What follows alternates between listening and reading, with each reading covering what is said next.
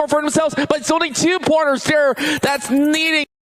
It will be Aaron Gell. It will go evening. Make sure you well as Facebook on your screen. Say that about the PM men's. There's so many, and it has been given away. We're down to the last glorious day. Please, flagship milestone across that evening. Alongside on the blue team here that can actually pull those numbers.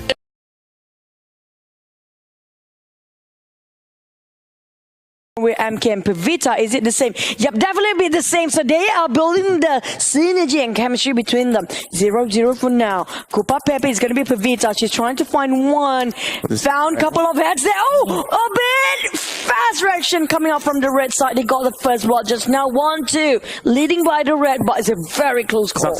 Oh man, what a shot! Just turning it around, and now it's down to 2 points each. And G9's going to be dropping down to the hands of Pmpl for the difference in point of only 1. Suxy now going for a flank. He's going to be able to catch all 3 members. What on earth? Whoa! He almost flushed them for that ace.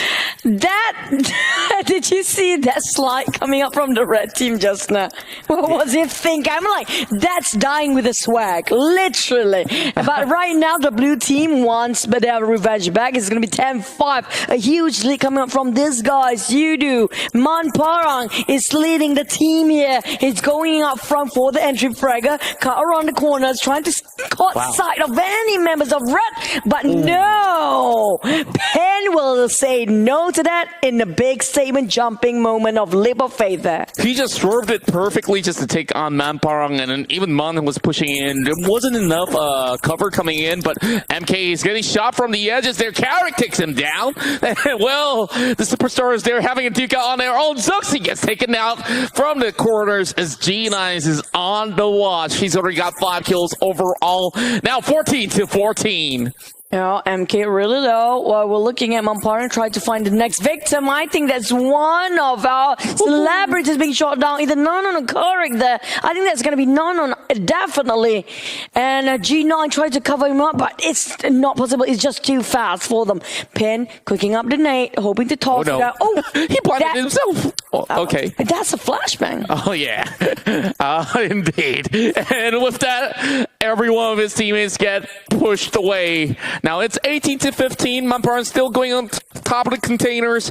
Could be able to actually catch G9 in action. Now 19-15. And Pin is going to be looking for MK. MK shuts him down. Oh, MK being shot down. Before he goes down, he brings one more with him. And Carrick finish off MK. Pmpl being finished off by G9 from the sidelines. And Zuxi from behind. Such a backstabber, G9. That's right, and G9. Oh, he gets bombarded by his whole teammate. Wait, what? Come on, man. He brought it around instead of nading him. Correct. It's all right. It's all right. We hope Why did you do that? Get things sorted out. This is a bit confusing for them sometimes because you have to know who are around the corners. Sometimes, you know what, whatever move, just shoot it. You don't care anymore. Yeah, that's fair. And Zuxi finish off everybody who's hogging around the warehouse. Oh, that slide. To 3 members. Well, you know, it gets a little bit rowdy sometimes. Pin's going to be dropped off. Same goes to MK. G9's the next one to fall. Well, Nanon, he tries to unleash his Scarel bullets all across. He's only got 8 more. He's got to reload, though. It's going to take a little while. That's right.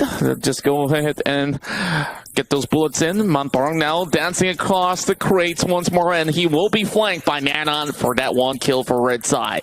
9 more kills, and the blue team is done. And now they're trying to catch up for the red team, closing the gap. 29-31. G9 playing it very careful. Oh, pops the heads, and no! Zuxi doesn't give any mercy. Here comes Pavita, and also MK from the side flank. Oh, it's right in front of you!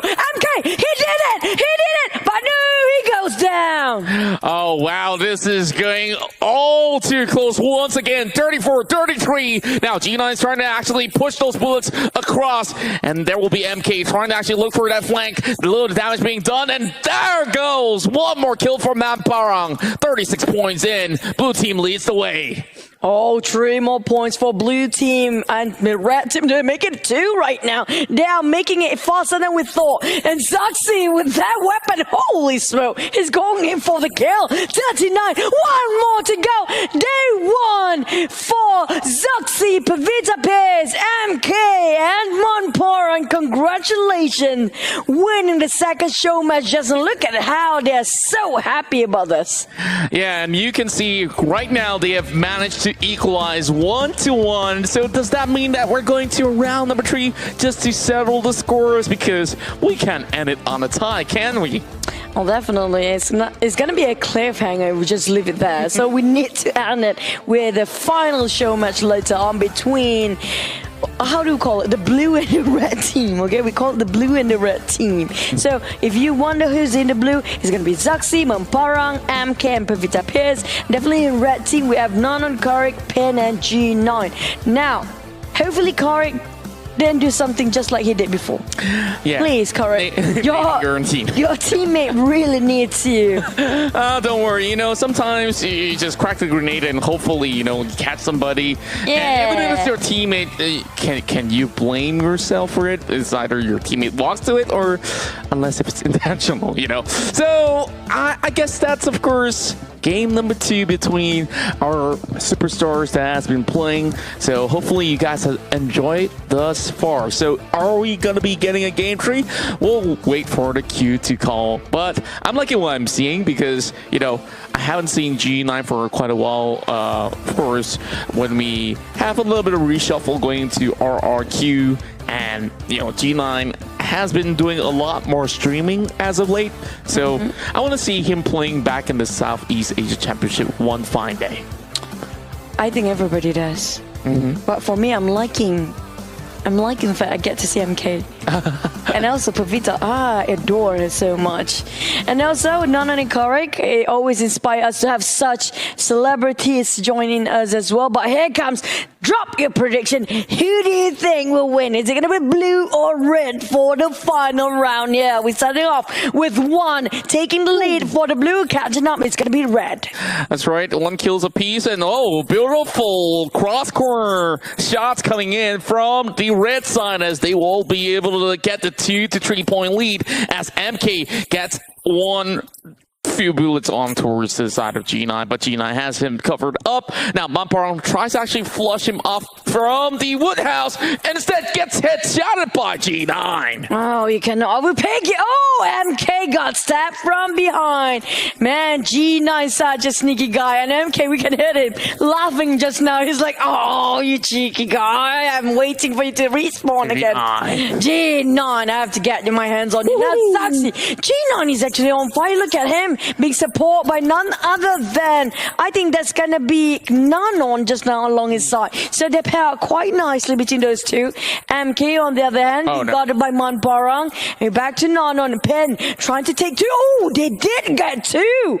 Indeed, and now 16-9. There is a little bit of point differential between the 2 of them, but I guess the blue side is just getting started. Nanon's going to be pushing all the way alone, and he will be taken out by Zuxi. Zuxi now trying to crack a lucky nade all the way across, and Peppy, oh boy, nobody saw Pin inside the container. That doesn't look all too good. AKM in the hands of MK, but he falls down. Oh man, now Zuxi trying to turn things around. Mamparang quite low. Whoa. G9 just know every single spot to be literally a turret in this game. That's right, and he's just going rat-a-tat-tat now.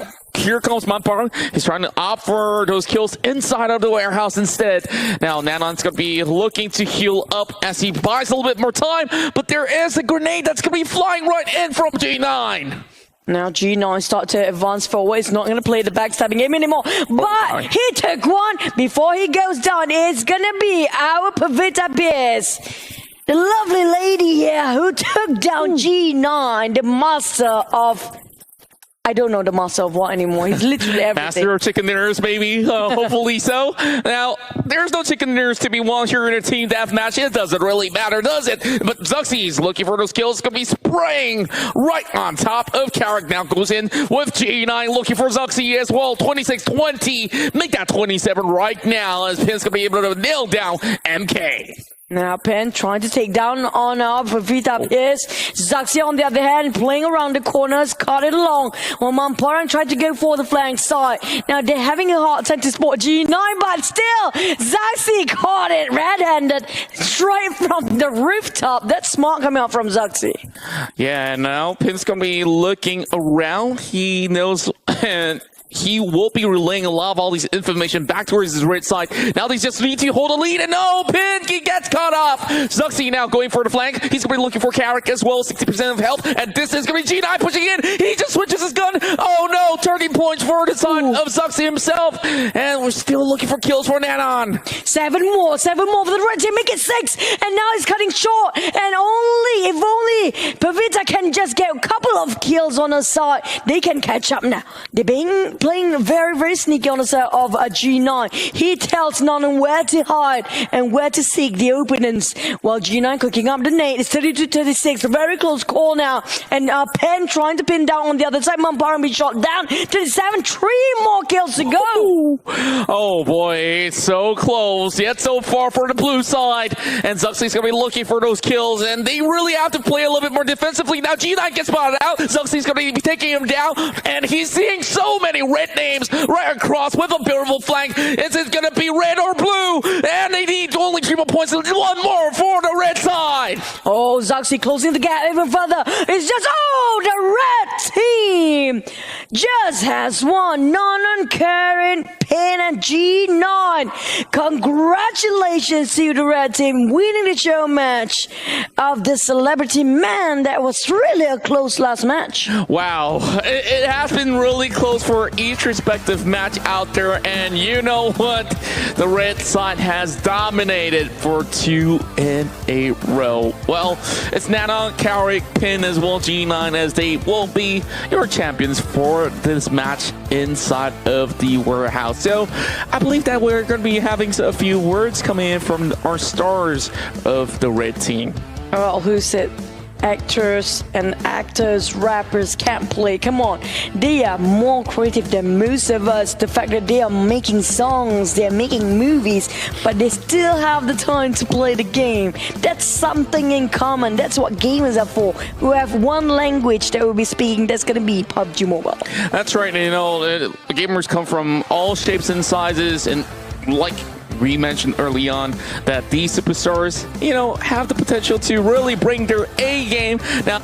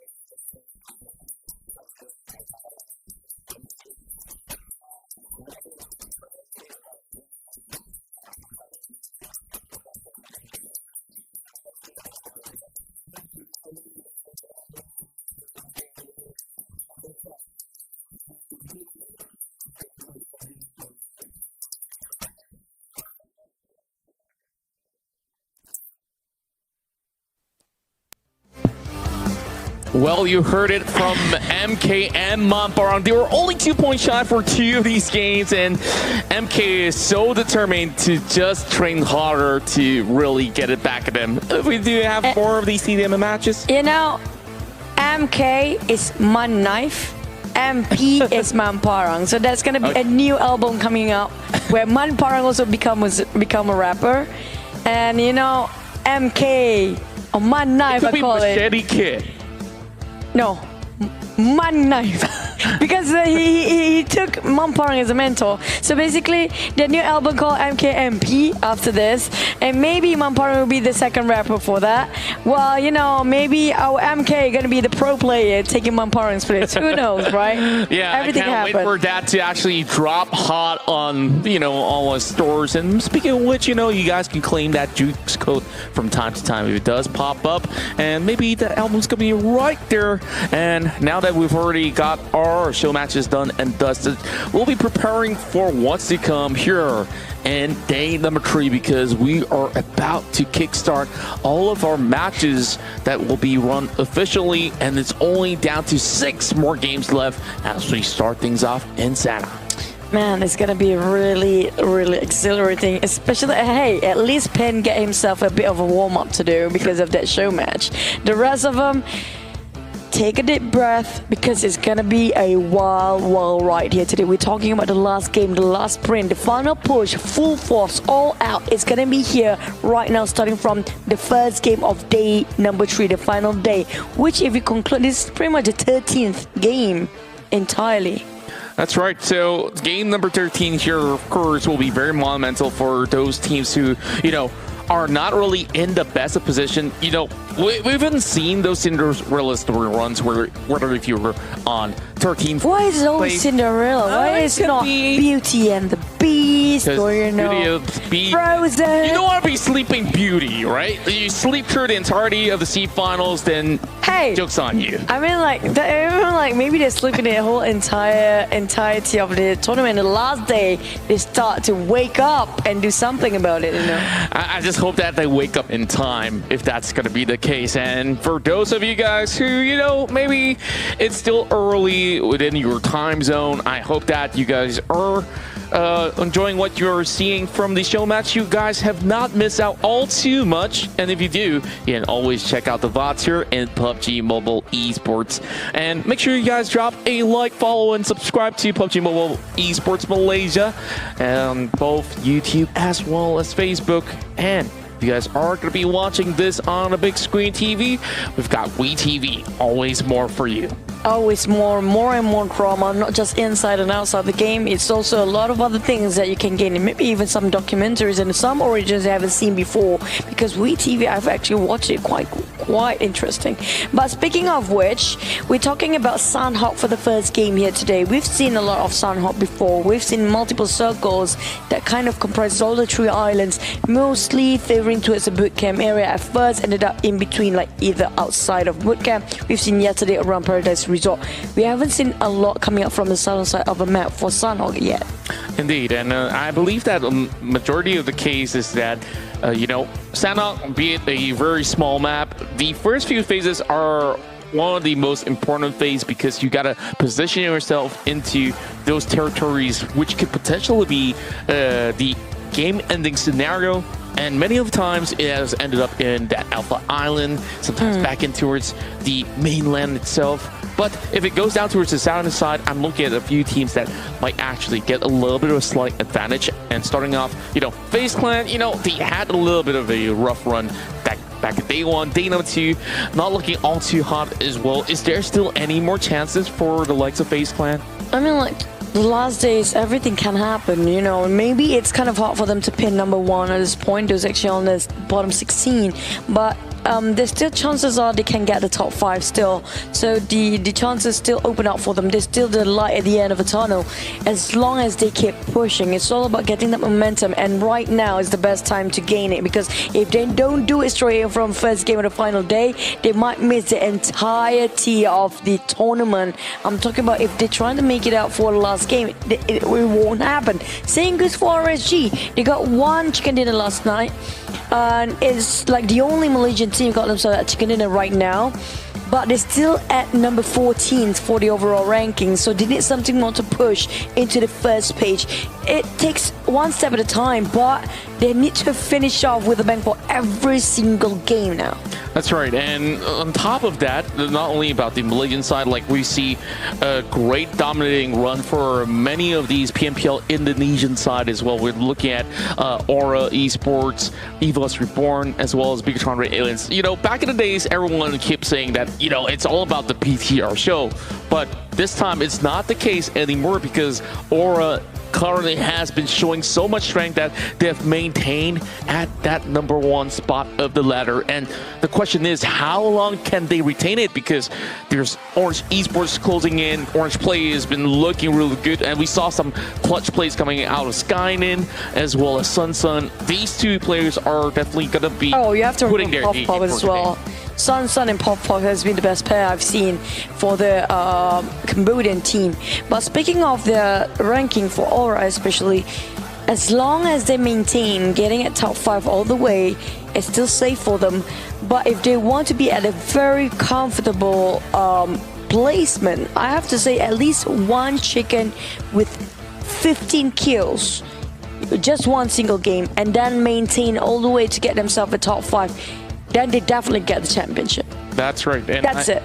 I believe that, you know, on paper, that's what is ideal for many of these teams out there. But when you are facing against one of the best few teams across Southeast Asia, it's not all too easy to do. So it's all about getting everything down onto the details when it comes down to the execution phase. So just look at how things have been going. A few key areas inside of Sanhok here will definitely be Paradise Resort, as well as on the island of Alpha, because it has been hotly contested from time to time, and we see many of these Malaysian teams actually go toe-to-toe against each other. It has been shown from time to time again. RSG always fighting with Dingos or even Geek Fam, and vice versa. They gotta. I think even the Indonesian teams are like that. I think I mentioned this multiple times since day #1. It's easier for them to fight a team that they familiarize themselves with. And why would you pick something unknown while you know that kind of style and how they rotate it for the other team that he used to play against the entire league, like for how many weeks? Over a month before. So definitely they would choose something more familiar than the unknown one. So it's easier to track, easier to tail them at this point, at that point, and easier to gain any kill points as well. Agreed. So one thing for sure, they're still having a hard time to adapt with their teams outside of their region to kind of predict their drop. There are some teams, like for example, I think it was Join Me when it comes to Sanhok. Sometimes, usually they drop with HVM, BM, Painan.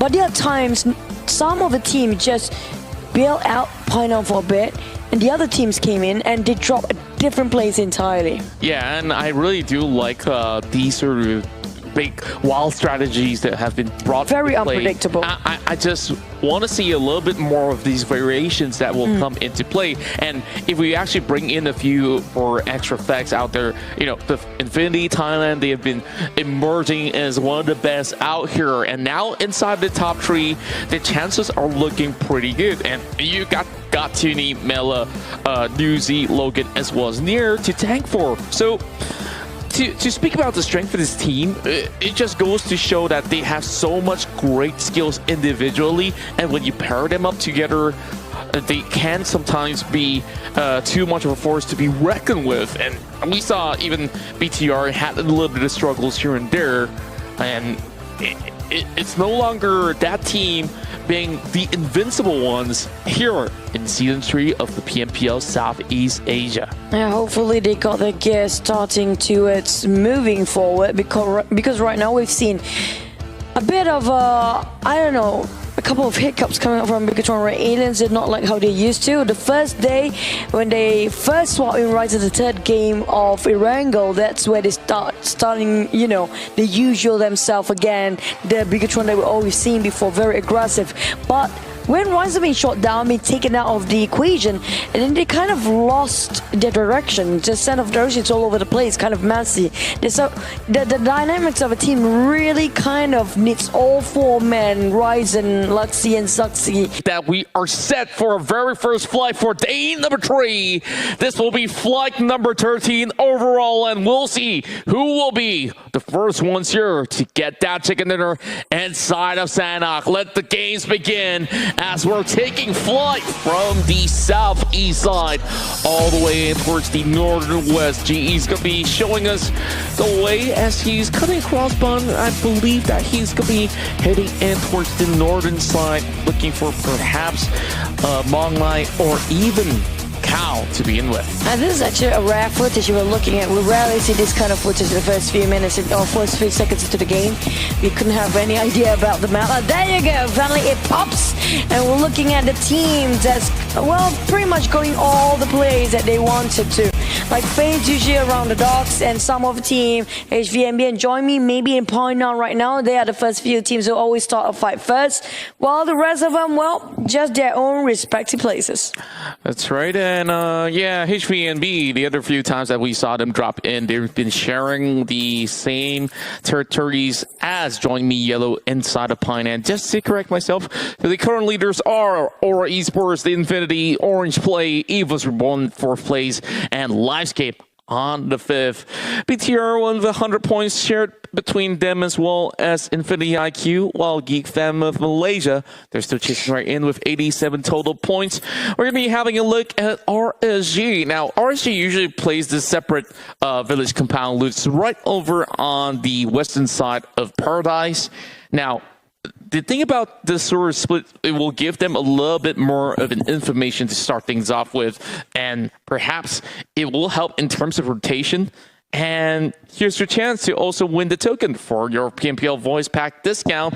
We got Mamparong right there and a few other names. We got Caster Tong TT, who also gets his pack. Where is our English Caster's pack? Was it really Tong TT's? Well, he posted it on his Facebook, so... Oh man, now I'm envious of him. Like, he's like one of the closest friends.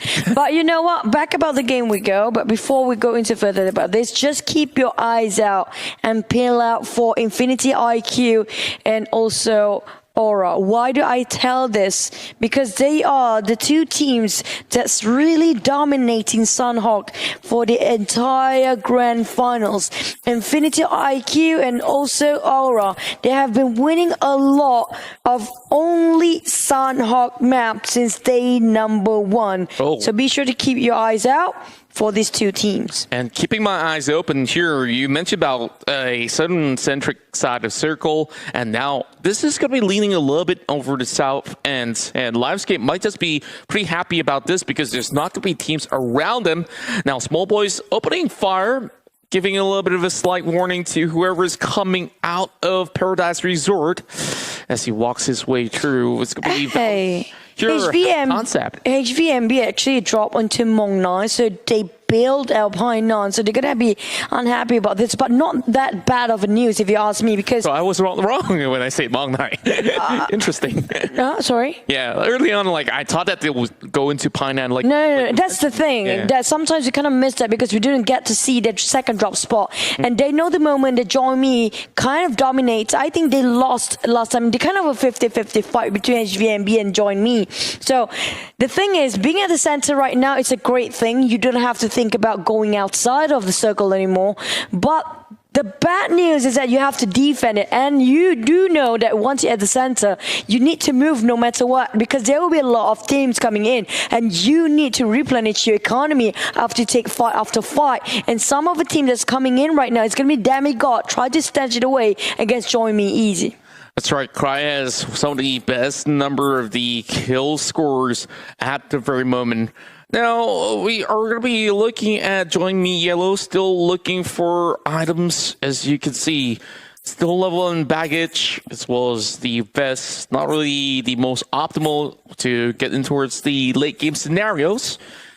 But Join Me Yellow, they still have a lot of work here to be done, as they are still at the 11th spot. So RSG, they're already taking some of the hillside here, just making it into the crossroads right down below the grounds of boot camp for the moment. Now, they're not going to be spotted out as Valdez Esports is taking a little bit slower of a turn to get out of Paradise. VokeLP looking to be heading in his way inside of the compounds, but with the bike joining in, it's going to be Kim, as they will all get into the same territory. RSG, loot and run, that's what they're going for. And we're looking at Malaysian teams having one objective. I mentioned this yesterday. They're not aiming too much of a position. They just go whatever loot that they can have, just go whatever compound they can shift to swiftly, and whatever moves, just shoot it down. That's it. They aim for the kill points. While they're at it, it's going to be a bonus for Chicken Dinner, but here comes Aura Jaxi taking out a fight against Gig Fam. So Aura head on, but it's only Jaxi here. I'm not sure where are the rest of his teammates around the shoreline, but they are quite spread apart. I think Jaxi is going to be retreating this for a bit, give more time for their cavalry to arrive, and Gig Fam, hopefully they didn't take the bait way too soon. Yeah, and over on the corners of Geek Fam, they have dropped into ruins multiple times, but Aura usually shares these compounds, and this doesn't seem to be a clear-cut way of them to get in towards a certain area of play, as Dammer has to be extremely careful as he's looking upon Jaden at the moment. Snipes now being sent his way onto the bridges as they are trying to catch Jaden behind that rock. Now, it's going to be a 2-2 split and a very wide flank angle coming in from Aura Esports in general. Well, Orange, they are on the motorboat, and Corpai, he's trying to actually shred these HBs off of these players. Oh, chasing them on that fishing face. Well, they live up to the name of the F word, so fishing face. There you go. First blood coming out for Valdez, so it's a good start for Valdez. Finally, they start to make something new. But you know what? The moment we mentioned it, RSG came, took him down for Goddard, but I'm not sure if that translates into kill yet. I think it's a very long distance fight because we've seen him knocked down. Nothing follows up after that.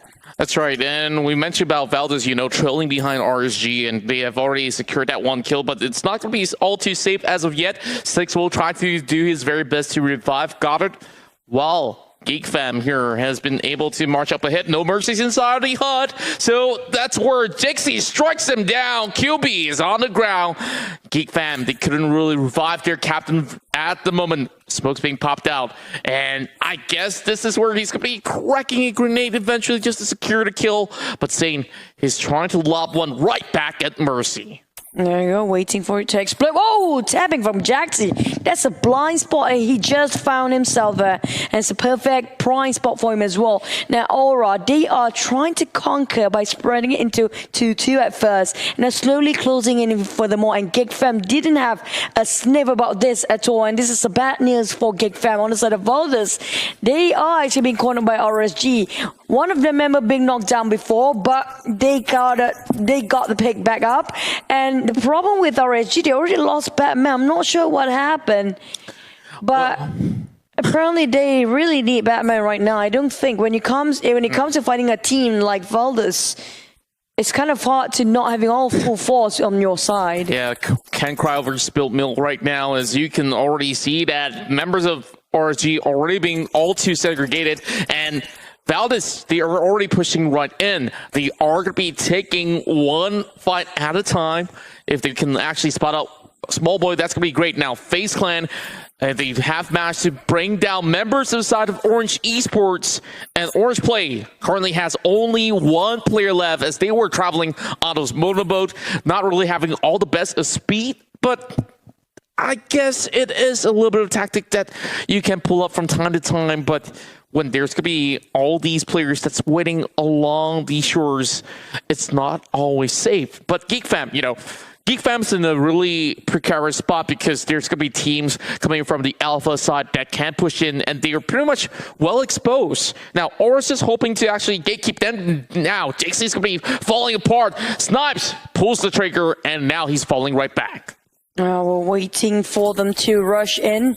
Yeah, a bit hasn't it got Jaden? This is crucial for Gig Fam to take out our Jaden first. That's the pillar, the entrance fragger, the initiator for the team. The shot caller himself got knocked down. But in the meantime, sneaky guy come up from behind. It's going to be Dingos slowly creeping in, lurking around the corners, trying to be the third party. Well, Aura Jaden bleeding out at the moment. Nobody's going to save him for now. It's a big risk. It's too much of a risk for them to actually try to save him right in front of face of Gig Fam. While we're looking at the circle, we're actually favored toward the southern side the moment we mention it. So it's going to be really a lot of choking point around the bridges on either side, west and also east. I'm looking at some of the teams that are currently outside, and the Infinity Thailand, they're taking the northern part of this section and they are tanking the first zone in particular.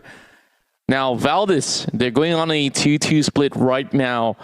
And Kim, he's just hugging by the corners of the wall on the outskirts instead. POCO alongside Small Boy, they have already given a little bit too many of these grounds. And Valdez now with a very huge advantage. No points as of yet for the likes of RSG. But they're holding by the doors, not letting them come in all too closely. Smokes have to be popped up, but Six, as well as Concept, they're trying to trade right back. St. Op's going to be able to eliminate Jaden after a very long bout. Now, Dingo's coming in the lane. Appy on top of the bridge as well. And Geek Fam, they don't have enough members, but Pmpl, they're marching across alongside with Arm Pro. Here comes the grenades, as well as the Molotov being tossed right in. Damrude, he's got to turn tail and run. They're inside of that curve of the river already. So, Dingoes can pry them up open. Oh, this is bad timing for Gig Fam being engaged by two teams at a time. And luckily, Origin put in here in the last minute. But Pmpl, what a nade. Now this seems to be a perfect angle again. RSG eliminated first. This is surprising. And 16 plays 0 kills at a point. But we're not done with Dingos versus Gig Fam yet. I'm not sure where Aura is. But right now, Gig Fam's the one actually struggling to get out from here. And they need to get out ASAP. I'm talking about them stuck in this area for a long time, and even Iron Pro covers the other side, so there's no exit out unless if they go for swimming. That's right, and I don't see a way out for them for the moment. They're going to be rushing right in, looking for the final member out there. It's going to be Damroot here to live to tell the tale, if that's impossible for the moment. And now Geek Fam gets eliminated at 15 spot, 2 kills by taking down 2 members of Aura, and Dingoes reaps 3 points in total. Oh, 2 Malaysian teams going down back-to-back 15 and 16 plays. Now, all that's left is actually Dingos. Hopefully, they do something out of this and make a good use of it. Now, on the side of Valdez, fighting a EVOS, who's around the corner, who finished off RSG just now. And Demigod is still in Pine 9. They'll be camping here for a bit more. They really want to snatch the territory away from Joymu, who has been here since day number 1. I'm not sure how they're going to do this, but for sure, they're coming up very slow and playing very cautiously. Big Tron Ray aliens, they're not going to be looking to move all too far away from this current territory because they're still inside of the circle. They're just going to be holding by the bridge, and I don't think anyone's going to be taking that tuk-tuk. Right down below, it's going to be joining me. Well, it's going to be a little bit of a swim. Yeah, Lamborghini, Ferrari, underwater, not really the best kind of cars that you want inside of waters. That's millions of bucks out there. This sort of a sports boat that we're talking about, not really a sports car. They don't swim for a sports car. What I know is that they don't move as fast underwater. Oh, well, hopefully they do, because like it or not, the blue is shrinking further. And by the edge, it's fine. But the moment they land onto Tumbang, Dingoes will be waiting, and I'm sure they have their eyes on the horizon right now. On the side of Aura, just now we saw how they've been trying to get out from Gig Fam's grasp. But the moment Gig Fam diverted attention towards the other side, they make a bill over it, disengage, and go forward trying to fight Bigatron. Now, we mentioned about the region things before, like how they used to get familiar with their own regions. So, seems to me another civil war will be commencing soon. That's right, and I'm looking at Bigatron Aliens having the little bit of the upper hand because they do have members advantage as well. HVNB, you did mention civil war. Now she's going to be picking off Frankie of HVNB. Darley's going to be landing the finishing touches, so that's 1 point for Eagle Esports up above. It's going to be one more member out of HVNB, but you can see that they're being spread apart, not looking all too good for the current moment. And FacePlan, they're going to be joining right in as well. Now, Face kind of getting spotted out. This ain't going to be all too clear for Decon. And Rabis, he's just crawling out of smokes, and this will be the perfect decoy just to buy a little bit more room for HVNB. But Join Me Yellow, they do have a lot of spacing. They can actually work this one out. It's just not great to be spread out and separated for HVNB too far apart. And look at how Demi got finished off. Rabies on the other side, and it got picked off one by one like flies. Now on the side of Eagle Esports, they have the Eagle Eyes for sure, trying to take it down for FaZe. Has been tailing them and just going on and on, such persistent, and they still not giving it up. But the problem is they don't want to overstate himself way too long. We're looking at so many teams coming up and might just pass through and cut across them anytime now at the same time, because we're entering the mass migration later on the fourth phase. While Join Me still want to have such a comfort in their own place at home. I think Demigod still want to take it, but you know what? They don't really need to shift that much. They are at the center of a circle still. That's right. So they will play it slowly and surely. But FaZe Clan, they're still on the vehicle, on the run, trying to actually look for a spot to poke. As Bullshark, they've already arrived alongside with Corpie. And I don't think that Pin's going to be able to actually get much of a pick-off for now. And just having a little bit of a stir down in the open, and that's going to be a little bit of a burst. But not too much to worry about. 14 team still remains, as we do have 48 players still going on the run. Infinity as well as Orange, they are getting chipped off by the Blue Zone. And like I said, Orange play, they only got one man left. So it ain't going to be all too great of a scenario. Same thing goes for HVNB. Yeah, HVNB on the other hand is just stuck in that shack for a long time. Imagine being surrounded by 3 teams with full force on that side as well. It's going to be tough for him to stay put. Pen, good luck with that. Well, on the side of Eagle Esports, well, I'm not sure if any of these guys want to leave the compound just yet. Well, we do have Valdes now joining in alongside with Join Me and also Demigod. Oh, they called Join Me for a reason now, don't they? Oh boy, we're going to be having another party by Pieman once again. But I'm looking at the side of Evos. They need to actually cut across the corners, and this ain't looking all too good because it's going to go on the southern side of Ruins, where Livescapes, they do have the best position overall. So they will have to hold on towards this hill. And I mentioned from the early point of the game where if it's going to be on the southern end, Livescape's going to be having those beautiful advantages, and indeed they are going to be taking good control if they can start off by picking off Infinity IQ. Well, at the same time, Bigatron will be the choking point for most of the plays in Painan, because they might be gatekeeping that bridge for a long time. Demigod still looking around with Join Me along that side. We have Valdes creeping in, so it's going to be a 3-way war. Maybe HVNB Pin will be saved by the bell the moment these 3 teams trying too busy to occupy themselves with the wall, that he can just build things out and make sure he got himself some vehicle, because I don't think he can survive on foot at this point. Yeah, and we are going to be, of course, having the calm before the storm, as there's going to be many of these teams trying to actually exit these walls. Join Me's going to be able to spot one now. Joseph goes down instead, and Kevin, he just does the unthinkable here, just making sure that nobody will be able to actually hug these walls. So that 1 point might just be secured thoroughly, and Onyx will be dropped as well. 2 men down for Join Me Yellow, and how are they supposed to get out of this one alive?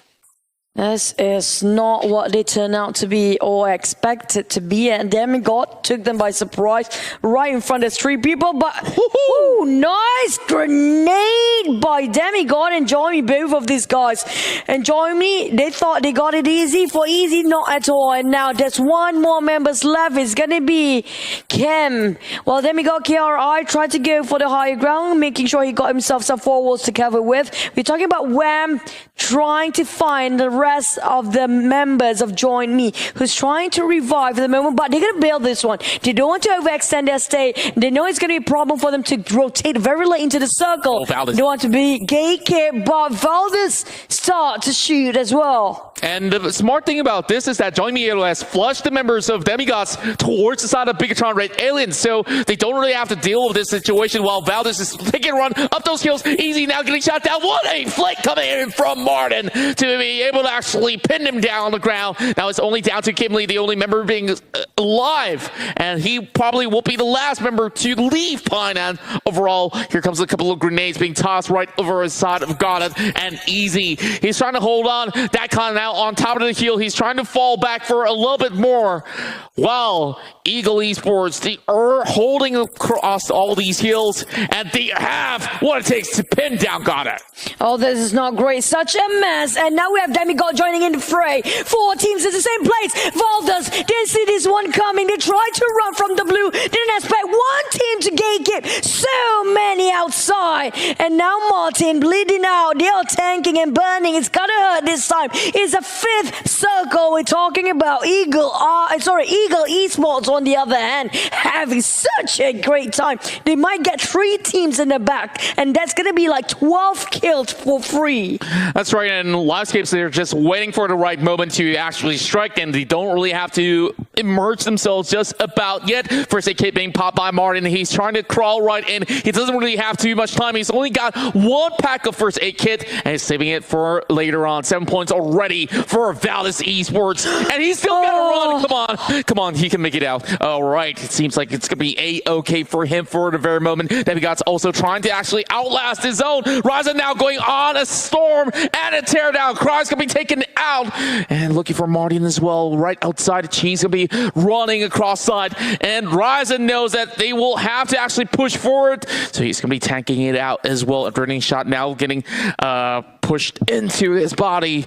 And barrel in hand, Ryzen knows he's only up in front, so he's just going to be waiting it out. It's crunch time, everybody. No time for breaks. Martin still taking 1 kill. Zuxi taking the corners and getting himself 1 couple of knocks and make it 2 at this point. Dolly being knocked down as well. It's going to be a lot of teams in the same compound. We're talking about FaZe, Eagle, Demigod, Eagle Esports, Bigatron, and also Aura Infinity taking a shot as well. And that con finished off just now. Zuxi taking against Namchin. Nguyen return back to favor to Liquid, and Aura, they are bowing out quite fast, and now that's left is the Infinity IQ, which is going to be one of the top contenders for Sunhawk. Aura has bowing down quite early on. That's going to affect them overall rankings for the final day of the grand finals, and Zuxi just trying to play the healing game. The blue is closing in way too far. The moment he steps out and he gets into the safe zone, it's going to be a hell lot harder than that one. We can already see that he's trying his best to actually negate all the danger, because there's open grounds even if he walks right in, so he's playing the healing game. Zuxi is going to be saved by the bell as Bullshark comes in to pin down Eagle Esports, shutting him off over a 9 spot. 5 kills in for Demigods, and now Zuxi is outside. He's bleeding out, but he's taking on the Tigers, but Evil's having losses just to shut him off. Evil's Reborn, and they've only got themselves the first kill, and now chugging in the Molotov, and Livescapes, they hold on strong, and they take out Evil's Reborn on 6. Meanwhile, we still have a few more teams left out there. It's going to be FaZe Clan, Infinity IQ, as well as Orange Esports. The final remaining member somehow still makes it all the way in towards phase number 6. Infinity IQ, the sports car just now, they were swimming a hell lot and still survived, got themselves right at the rim of a circle and so maintains and gatekeeping so many teams out there. Now Infinity will have to face head on and cut across 2 teams at once. It's going to be Infinity IQ coming up from the flank and Orange being eliminated, decimated without any kills, and the circle just make it non-pleasant for the players where it landed in no man's land. Oh, wow. Great grenades coming in from the side of Newsy as well, as he will be able to actually put some players to sleep. While Porsche is going to be swinging inside of smoke. Alfie now getting that connection, and it's going to be Catalysa that won't be going down on the ground. Logan with the UMP has been doing so much damage. He's going to be going in for the revive, and with that, this circle does not favor any one of these teams, and they can't really run directly into the open. Bullshark now knows that members of Livescapes, they're right behind a rock. He's trying to get into position, and now he spawns out the head, and there goes Livescape down and out. Down the tree, the only team that's winning big right now is going to be Infinity IQ, because they are the ones that uncontested before. They're still up in their best loot ever, not using that much just yet. One more team eliminated. We're down to 3. FaZe only have 2 members. Bullshark trying to spot things out on the side of the Infinity Ties, while MR5 will be the one who's scouting out for the side of Infinity IQ, which is being knocked down just now. He's the pivot for the team. It's really crucial for him to give the pressure on the other side. But wait, the Infinity Logan is going to be face to face with Bullshark now. He saw Logan. Will he take the shot? Not yet. Keep it down. He's solo man all the way. Let them fight first. If not, he might just lose the chance of getting himself a chicken dinner. Well, Bullshark, I guess he's just going to be waiting for now. Well, you know, we've asked this question before about which is the better Infinity. And now they do have advantages on their side. 3 members apiece, while Bullshark all alone for his own team of FaZe Clan. But they've already bought in a lot of all these kill numbers before even getting all the way in. He spots him out. Yep, that's definitely Mela spotting him out. The moment he just crawls straight into that direction, he knows definitely get the kills. Now down to the Infinity Ties, he shut down the Infinity IQ. Funny part, both of them are the Infinities, but different in IQ or none. It's going to be Ferrari tossing out the nade at first. Now Mela got clipped quite a lot. That's going to hurt. Oh, that's really going to be burning them up. Oh, Lamborghini, it's on fire. Immediately got to these going in for the spray down there, looking for Loki as well. Ferrari with the AUG brings down Mela as well as Logan. Now down to a 1 versus 2. Infinity IQ walks away with the chicken dinner for Vietnam. Well, nothing surprises me for this round. We did mention to keep your eyes peeled out for Aura and also Infinity IQ. They know the terrain best when it comes to Sunhawk. They are the kings of Sunhawk, as is giving out a statement. Maybe Aura will just re-snatch that title later on if they win the second Sunhawk later on. Oh, wow. You know that the tables will turn, and now the leaderboards will shift as Infinity IQ now celebrates the first chicken dinner of day number 3 for Pmpl Vietnam's region.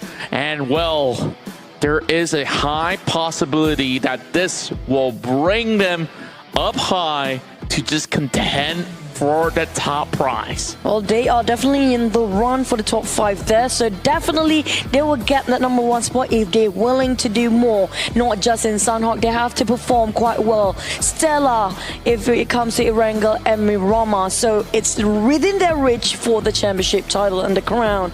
But can they make it if it's not Sunhawk? Because so far they got a lot of chicken, but most of it will be in only Sunhawk. That's right. So now, let's check out some of these scores that has been obtained by our winners here in South Sanok. They've only got a total of 4 kills as they were winning very steadily over on towards the far western side. But the total damage is just about enough for them to, of course, close out the game by the very end of it. The thing that really helped them out here is that they managed to pick up a loot crate with the AUG inside, and that's where they went on the teardown on the very final few phases on phase 6 as well as phase 7. And the Infinity having Mela there exposing themselves a little bit, maybe that was a little bit disadvantages for the Thai side. You know, if you want to say about the unfortunate luck and whatsoever, but for Infinity IQ to pin down Sunhawk every single time, get themselves, I think that's a third chicken dinner for them in Sunhawk only. And that's just pretty much not luck at all. That's pretty much everything is about the skills, the map, the rotations, how they're so familiar with the teams by the dropping points and the flight path just now. Why did they swim even though they risked their life with the blue ticking off their HP bit by bit, but so managed to land all 4 men in that one particular compound at the very last minute and making sure their entry point from that circle is where there's not much team contending at that spot. They're pretty much really going through such a thorough study all night, all day long within these 3 days and making sure they will confirm that chicken in Sunhawk. That's right, and you know, it has been done in a stylistic fashion as well. Now, here comes your MVP, Ferrari there, just roaring those engines alongside with that AUG that has shredded them all down, coming up with a total of 3 kills and a 55.2% of the contribution to the team, and undoubtedly, of course, the most survival time inside Sanhok with a total of 25 minutes, 35 seconds. Yep. You know what? Maybe if these guys can actually get the crown, and who knows, maybe next time they'll be the global champions as well, because chances are we might see them in the real Ferrari later on. I'm looking forward for that. I'm looking forward for that. But it's going to be the MVP the first time. It's going to be Ferrari. Before this, it was Lamborghini. It's not Lamb. So be sure to make sure your spelling is right for the names as well. But nevertheless, let's see the stats when it comes to kill and damage. It's going to be a triple tower this time.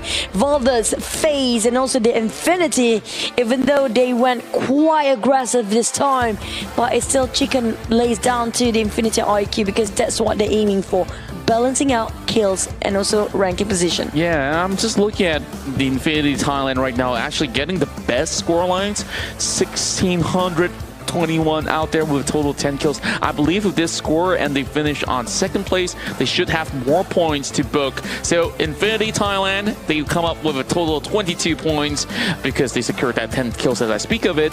And just, you know, a few points shy, it's going to be the winner chicken dinner here for the likes of Infinity IQ that walks away with 19. FaZe Clan with a total of 18 points. This is going to be their better performance inside of Sanhok, while Livescapes with a total of 10 points. 8 points in for Valdez Esports as they secure a total of 7 kills, and 7 points for Eagle Esports, 6 points for both Orange Play as well as Picatron Red Aliens. The 3 points away coming up for Infinity and Infinity IQ. That's going to be a huge gap when it comes to the prize pool later on. That 1 point difference or 3 points at that point will cost them a lot. Now on the second pitch where nobody wants to be at, it's going to be Demigods at first at 9 plays with 6 points. While we're going down and to dunk every single point there is each of the stairs here. 10 plays Evos Reborn, 11th Aura, Dingos at 12, GigFam at 13, the HVMB, the only Vietnamese is still at the bottom 16 here at 14 plays. Join Me Yellow at 15. Well, RSG, they got themselves at chicken yesterday, but this is the time for them to come back if they want to. If not, they'll be losing it quite a lot. That's right. Now we're going to be looking at the overall rankings. The Infinity is already cut into that #1 spot. A total of 143 points after that big number round in South Santa. 137 for Aura Esports here coming in 2nd place. Dropped down 1 spot. But Infinity IQ with that chicken dinner, they now tie the scores with Orange Play at 119. Oh boy, we are having such a close finals right here. On number 5, it's going to be Last Games Unmoved at 5th place. Evos Reborn goes down the charts, 113, 106 for Bigatron Red Arians and GeekFam at number 8. And now we have Demigods standing until the 12th place here. Eagle Esports 11th. Join Me Dingos at 12 and 10. Eagle Esports definitely. Now we have Valdez and FaZe swapping places with Orange HVMB. Now it's so rare and unusual for us to actually see Valdez to be at this point.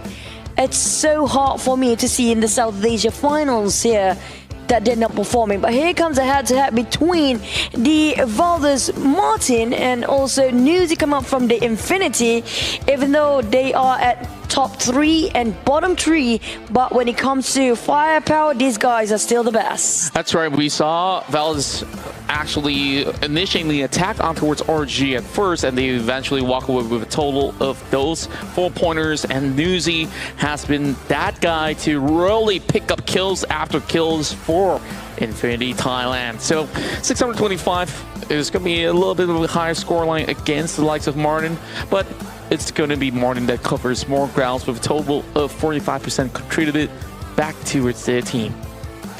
Oh man, well, when it comes to head-to-head, in case you guys want to know why and how it goes head-to-head, you look at the damage output, it's pretty much almost the same. Usually, not every player can actually execute that much of damage output throughout the entire game. Now, we're gonna have to wait and see, can Aura actually get back on their feet for the crown for the second game? But when it comes to Infinity, it's really the Infinity and beyond for these guys, as all 3 poses are theirs only.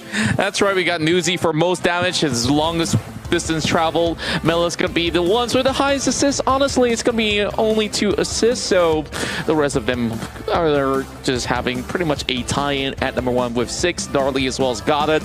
And in terms of damage, we got Martin, Bullshark as well as Mela to just be on the board. But Infinity so far being very, very impressive overall. Just that they needed to come in with those finishing touches. It could have actually been maybe a little bit better than my hair, of course. Yeah, it's just, you have a marvelous and fabulous. Just wing it, wing it. But you know what? Right now we're looking at teams. They are keep on swapping and shifting places here, and nothing is definite for them. They cannot be comfortable, including Aura. Just now they placed themselves at, I think, 14 to 13 place. So hence they are not getting that top 5. As long as they got themselves top 5, they will maintain without chicken or not that much kill. 4 or 3 kills is enough. They can maintain that. But the moment they give their place to the Infinity, this is gonna be hard for them to keep up, because if they keep this kind of momentum going on, they might just lose the top 5 spot. We're talking about this is the time where everybody claw everybody down, and just it's a cutthroat thing now. That's right, and we're going to be speaking to some of these players that have been completing here in the Pmpl C Championship. Let's hear it from them.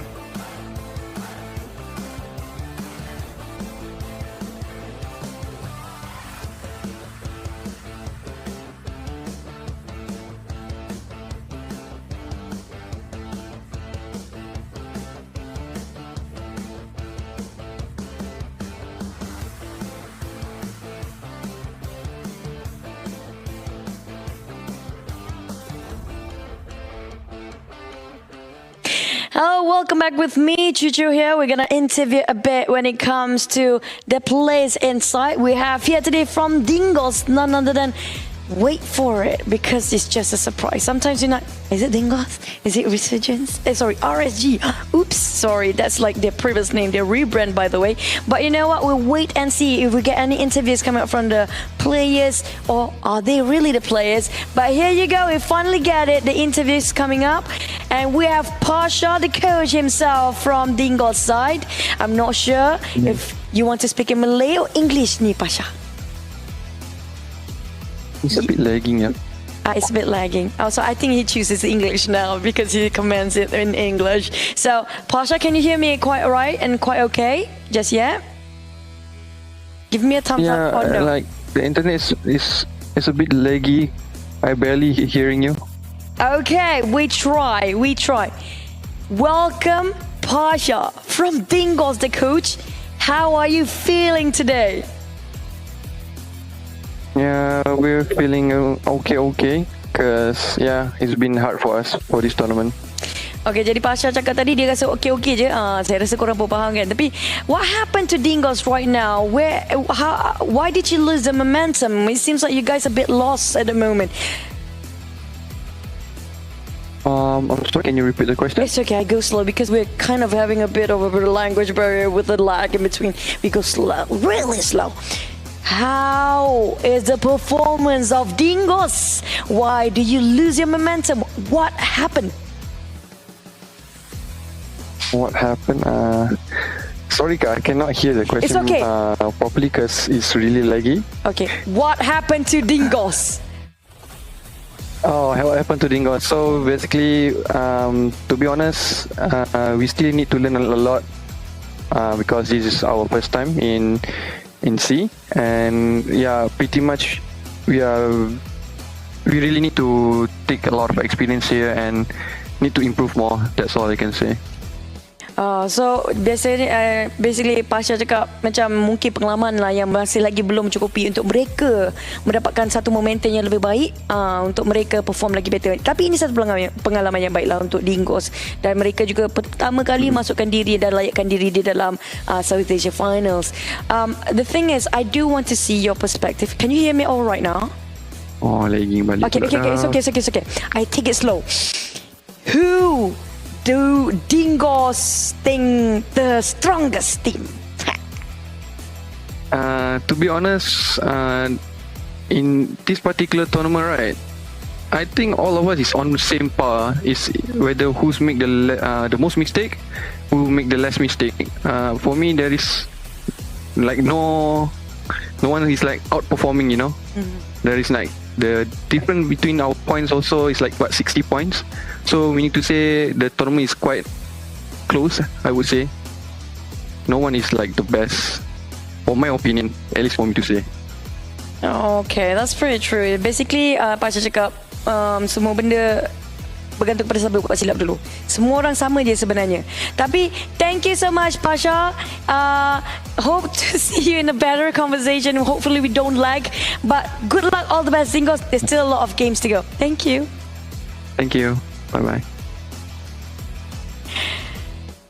Oh man, that was... We're talking the same language, but you know, it's a different world, a different language, and you have some technical issues and a bit of cut off in between. But that's kind of funny. I feel like I'm trying to learn a new language at a point. But gladly, we managed to take the interview in a very good session. He still answered my question well and answered in a very nice conversation as well. But what's really important is, why did I say Infinity IQ and an aura to, you know, give them the highlight and spotlight just now? Why is it so special for them when it comes to Sanhok? Because they are the ones who are actually hogging Sanhok all the way and dominating them. And we break it down for Infinity IQ about the rotation, because this is the most important key for their winning and chicken dinner just now. So when it comes to Infinity IQ, I'm not sure if there's actually 2 and 2 actually. I don't think they are split into 2 just now, because we saw 4 of them swimming from Hartin down towards the southern side of the map. So they always drop in Hartin because they do know there's not many teams are crossing, like pretty much not a lot of teams are dropping around Hartin. But if this circle ended up just on the outskirts of bootcamp, they are ready to take the fight just on the making a choking point for the bridge of Hartin. But in this case, it's a different story. So they want to literally dodge whoever lands on Cam Alpha by taking a longer rotation, by swimming up from the northern side down towards way into around Tambang and trying to squeeze in the moment they kind of dodge all the fight there is. So if you notice, they don't really come in very early, they always come in very late, but the moment they came in, that's where all the fights has been gone, and they make sure that they calculate the timing. It's all about the timing for them, for Infinity IQ. They don't go in way too early. They might have to tank the blue for a bit, but it's okay. They do know how much damage, and they do exactly know precisely how much damage and how much they can endure for certain phases of the circle and the blue zone.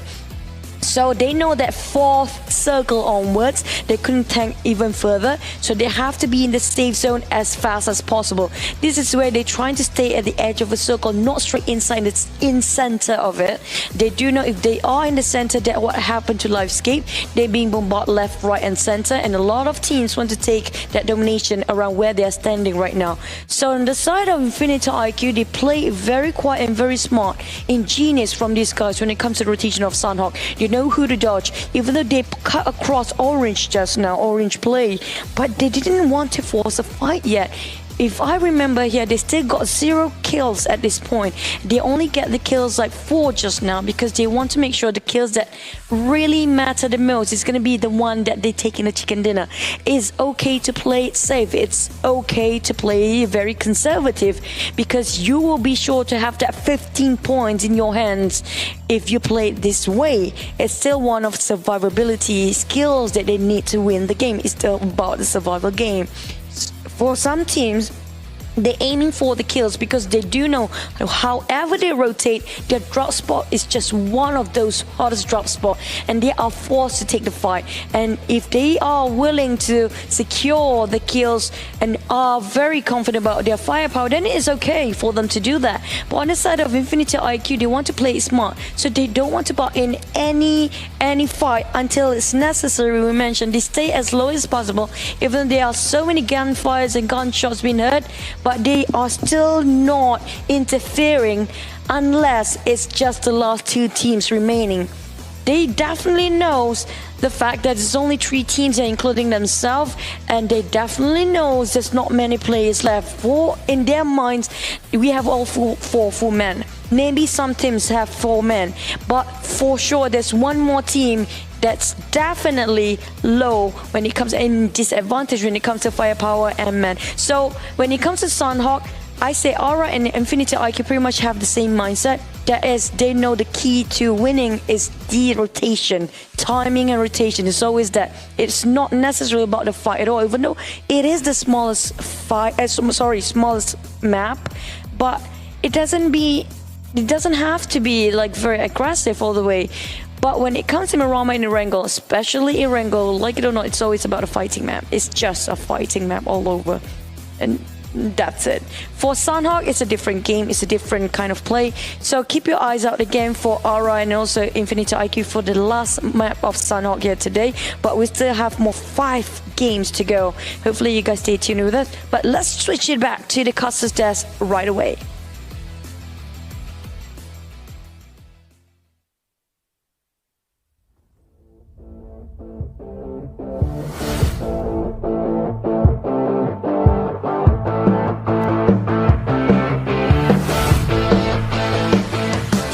The tempo has been set in stone right now from the very first game here in South Sanok.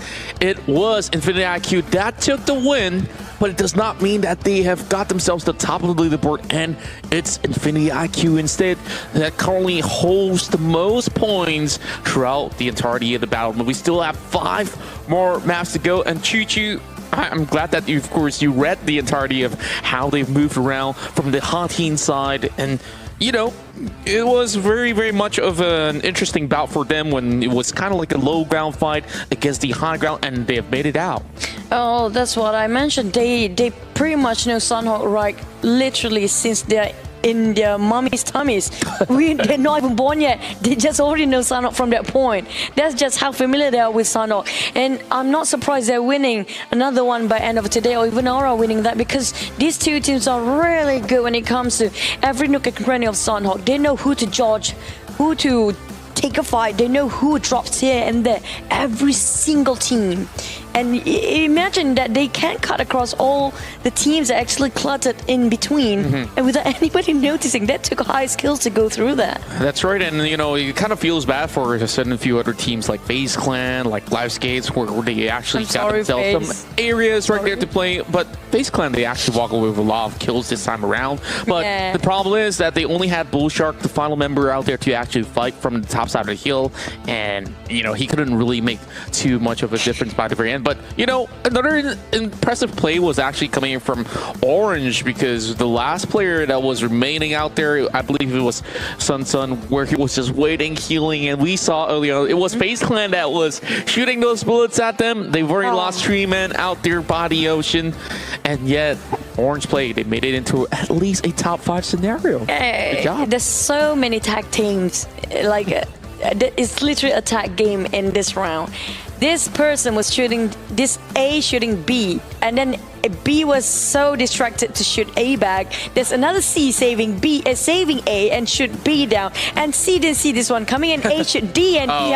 It's just literally dominoes all over the place. It was really fun to watch. Yeah. It's just so unpredictable. Especially that very moment where Zuxi was actually healing all by himself outside Yes. the zone, and he was the That was really side of unfortunate. Bigatron Red Aliens.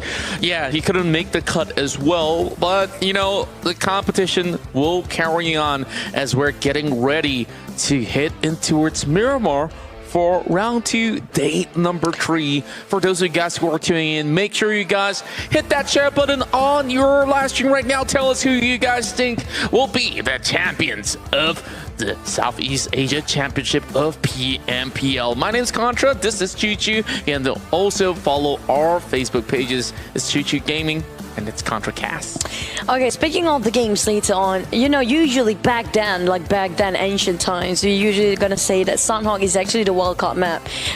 Because it's like anybody's game. Everybody can win that. But not in this case, not in this season. Right now, the World Cup map is gonna be Miramar. I say that Miramar, yeah. Because right now we're looking at Miramar has not been taken by the same team. So far, it always has been different teams taking it over a day by day. So I'm looking forward today. Even RSG won themselves a last chicken dinner, the first and last chicken dinner by far. Hopefully it's not the last. Hopefully there's more for Malaysian teams. Because I'm looking for Malaysia's team to perform well as the Thais, because these two regions used to be the titans, to be the one of the most fierce, the most powerful firepower. But right now, when it comes to strategy, I have to give it credit to the Cambodians and Vietnams, and also even Demigods as playing very stellarly. Like, the potential is still a lot to go. Yeah, and of course, it's undeniable that the Indonesian region have been, of course, the mainstays and powerhouse ever since, you know, Bigatron Red Aliens were introduced into the scene. And not only that, you're currently looking at what Aura, Evil is Reborn, but Infinity IQ is still going to be flying the flags for the Thai side. Well, sorry, Infinity IQ is from Vietnam. Yes. Infinity Thailand. Infinity. The Infinity is currently the ones taking the lead, and you know, there's still going to be some really good hopes out there. And of course, one of the casters actually predicted that, you know, they have what it takes to be the whole complete package, not only in terms of firepower, but also when it comes down to tactics, to be able to represent the region in international scenes. But, you know, it's all said and done, and now we're going in towards the most grueling of maps, and it will be inside Miramar for match number 2 in day 3 of the PMPLC Championship. We're starting this flight from Los Higos, taking us all the way into the Oasis, just by the side of La Cabrera, and then the first one to be dropping off the plane is going to be Infinity IQ alongside with Livescape. Now, who to watch for Miramar? Who will be one of the best teams? I have to say, the Walcott region. We have the Cambodians and also the Philippines, plus the Vietnamese are really good when it comes to rotation of Miramar. If they don't get the chicken, then they usually ended up at the top 3 or top 5. We're talking about Join Me Yellow, Orange, Demigod is like the top 5 there, but definitely Eagle Esport, Join Me Yellow, and Orange will be the top contenders when it comes to Miramar.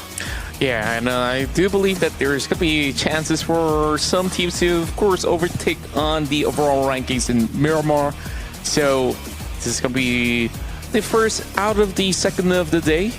So we are going to be seeing some of the other players going for some late drops. Pmpl Militar is going to be very much out of reach for the likes of many of the teams, but it's going to be well balanced. But the problem is that this is going to be very much of a southern-centric circle, which means that the ones up north, they're going to be having a tough time journeying their way all the way into the southern end. And we've seen sometimes the circle end up in the hills of the valleys or by the creeks and corners of Chimachera.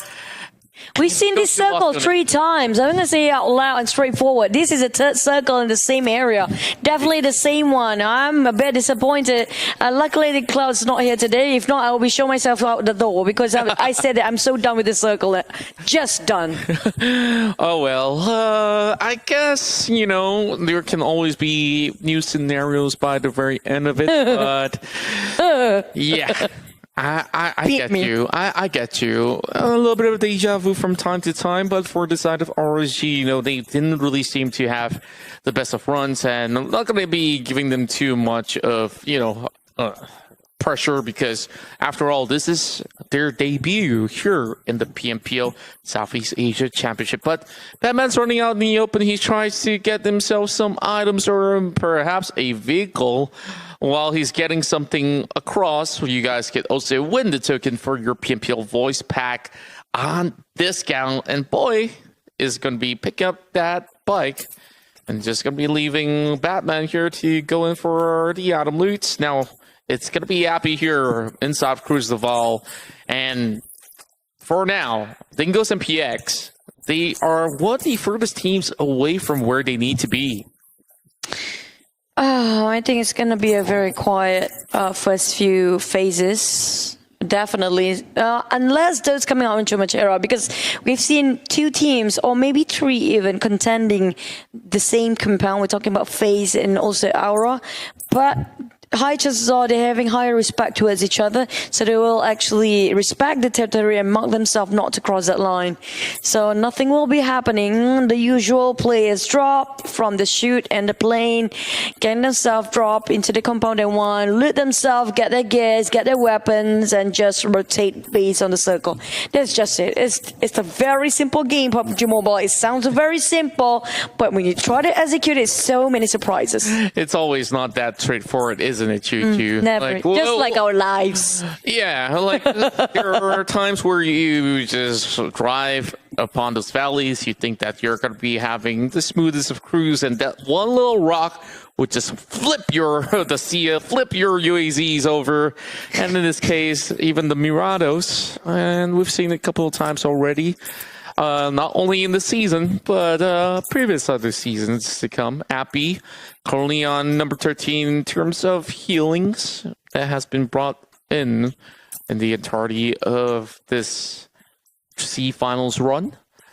Already got himself some great goods, but he's looking for those level 2 helmets alongside with the vest, so he's still on the scavenging hunt. But can we have a look in more teams, please? Thank you very much, because I do want to see the circle. At least I do want to see the circle. So we'll kind of get the idea about what's going to happen to phase 2. What are the teams actually inside still or outside circle, but we didn't get that much information just yet.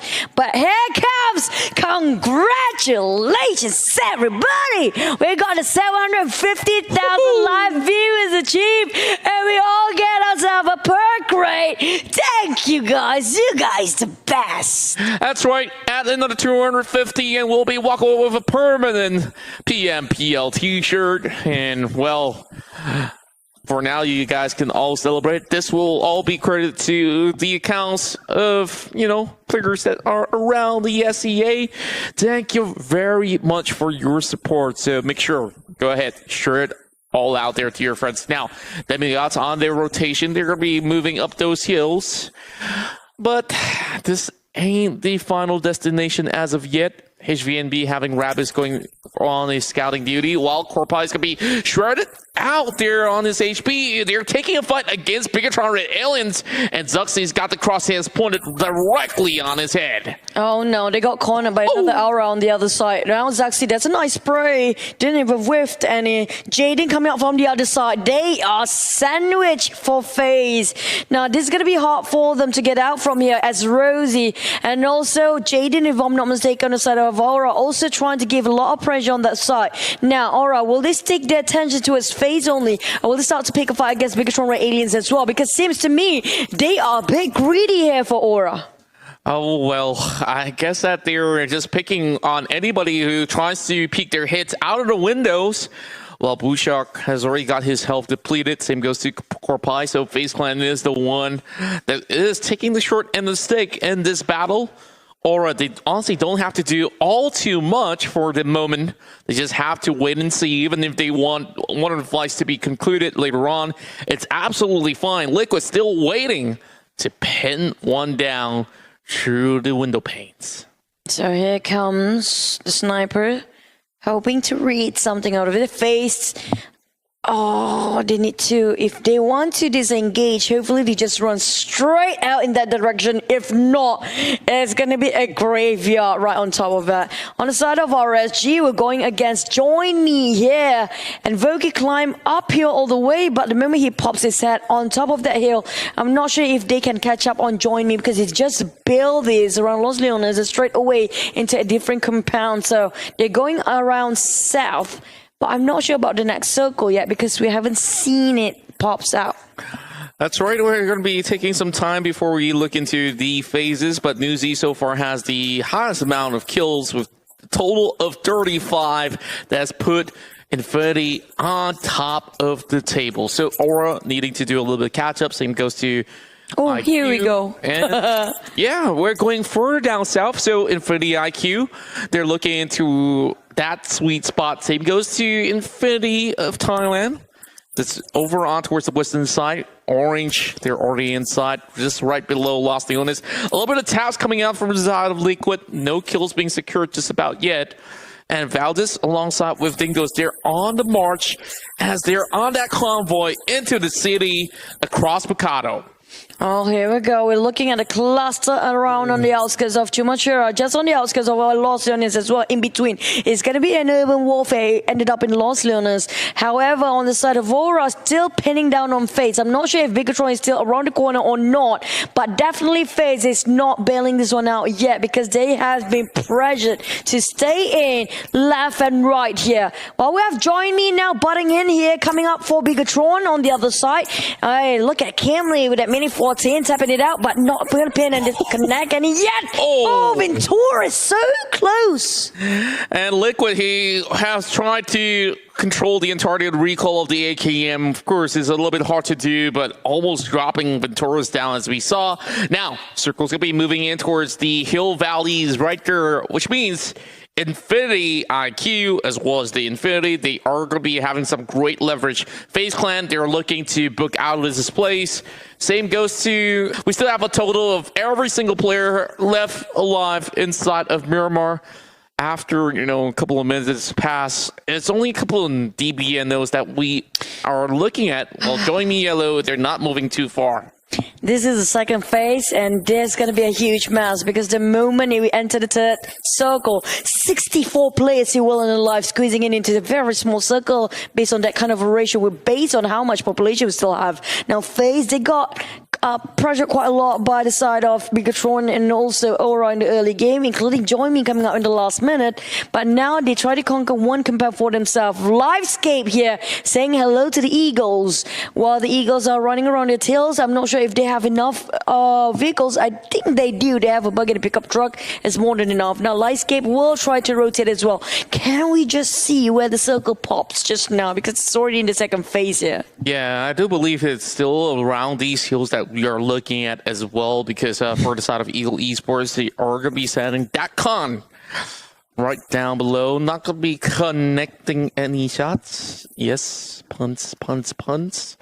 But, Eagle Esports, they haven't been on a dismal run, but they haven't been on a phenomenal one either. So they really have to step up. Now, Livescapes wants this, Livescapes really wants to challenge this. Look at how they move so fast forward.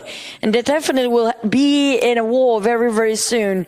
But you know what? This is where the circle ended up. Hey! That's right. So it's going to be by the corners of the hills, as I did mention early on. We saw the edge of a circle. We kind of get the idea now. Thanks. Exactly. Thank you very much, Mr. Observer. But Jixie, he's just by the edge of the wall, and I don't think that he wants to be looking around for far too long, because Maroon 5, he's sending those bullets right across with the SKS just by the top of the church. Of course, send your prayers to Mr. Jixie if you guys are supporting Aura. And of course, cheers for FaZe Clan as well. Now, majority of the teams are already inside, but the problem is, if it's going to be shifting any sides, it's going to be very, very tricky, whether if you have vehicles or even not. So, Venturas and the rest of FaZe Clan, they are still pretty much well and healthy.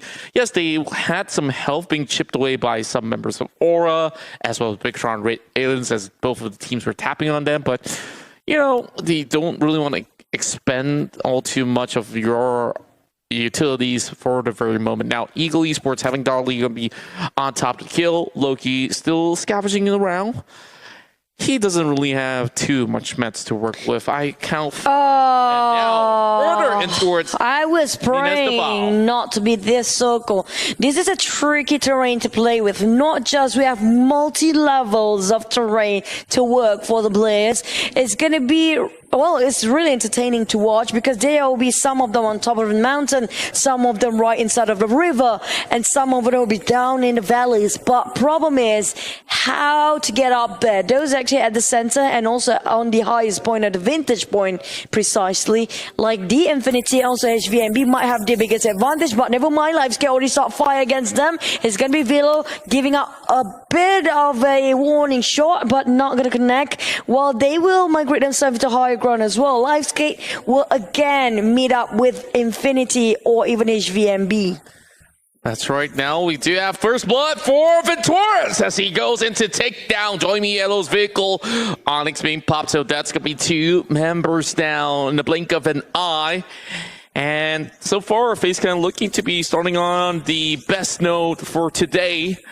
As Join Me Yellow now will have crosshairs being marked from the likes of RSG as well.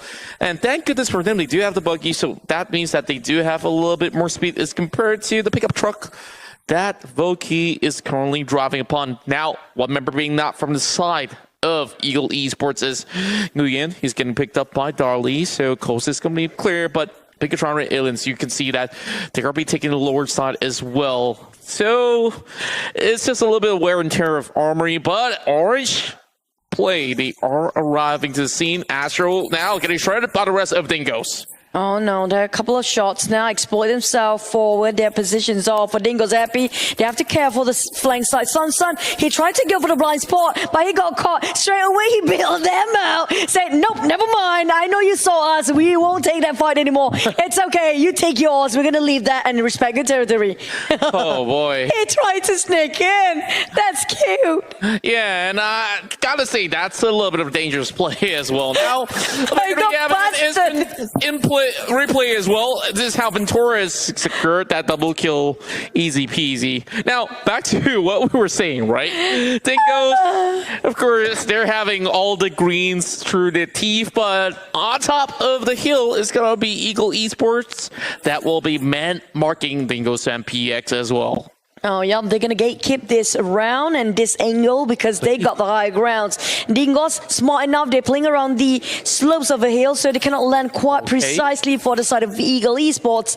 But they still got a glimpse about Iron Pro. Now, that minivan will bust them out. They are all four men. Oh, no. My goodness me, this is not a great news. Dingoes happy on the ground. And now they're like worms underneath the sun in such a dry land. Why did they hop into that vehicle? They can just run on foot for a bit and just make sure they got enough boost to live by. Oh, things gone from bad to worse. Earlier, they do have vehicles inside of those territories, and now they're walking on foot. They have to tank the blue zone for a little tap bit. But the good news is that Eagle Esports, they won't be having too much of a vantage point right down below. They can still hide by the corners of the terrain. They did lose Appy, and I guess it's all smalls for the side of Orange play instead. Now it's gonna be Geek Fam here getting those bullets coming from Pin, Hitfee, and B just unleashing those clips, and Venturas is going to be breaking down another vehicle. At this time, it's Bigatron in the crosshair. That's 4 kills already for FaZe Clan. Oh, well, on the side of Infinity, they can actually stay low for a bit and be the housekeeping team later on. If they come a bit late, it would be great. But now tapping out from New Year, Mini 14, Zaxi in the shack. But the moment he got himself in, he's knocked down straight away. Now, the rest of Bigatron widespread apart. They cannot have a hard time to actually reunite with the others. While we have FaZe moving in unison, full force coming in, but that nade! Perfect timing of Kirk and also perfect angle to toss. Nguyen playing such a big time and big role for his team. Now MR5 trying to return the favor. On top of that is gonna be also MR5 taking back the fight against Nguyen, and Pen and GE joins in for the PSG, HVMB start the fight, but Eagle Esport, that comeback was crazy coming up from these guys. They know how to stand. Now there's going to be another grenade coming from Nancy as well. Drop right down below the ridges here. MR5 tries to actually recuperate. Now it's a little bit of reset between both sides, and everyone's absolutely forgot about Bigatron Red Aliens behind. So Luxy does have a little bit more of play to go in to save his teammates right there. Now Murphy going in for those shots, but Nguyen drops him to the ground. Now he has to face against Venturas over on the side as well. Nguyen's going to be doing a little bit of damage, but not enough. That con now runs into the rest of FaZe Clan, race them up, and it won't be FaZe Clan that does get the better of the trades. Now looking for Darley at the clean sweep, and that will be the end for Eagle Esports. Now they have a total of 8 points for the tie side. Finally, FaZe make a comeback. Now they need to reset themselves quite fast and reassess the situation because the blue is closing in. They have 2 teams to fight against the gatekeeping on the other side. And it's first team to be out. They still got 15 to go. Valdez, on the other hand, struggles to stay alive. No Mercy will be finished off by 6 on top of that, and Concept as well. Just surrounding with elevated grounds on their side. The Infinity having a hard time to climb up as well. Those having the high grounds here will take the biggest advantage. Jaden tried to sneak up from behind, but it's gonna be them facing the wrath of Join Me and also the Infinity. Oh, Valdez, sorry.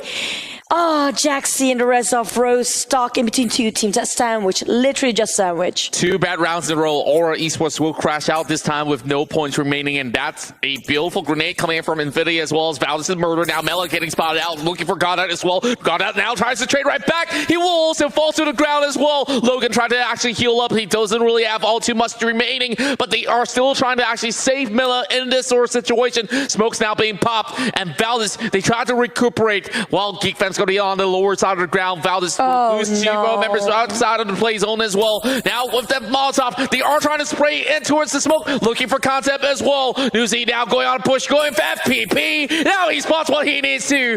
That will be another kill point added, and there goes Valdez Esports 13 spot. Not like this. I mean, Valdez and Murders fought valiantly, and they've been knocked down straight on, finished off by the blue instead of all the other teams that are around them. That's not the ending that you want to fall for your team. On the side of Gig Fam, they are trying to fight themselves, pincering and crawling into the safe zone, but it's not that within their reach yet. Infinity, on the other hand, has caught themselves a vehicle straight away, drive as fast as they can, but have to cut across. So many teams that got there first. We're talking about HVMB and Livescape, who has been here since the start. So this is their compound. This is theirs to win. If they can defend it, they are really incredible. Well, I gotta say, it's still very much early. There's still so many teams. Well, speaking of teams, RSG is the next one to follow alongside with Orange Esports, and of course, earlier we did miss Bigatron Aliens as well. They don't really have too many members to work with. Now, Gatini trying to actually push up the hill there. You spotted out Geek Fam already, looking for Dammer right behind a tree. He doesn't really have too much health, but right in front of them, like you said, Livescapes, they have to defend with their very own lives. And look what we have here. There's also going to be Infinity IQ waiting long lines. Now inside the smoke, it's going to be FaZe Clan now trying to survive. While Calissa tries to pin them down with a mini 14. And down the shots that come in. Iron Pro! No! He gets up down. He whiffed that. That's right. He could have got 2. And Bullshot didn't got pinned down just now. If only he got knocked down on Bullshot, it's going to be the end for FaZe, and he can just literally paralyze them on the side. But that's done and dusted. It's nowhere to be found. There's no more if on that point. Livescape, on the other hand, who's still trying to climb up here, fighting the Infinity. Turnip pinning down so hard this angle, giving such pressure, but he's still in the blue. He needs to get out now. Get out. You don't want to extend yourself there. But Gig Fam got caught in a shit. What a nice direction time coming up from Logan. Oh, Logan will secure the kill. Make that 7 kills and for it, Infinity. Portia's going to be getting a grenade kill as well. And there goes HVMB crashing out alongside with Geek Fam.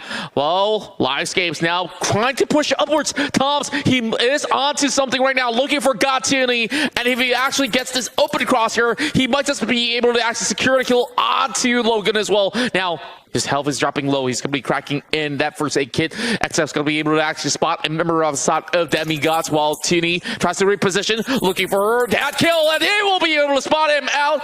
And Livescape, they will lose this member out there, but they still have a few more remaining. Oh man, I'm talking about 10 more seconds to go, and these guys have to run on their foot and their feet. If they are not paralyzed one other side, it's still going to be a tough fight for them. Infinity on the other hand, Logan, now it's the time to stand up. No more crawling, no more proning, bro. And now we have to go into the circle. They have the vehicles right in front of them. They have to cut across so many teams still who's gatekeeping. Now, put out a grab, take that ride with a friend, but they are parking that vehicle. They need to use that. Whoa, my goodness. Rayface, where did what one come from? And here comes Chi. He tries to actually pin them down. Infinity IQ, they are losing members left, right, and center. Ferrari won't be moving anywhere further ahead because Kevin is going to get picked up. Well, Chi, no. he's got a lot of smokes, but, you know, this ain't where the circle's going to be. They have to march up those hills. Look, he now trying to actually cover himself with that smoke as well. While Infinity, they do have so much of the leverage grounds. Well, over on the other side, it's BisdakReborn. Oh man, the Infinity kind of got this on the higher ground, but we're not sure about the last few circles where it ended up. I'm so sad looking at Ferrari bleeding out, screaming across that road for Loki, but he just bailed him out there.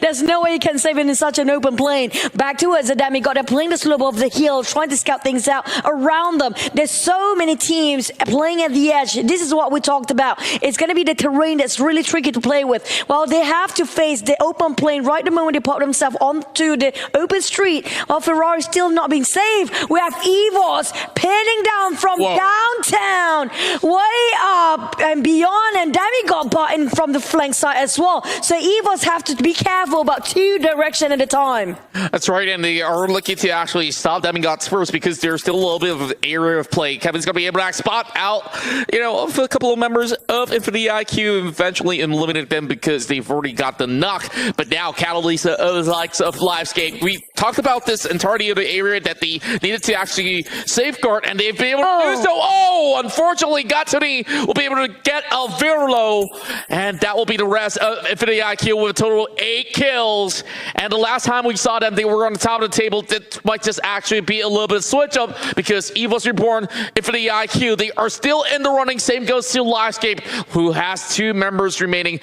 Alvirlo needing a little bit of help from Catalyst, but Catalyst could not really run downhill because of BisdakReborn that's med marking them. Now Kevin's going to go on the charge, and a little bit of damage done towards the side of XF as well. Kevin now going on the flank, and it is a lot of damage being done.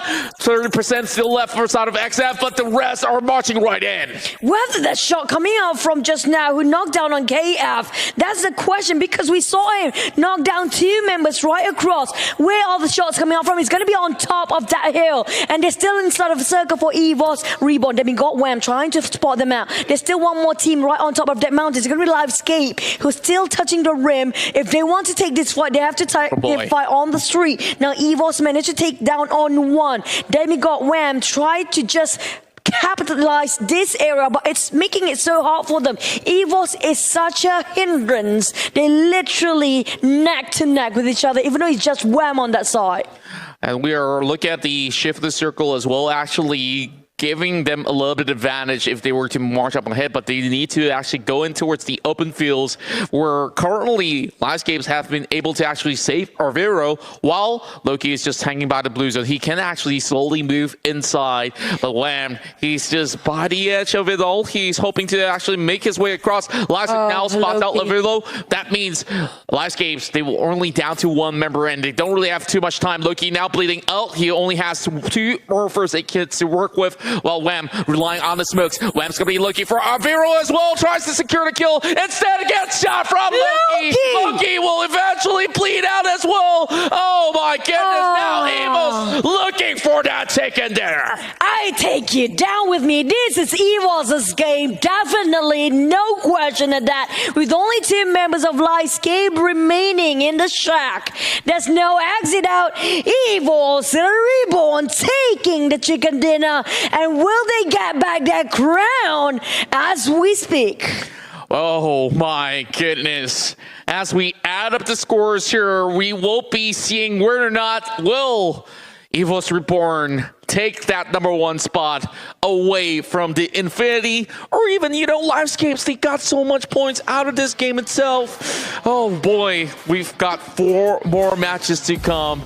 And now it's the Indonesian side, the Indo Pride, BisdakReborn, taking this chicken dinner. Oh man, they have been quiet yesterday. They have been crazy and roaring for BisdakReborn on the first day. Got themselves at top 3 by the end of the day, closing it quite strong.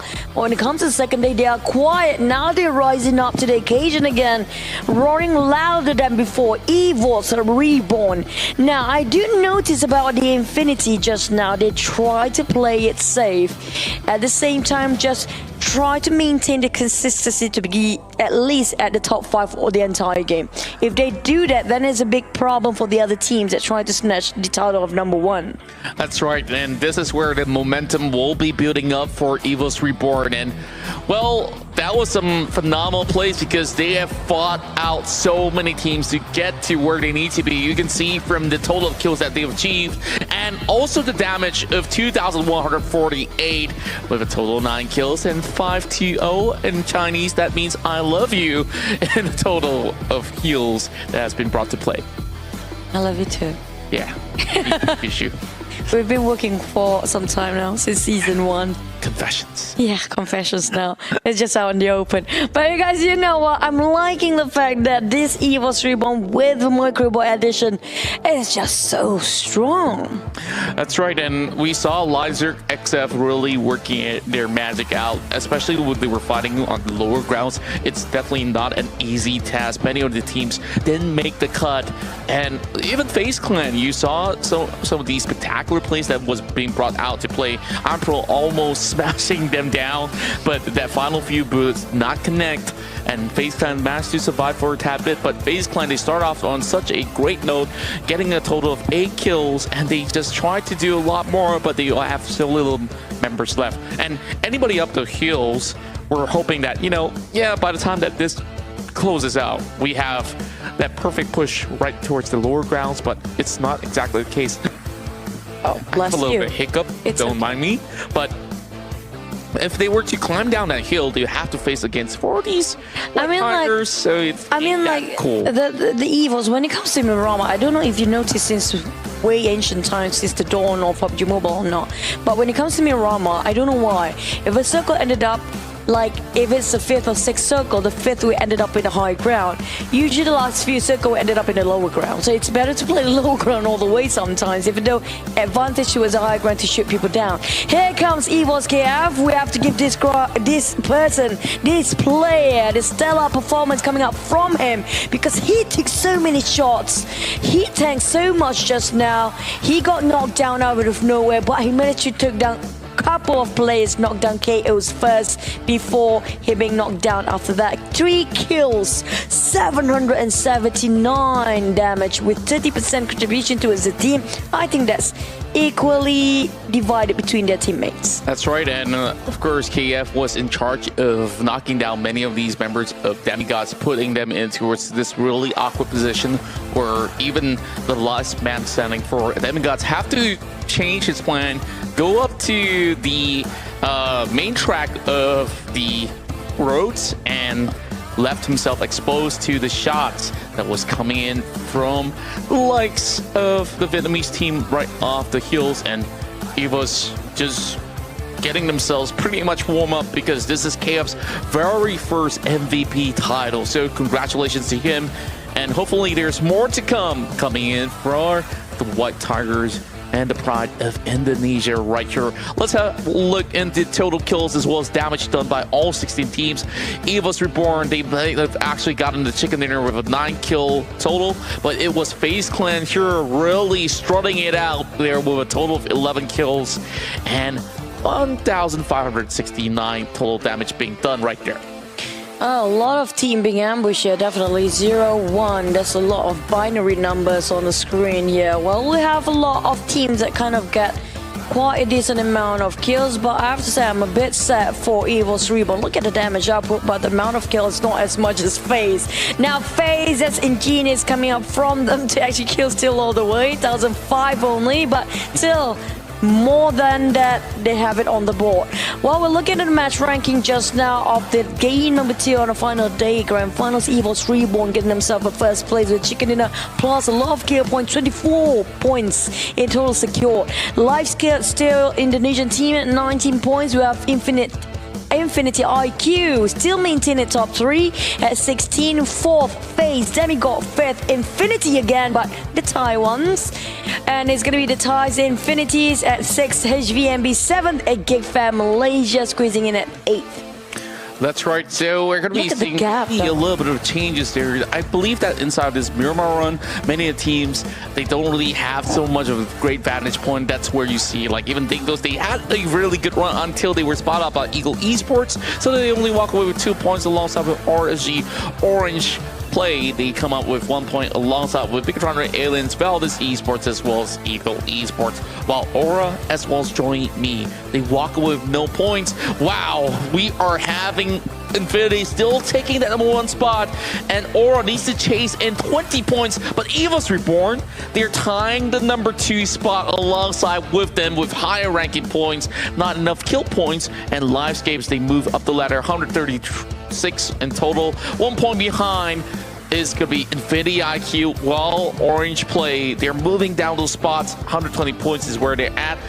107 for BisdakReborn Aliens, while Demigods move up to 8th spot. I have to say, up to 6th place, it's up to any contenders to get themselves that championship, because they are very close when it comes to the gaps in between. Now, on the second page is a different story. They can still squeeze in, even though they got themselves at 16th place. It's still some catching up to do to be the top 8, definitely, but it's still there.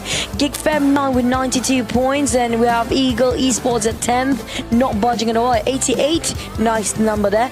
FaZe Clan at 84 and 11th place, and we have down to the 16, like I mentioned, 60 points. There's small gaps in between all these guys on the second page. That's right. Now we're going head to head here as we got KF to be compared to Venturis, where Venturis, this isn't all too fair to compare because, you know, Venturis, he got those vehicle broke down 2 in the form of BisdakReborn Aliens, as well as another team of the get-go. So he got 4 kills and then get to actually start around and eventually add up those numbers. But you see the comparison is just about maybe 100 damage apart, but that's one of the longest kill distance that we have seen throughout the entirety of this tournament, with 398 meters. Wow, and 48 contribution to the team. I think, if I'm not mistaken, there's a mini 14 that has been holding quite for some time for Venturis.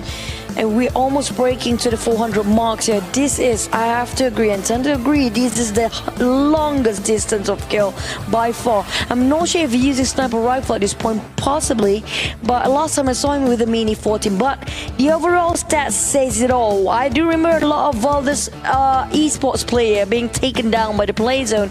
Maybe more than that, being taken down by the play zone entirely. You cannot fight the real MVP in the game. It's always the blue zone. 55 total kills. That's a small number.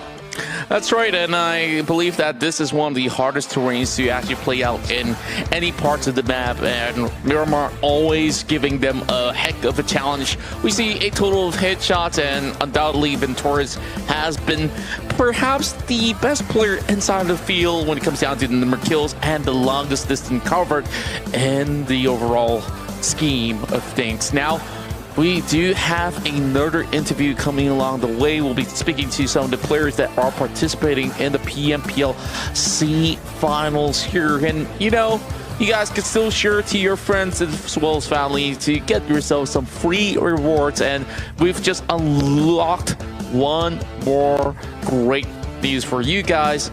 That's where, you know, we've got pretty much the crates for you guys to take. But the last thing you guys need is to hit that 1 million. And now we're going to be hopping over to our interview alongside with our teams.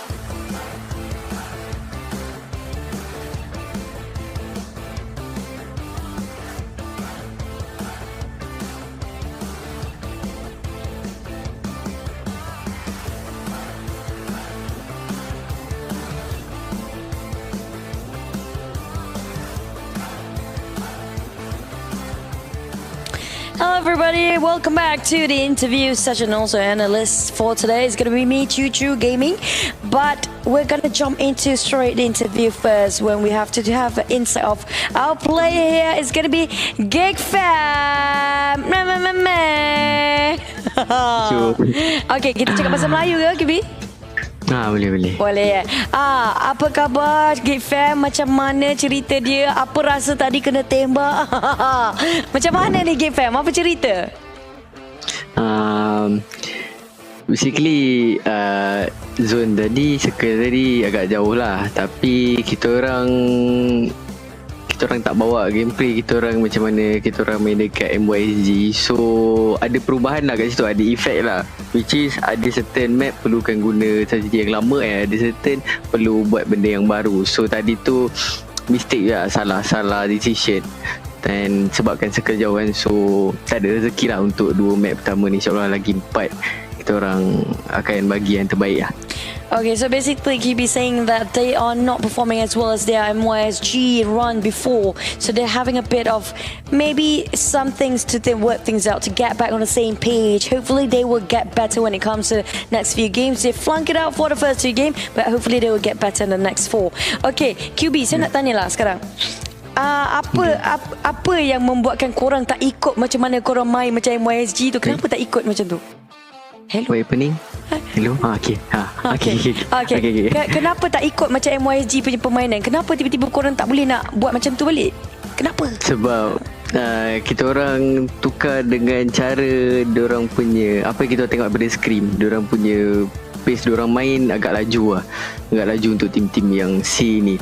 So kita orang try untuk main laju juga, tapi tak selaju diorang untuk masuk tengah terus lah. And then kita try something like maybe dari situ kita orang akan banyakkan team fight, diorang nak banyakkan kill dekat C. So kita orang agak kurang dari segi placement lah. But then ada certain match yang kita orang sepatutnya perlu main dengan cara yang lama untuk dapatkan placement, and certain match perlu main agresif lah. Sekarang jadi kaki kutip lah sebenarnya. Okay, basically you be saying that they change the pace a bit because they want to go for fast-paced game, and they kind of study a lot when it comes to the Southeast Asian teams. They're playing at a very fast pace, but they try to catch up. But it seems to me that they also think that some maps they can go towards that pace, but there are times they need to be back at that tempo used to be like back then. Oh, QB, last saya nak cakap, QB ada tak nak cakapkan kat family kan? Ni bulan raya lagi, selamat hari raya, jangan sedih. Nak bagi tahu dekat family, peminat, dan juga yang paling penting tim Malaysia yang lain yang bersama-sama korang untuk jayakan pergi lolos, pergi jadi championship kali ni. Ada apa-apa nak katakan kat semua tak? Okay, so first of all, selamat Hari Raya untuk semua host and caster-caster PUBG Mobile. So and then thank you untuk semua yang support kita orang, support semua tim Malaysia. Tak kisah sama kita orang jatuh bangun, kita orang tusun ke chicken ke, keep on support. Sebab kita orang still lagi tengah bawa nama negara, and apa pun jadi harap korang boleh terima. Kalah atau menang, harap korang akan keep support kita orang. And thank you untuk mak ayah yang beri sokongan and beri peluang untuk ke semua player yang main sekarang untuk nampak, orang kata berjaya dalam kerjaya kita orang. So terima kasih sebab bagi peluang and sokongan. Okay, thank you Kiwi. Good luck, all the best Gigfam. Saya tahu korang boleh. Jangan cepat putus asa. Good luck, all the best. Kami mendoakan. Thank you Jisu. Oh man, that was a rough interview because you can see how disappointed they are with themselves. But I know they have the potential in there. But based on QB, he really is looking forward for the next 4 games. They want to try things out. This is a time for them to see how much can they expand their skills and how far they've gone into the South Asia region. But let's break down the game a bit about how GYROSCOPE actually won that game, because I did not mention GYROSCOPE just now, but how did they made it? So when it comes to the first start of the game, they drop straight away into Pmpl first. So Pmpl definitely is not really in the circle. Never mind, that's a bit of a technical issue there, sorry guys. But it's actually Los Leones. They work things around. So they kind of know the idea that the circle is theirs to take with and work with at first. So this kind of a yo-yo thing that we mentioned yesterday with another team And the fact that if you know that you yourself inside of a circle, it's best to actually take advantage of the surrounding compounds as well. So they work things around on the outskirts of Los Leones, including La Bendita, and just to go in a triangle formation to make sure they loot everything that they can, even search for some vintage point along the way. But the moment the circle shifts towards the southwest, it's a total different story at the end. It's going to be tough, those coming out from Los Lunas, because you're coming out from the urban, from the city itself, going into such a terrain that you have to have the hard climb to get into the vintage point. Up to Minas del Val, where we saw the last few circles ended up. Well, I'm surprised nobody coming out from Los Higos, because there are teams dropping around Los Higos in the early phase. But Lifescape, The Infinity, HVMB, this was theirs to take at first. They landed on the vintage point, they got the prime spot, but didn't utilize it well. I have to give the reason why they didn't want to get too aggressive at first. One of the things that we ended up in Minas del Val is that if you fight in this compound, chances are you will not reset and replenish your economy after you lost it. You might get something out of a death box, but that's just it. The box might not have the things and items that you need to have at the moment. For example, the throwables, especially when it comes to the smokes. Luckily, there's an airdrop dropping by just behind Infinity IQ, but usually people won't loot at this point because of the terrain is already tough to work with a lot of valleys, a lot of unequal lands and unequal grounds. It's just a bit too risky if they try to take out the airdrops there. But if you got it, it's going to be a huge upgrade, definitely. So we're looking at coming out from the southern side is Evo's Reborn. So I did mention about coming out from Los Leones, straight cutting into Chimacera and straight into Minas del Val is already hard enough. So they do know there's so many teams coming out from that top of a mountain, so they make a long rotation. They took the risk, they cut across the street, they took the highways and make it down from the southern side. Same goes for Demigod. So these two teams, they do know that not many teams coming out from the south part, and it's always a team that coming up from the angle or direction of circle, but that not comprises a lot of team always survive the end, even though they might not get as much skills as the other teams, but they definitely secured that 15 points that really matter and help a lot when it comes to the overall ranking.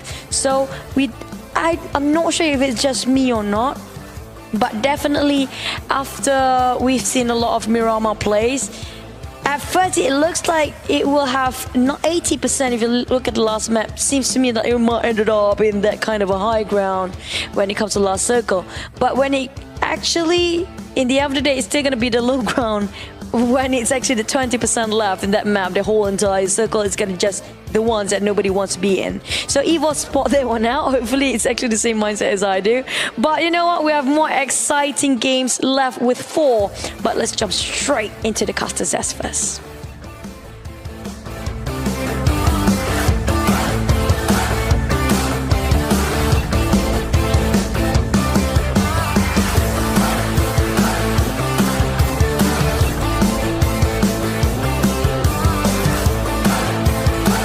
Thank you for the lovely interview as well as the breakdown there, Choo Choo. So, you know, like you said, what goes up must come down at the very end. And it was Evo's Reborn from the lower grounds that have been able to secure that chicken dinner inside of Miramar. Now, this is just 2 games that we have just witnessed, and the chase to the top is far from over. So, currently as it stands, Infinity, they have not really moved too much alongside with Aura, but it's going to be a little bit of changes in between and when we get in towards the halfway mark. So, Chichu, anything you got to say?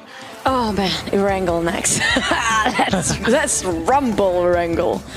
It's just a war zone entirely. Erangel is like the standard map where everybody just brawl in it. There's no patience anymore. But let's get into the brawl game really soon. Before that, we're going to hit the break for a bit.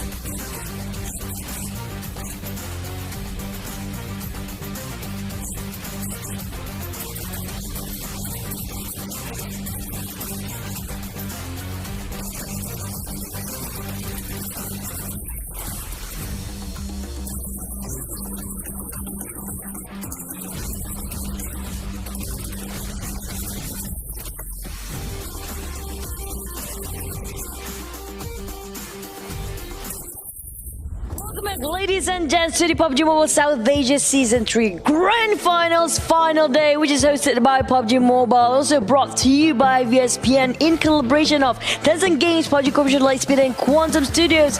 And this is Chicho, and that is Contra. Everything is not gonna happen without sponsors as well.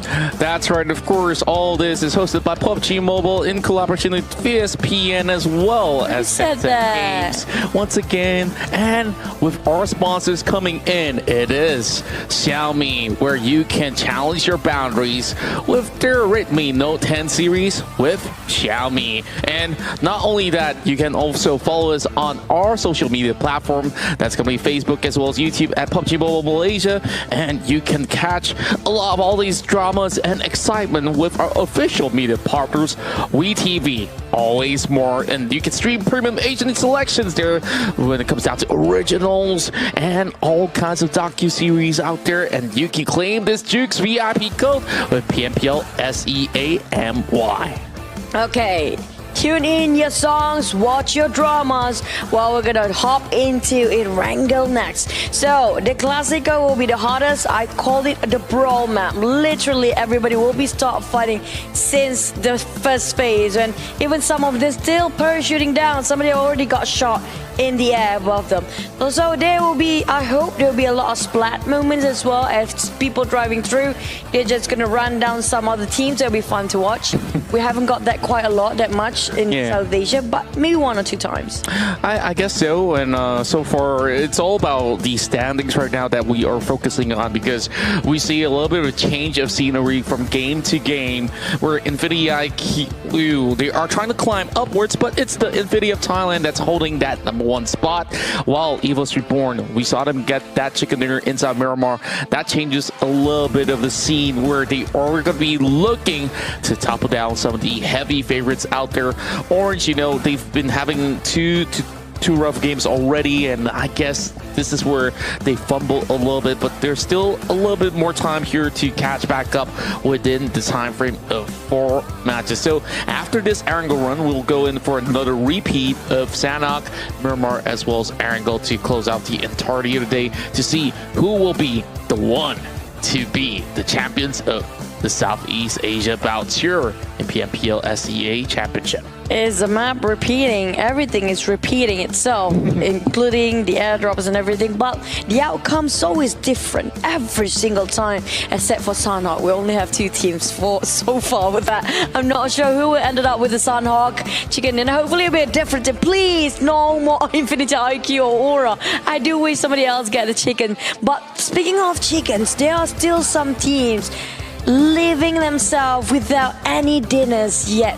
We're talking about including Gig Fam, Dingos and PX, Livescape. EVOS finally learned themselves their first chicken, I think, just now. Was it the first? I think that was the first.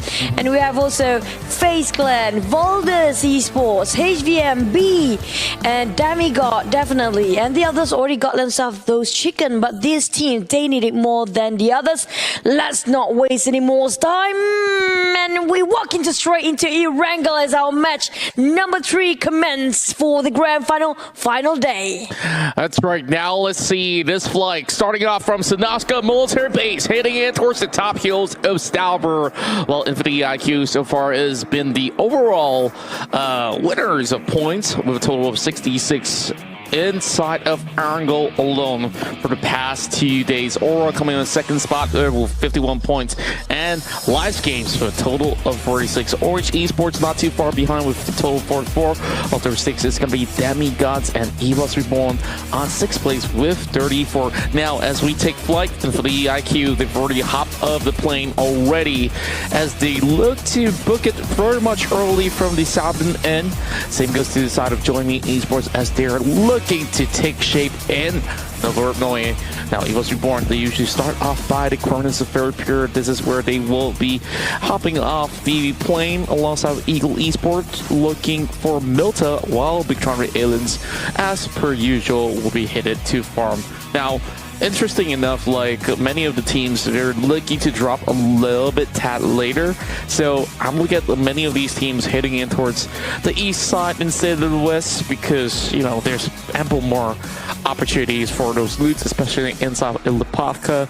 Is now Pollyanna right now will be occupied by some members of RSG, and this will be one of the most interesting circles as we will get it in between the mainland as well as the island. So the guys at Sanaska military base will be having some big white smiles on their face, and Dingoes once again going to challenge Valdez the murder. But oh, it's gonna be 6 here that will be dropped, and that's first blood for 6 of Valdez Esports. I'm still here. And Valdez the murder straight away fighting against Dingos around Roadhog.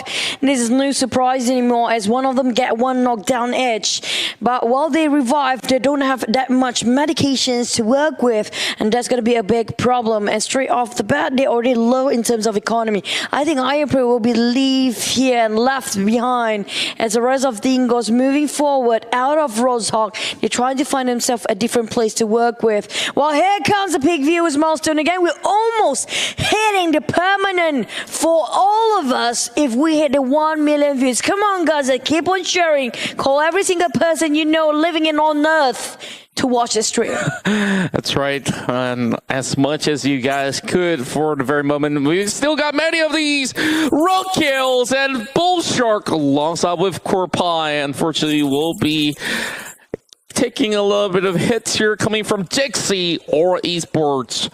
Will be able to secure not only a buggy, but 2 points to start off their run inside of Erangel. Now, I want to talk about the situation that's inside of Rozok for many times. And you can see both Dingo's MPX as well as Valdez Murder. They haven't been doing all too well. And they're sharing the same spot. They're having, you know, a little bit of 50-50 of loots. And 50-50 of chances to survive in the early game. Now, join me. They try to actually set up this bridge camp here by breaking down those vehicles, blocking anybody that's coming right in. You know, back in the early few seasons of PMCO SCA, this has been done by a couple of all these Indonesian teams, and Bigatron Red Aliens, they're no strangers to that. I'm looking at Bigatron. They're trying to bridge camp and just going to bridge camp against one team. They're actually on the other end, so nobody else will pass by there. So Bigatron figured things out. They will not waste any more time. Just like join me, do the job for them. And a special crate also will be exclusive during the Pmpl South Asia Finals. Here comes a special suit for you guys. RSG, very quiet. Bigatron tried to go for the boat. So that's very wise decision making because they do know that they cannot pass through the eastern side of the bridge. So you know what? Let's not waste any more time. Definitely there's a boat somewhere and just hop onto it. Once they hop on, they're going to go straight on the southern side or even just cut across straight. Like, why not? Not waste any more time and just park themselves a very good compound vintage boat to work with. And now Pmpl is going to be going on a manhunt right here on a mission to look for snipes. I guess they won't be able to shoot each other down, but the problem is that Pmpl is driving towards the enemy lines with GeekFam already on the prowl as well. And Dingoes, they've already lost 2 members, and there's a big question that's been popping on your screen. Who will be the champion of PMPL Southeast Asia Championship right here? So, Pmpl is taking a little bit of a pit stop here, scouting up ahead, and the problem for GeekFam is that, you know, the bridge has already been blocked off by some of these players, so if they were to cut in towards this eastern side of the bridge, I guess there's going to be more problems looking ahead because Eagle Esports, they're already setting up by the edges. 3 teams move in parallel motion here, and none of them want to bow down just yet. This is way too early. We talked about GeekFam before. We interviewed them against QB, and he definitely wants more for the team. They're not playing their best yet. They know their full potential, but it's just not their game. It's just the chemistry is not there this time.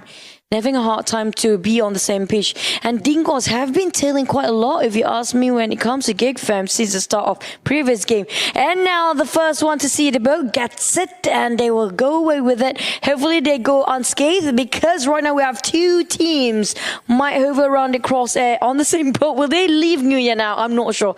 But definitely we have Dingos loitering around just to make sure they get the coast clear, and they will park themselves in the vicinity where the rest of Eagle Esports will dodge Now, I guess that Dingoes is going to be taking a big vantage point here because it's still somewhere in between the mainland as well as the island.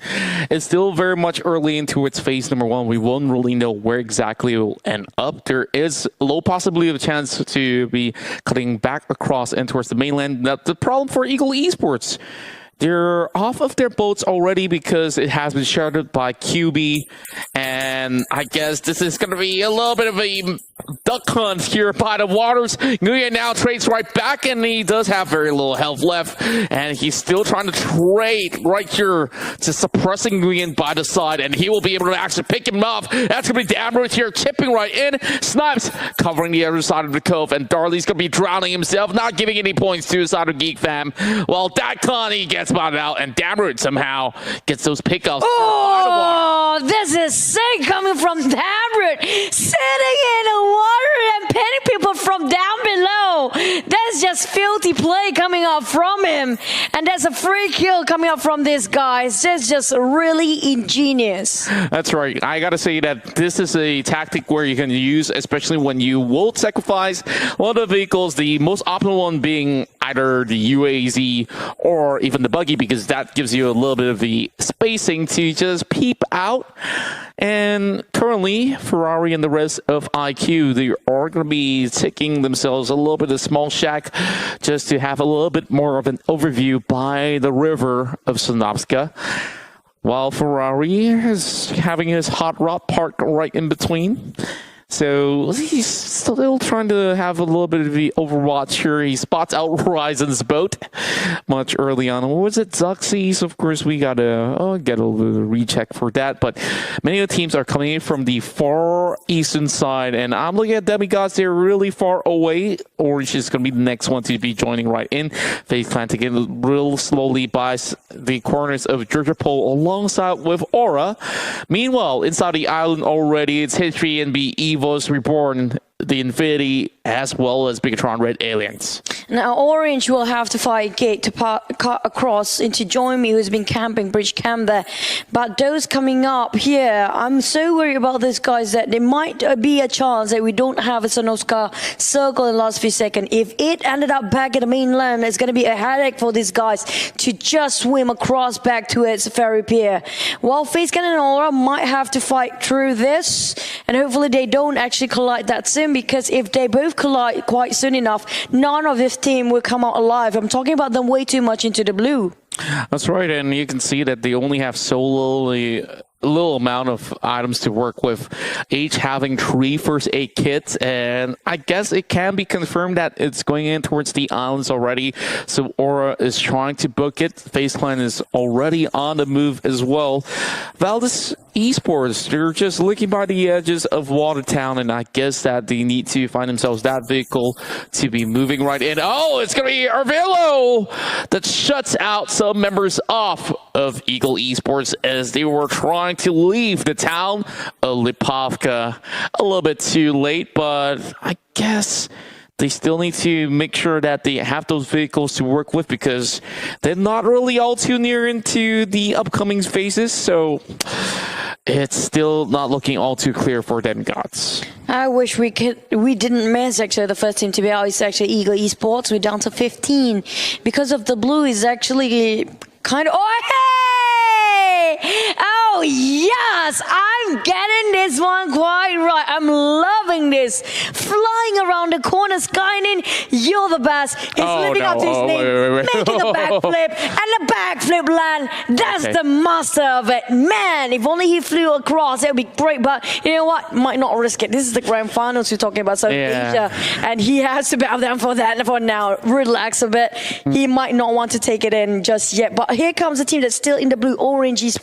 I'm not sure how Orange plays going to cut across, because it's going to be hot. We do know there's not many boats, unless you want to go for a fly again. I've seen them flipping, and I don't think that flipping another time will be the best way to actually go out of Erangel, but just look at how close they are. They can even go on foot if they really want to. Demigods could be cutting across, and unsuspecting victim. Now Demigods could be diving in towards the ocean already. They're not taking any chances at all, and they are just swarming by the corners of the beach. And oh boy, where is she going with this one? Easy pickup coming in from Skynet. Oh, well, it's definitely making it easy. You said it is easy. He drove straight into the water with no knockdown whatsoever, even though they still have 2 members. I'm not sure where are the rest of Demigod just now. They still have 2, but there's nowhere nearby the rest of the team. And Wham is alone as well. I'm not sure where are the last member. And now the side of Gig, instead of going up and swimming on, and just joining on top of the bridge, they're swimming below. Now Valdez, Concept, cutting across the field. We have teams gatekeeping this. Livescape, well, good luck tanking the blue, but Valdez just ramming where Livescape's were and just passing by with unscathed. And this is just a good day for them. Oh, no, why did you park there? I guess Goddard tries to actually swerve it right through. Every here coming in with another pickup for his teammates. And that's going to be the second kill. Instead, Rift's going to be able to yoink that one away, make that one more point for Dingo's MPX that they managed to exact a little bit of vengeance here. And I was about to say, you know, this might just be Valdez versus Dingo's 2.0, but they are going to be having a tough time. Grenades are popping in, coming from Sane as well. Shipping the help from the side of Concept. The Legend side versus the tie, but Concept, he's not going to be having much room to brave with another grenade connecting directly towards Concept. Now burning by the blue, Martin being pressured quite a lot, and Gig Fam holding the side where they don't have to worry about the blue burning that much. But I'm not sure if Joyme is still at the other end now. While Gig Fam already has building this compound straight away, cutting across. Nobody's gatekeeping and nobody's actually bridge camping. It's going to be Dingos trying to stop Demigod. It's such an unfortunate round for Demigod. I have to give it a call here because they have been trying to run away from somebody. If it's not the blue, it's another enemy's team. That's the problem about taking a real long rotation, and now Geek Fam's going to be having their vehicles parked by the corners, hoping to actually squeeze it right across the bridge, but Geek Fam, they're already having members going on foot, and this is a problem right here because if it actually shifts anywhere towards the western side, they will still have to move all the way, just jog through the entirety of the island to get there. And you know, this ain't Singapore. Still, it's going to be real tough. 12 kills in total for QB, the captain of Geek Fam, with a total of 3,227 damage. Only 1 healing. Interesting. Very, very much interesting. Okay. Maybe it's just for this match in particular. Oh, well, the blue closing in. Now, they are on foot, and they are not the nearest towards the circle. They're coming up from the bridge, where everybody has built out, including Joyme. BisdakReborn has building this for quite some time now. I'm not sure where the next circle is. If only we have a glimpse, it would be great, but it's definitely on the southern side. Now, Snipe with the 15 total kills. Now, if he cannot put his skills of killing up to use here, it's pretty much pointless to have this stat and being taken down by the blue. That's it, basically. You're not fighting anybody. Yeah, I guess that they could still try their very best to play a little bit of healing. Now, Voki's going to be on the ground. And what's he actually doing right here? The good news is that he's somewhere near in towards the circle, but the problem is the rest of IQ, they're on the hunt. We're looking for him, and Lamborghini spots him out. Easy peasy. RSG now getting knocked out. Wow, Riff is going to be setting up by the corners of the bridge. Now, Livescape's in trouble. They have very little room, but the problem for Dingos is that they need to actually move right in as well. Riv won't be able to sustain. Banish not going to be enough, and Brewer already having his health chipping in, but he found himself a boat. I guess this is where it will do for the temporary measure, but Livescapes, they absolutely close the bridge off from every other team from moving right in. All right. Well, they managed to squeeze in. Sonovska just on the west, south of it. Last minute, Jaden leading the fray. While the others, I'm not sure where are the teams that actually parked themselves inside of Sonovska already. We're talking about BisdakReborn. Even teams like the Infinity already squeezed in, I think. And we're down to 15 teams. Well, a lot of teams losing more men towards the play zone, including Valdez and also Gig Fam again. Being burned by the blue. After some time, Gig Fam just want a bit of a rest, but it's always a restless day. Oh no, Snipe's now getting taken down, and Martin so far has been adding those numbers. And Dingoes and PX, they only walk away with 2 kills. And this is ending directly inside of the military base. This is rare. Great for us to actually witness. And indeed, it is a rare circle. Now we're going to be looking at Orange Play, losing a couple of members to Infinity. Logan now picking up the kill upon Mr. Uno. Oh, well. We have some teams that are coming up very late, so definitely they know they will have to play the boosting game, and the healing items are there. Well, we have more teams are dropping down one by one. We're down to 14-13 without any contest, without any gunfires. We're talking about the players are making it hard, even the circle making it hard for the players. Really unpleasant, this one. Well, we're looking at Join Me, if I'm not mistaken, coming up from the further south. Velra coming up just across. Well, the moment we mentioned, they start the fight. That's right, and now a lot of all these bullets are flying upon the likes of Aura. They don't really have too much open room for them to actually get some covered. But Join Me, Yellow, they're going to be pushing right in, and they know that they do not have the numbers to actually fight. And here comes Joseph. He is trying to look for those kills inside of smoke, but they have managed to go in for the pickup, and Aura, they've already got themselves into the corners of the hangar already. They just need a little bit more cover. Red Face taking that golden opportunity to secure a couple of knocks and those kills for BisdakReborn. What a day for Aura. The moment they dodge and build it out from Join Me, there's one more person right across them already waiting. It's going to be Evil, so walking out of the lines, then straight into the Tiger's mouth. Literally. And now Arvilo trying to pin down with the DP20. Such a very long distance here. 13 plates for Aura. That's going to affect the entire overall ranking for sure. Impacted quite right. And now Livescape on the other hand, they have been doing quite great on the final day here. 3 games in a row got themselves quite a good position. That's right. But the problem for Aura is that all 3 games that they've been playing has not looked all too good if they really want to secure the championship title.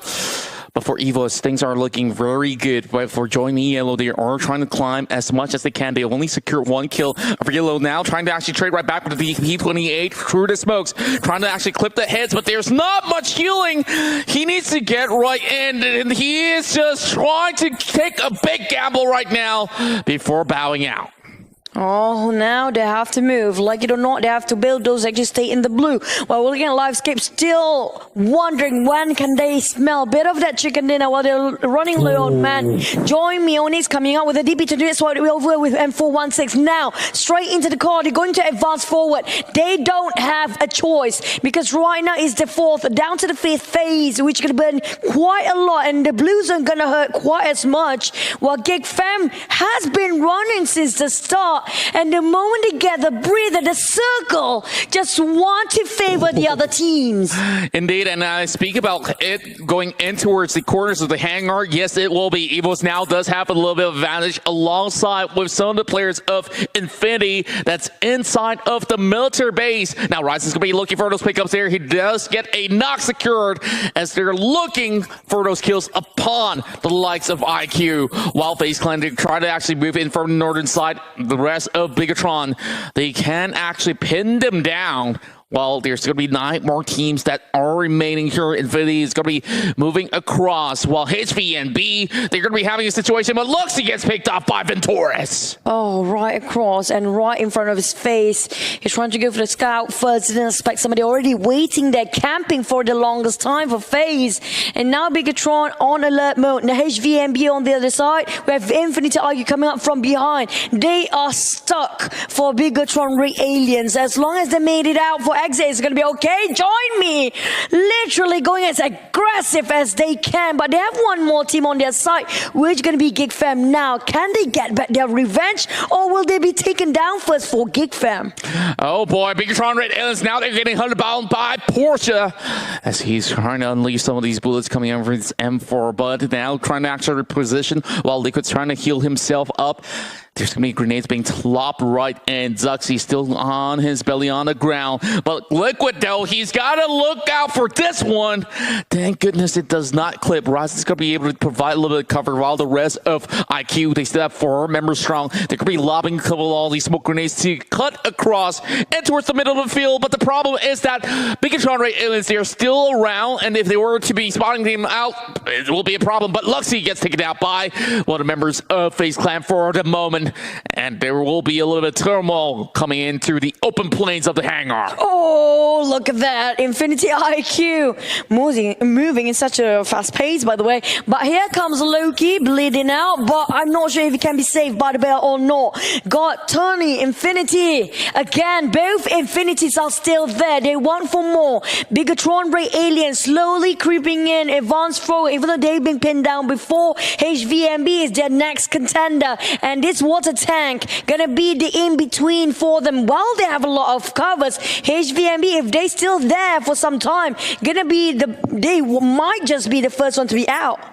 Yeah, and I'm just looking at this current scenario. It's looking a little bit too hectic for the likes of me. But for Porsche and the rest of them, they're looking through some of these smokes. They're not going to be looking for any targets on the crosses, but got to me. It found Snaky on the grass. Same goes to Joseph, now getting pinned down. Join me, Yellow. They're losing members all across, but Onyx will be trading right back, finding God Tuni instead.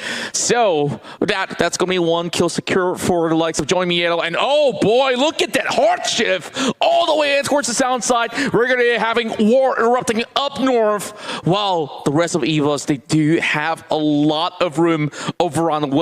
But Onyx, he's down to so little health left, and he's all alone. It's funny how life turns out. Sometimes the least member in the game is going to be Livescape, the first to be not favored by the circle. Now finally be the first one to be touching at the rim on the southern side with no contenders whatsoever. Now between these three, we have Join Me and Infinity have been tossing a lot of nade, trying to pressure each other out, making sure they keep it at bay for Infinity, making sure Join Me cannot even advance forward.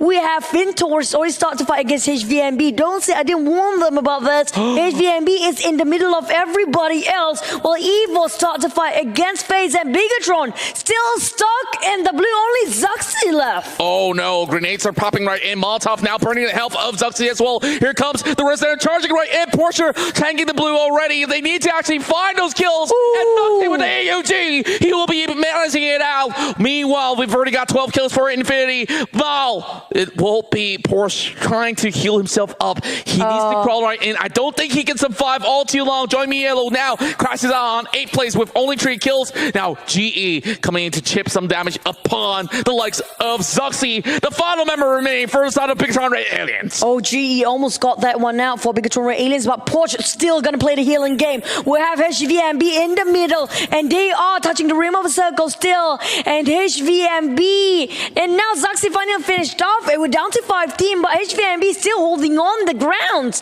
and they got quiet covers for now. They were in the open before and straight away getting covers from the airplanes. Evil's marching it from behind. Livescapes on the other hand, on the other edge, which has no contenders, but they need to cross the street.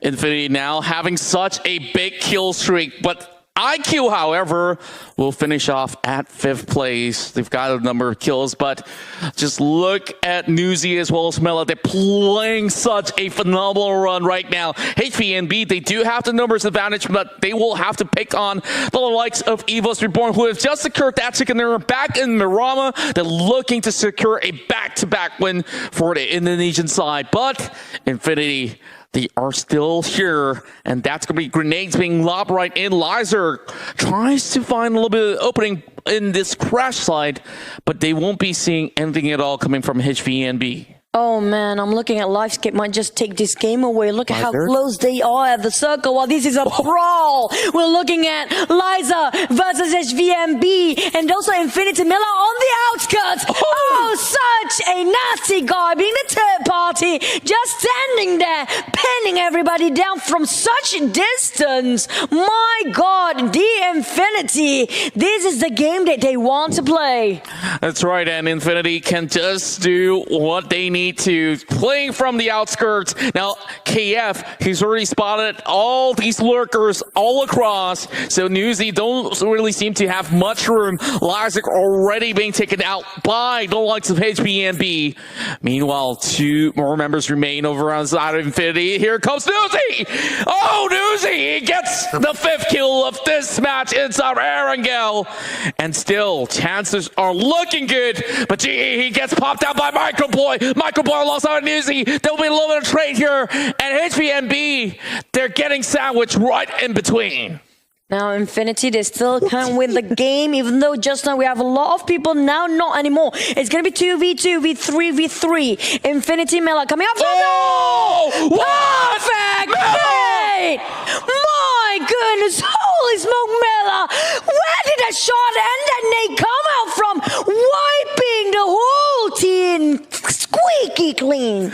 Look at the Infinity. I am just lost for words. That was that $1 million grenade that just came out of the air, and Mela is just playing by the edge. He knows for a fact that the rest of BisdakReborn is right there. It doesn't matter if the Infinity gets the chicken dinner or not. They've already secured more than 15 kills. And speaking of which, Catalyst is dropping the grenades on top of Redface. Mela's trying to actually chip right in as well. This is the perfect opportunity. Livescapes trying to actually get more out of this situation as well. KF doing what he can, just trying to survive. Mela with the nades! Mela with the nades again! Holy smoke!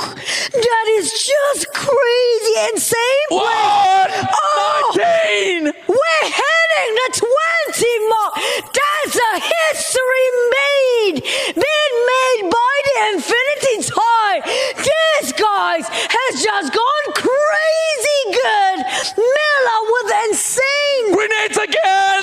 Nuzi! what? Nuzi! Oh no, the Infinity! They're gonna be closing this one out! Dinosaurs, the last guy out there! And Livescapes, they had the chance, but the chance has been dimmed down to almost none. Dinosaurs now going proning, and now he cannot go up on the ground. And Infinity, they're chasing in! They will get the chicken dinner with 20 kills! Goodness me, my God. 21. The most flawless nade game by the duo, Newsy and Mela. Are you even human to start with at this point? What's got into you? These guys are being possessed. Possessed by the god of nades. Possessed by the eyes of the eagles. And they didn't even miss one nade. Every single nade. Wipe out entire team. Oh boy, that has got to be the moment where the Infinity will be having that cutting edge opportunity to just skyrocket to be unchaseable by the rest of the teams. This is a chicken dinner on top of that 21 kills, and that means this is a huge whopping 36 points only for the Infinity. The last time I've seen this much of kill volume was back then in the era of RRQ, where G9 did one of the best frag in the world. That has been for such a long time, years to take to have a legacy being born again here today. This is crazy coming up from the Infinity. They are just, my God, so good. They are miles ahead of everybody right now with And such this- a big win. Definitely this, like, do you think anybody still can contest them and contend them in #1 spot? I thought that BisdakReborn, you saw they have 4 members out there, and we thought, okay, this is looking to be very much clear cut. And the moment that Infinity, they only have 2 members. They drop those nades upon HVMB, takes out the entirety of the team, and you thought, okay, that's just one team. There's still Evos Hey. right there. And they even dropped those nades perfectly on top. Like, that is ridiculous. They're 2 members. Ridiculous. There are 2 members, literally as much as 10 people playing a spot. And 21 kills. That's 1/3 of the entire population of PUBG Mobile being wiped off by these guys. That was 10 points secured just by Mela as well as his partner right there. Are you sure it's just 10? Because Because they were double 8 on that. I think each of okay, them. there was HVNB, there was Evos, and 2 members of Livescape. So I'm pretty sure that's at least 10. And the other 2 members that have contributed another 10, you know, like, God. that is insane. They're just like, you Wow. know, we're at the crash site. Just crash the party, guys. Throw whatever you have. You might get lucky. That's like, Golden nades. that's just jackpot.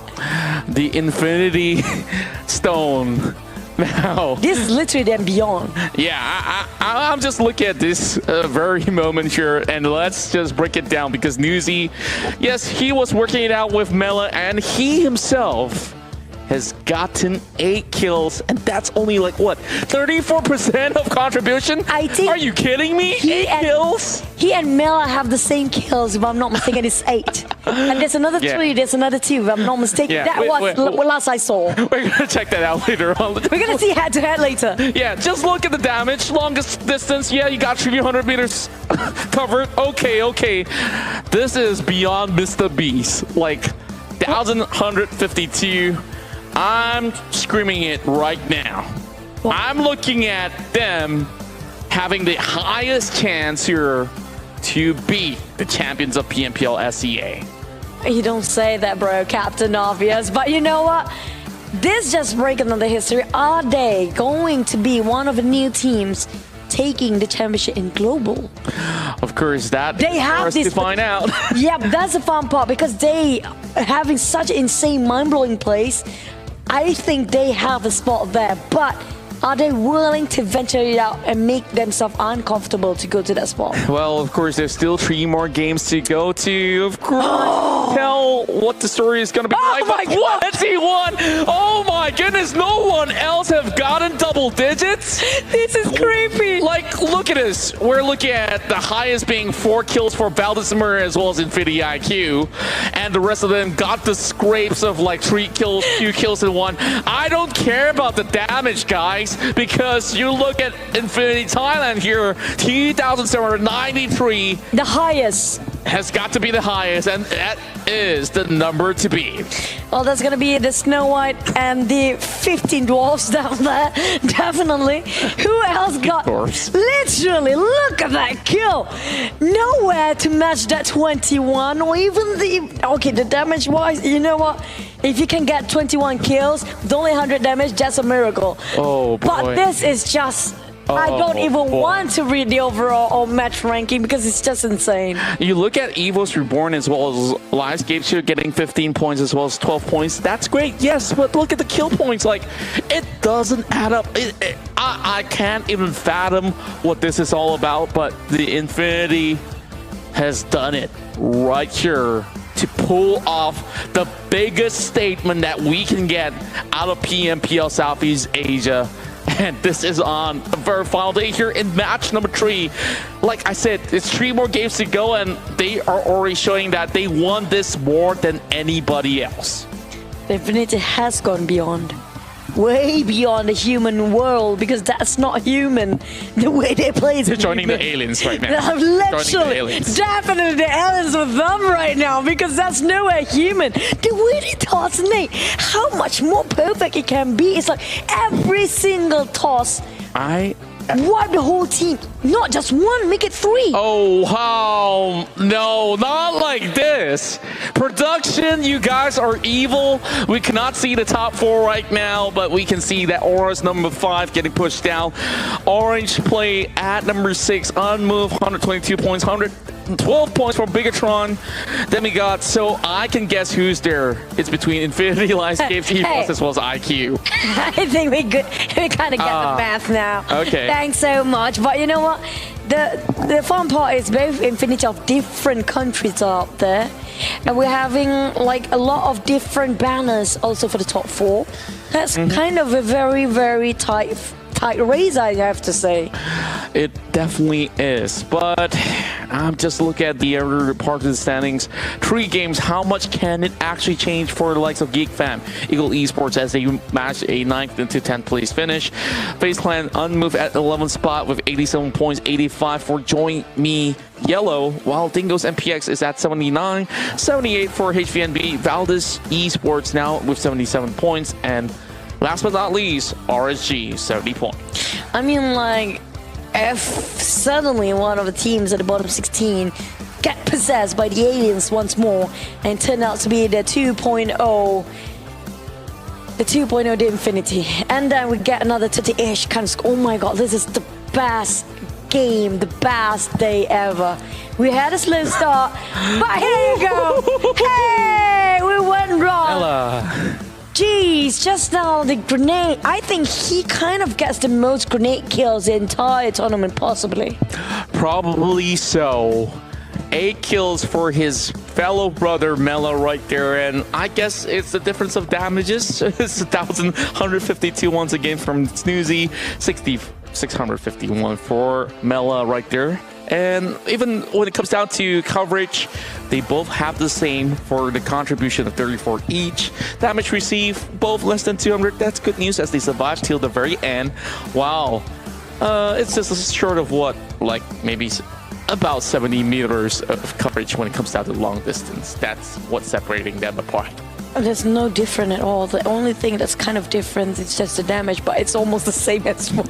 They are literally the power, the most strongest duo I've seen the entire tournament, and the Infinity have been surviving with duos till the end. And look at so many Infinities in there. Antonios have been playing such a good flank on that side with the longest distance of kills. Rift this time 300, not the most. We've seen 300 almost hitting the 4. 398 is the most. So was overall, it 98, 99? Might be 99, might be 98. Of course, it was last game, right? One difference in terms of points, but you know, great job coming in from all the players that have been playing in such a challenging round inside of Erangel, and this is the best way to actually end it.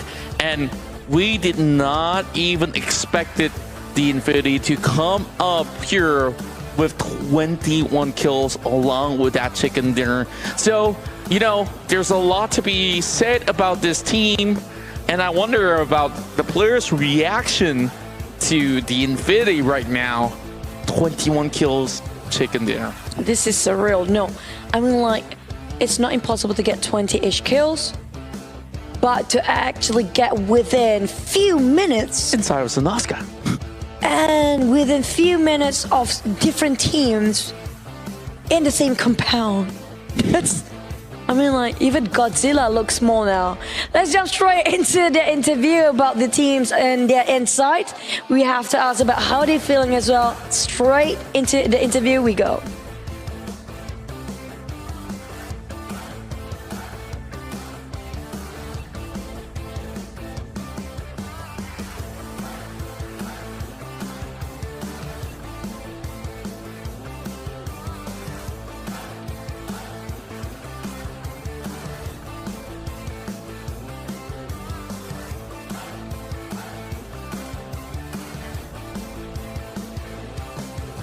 Welcome back with me, the interview, also the analyst section here today. We're going to interview a bit of RSG. Here we have the manager, which is going to be Aiman. I'm going to commence this in English and translate it to BM, just to make it harder for Aiman and make it fun a bit. So Aiman, how are you guys feeling? It seems like RSG kind of lost the momentum since yesterday's chicken. Do you have any plans for today?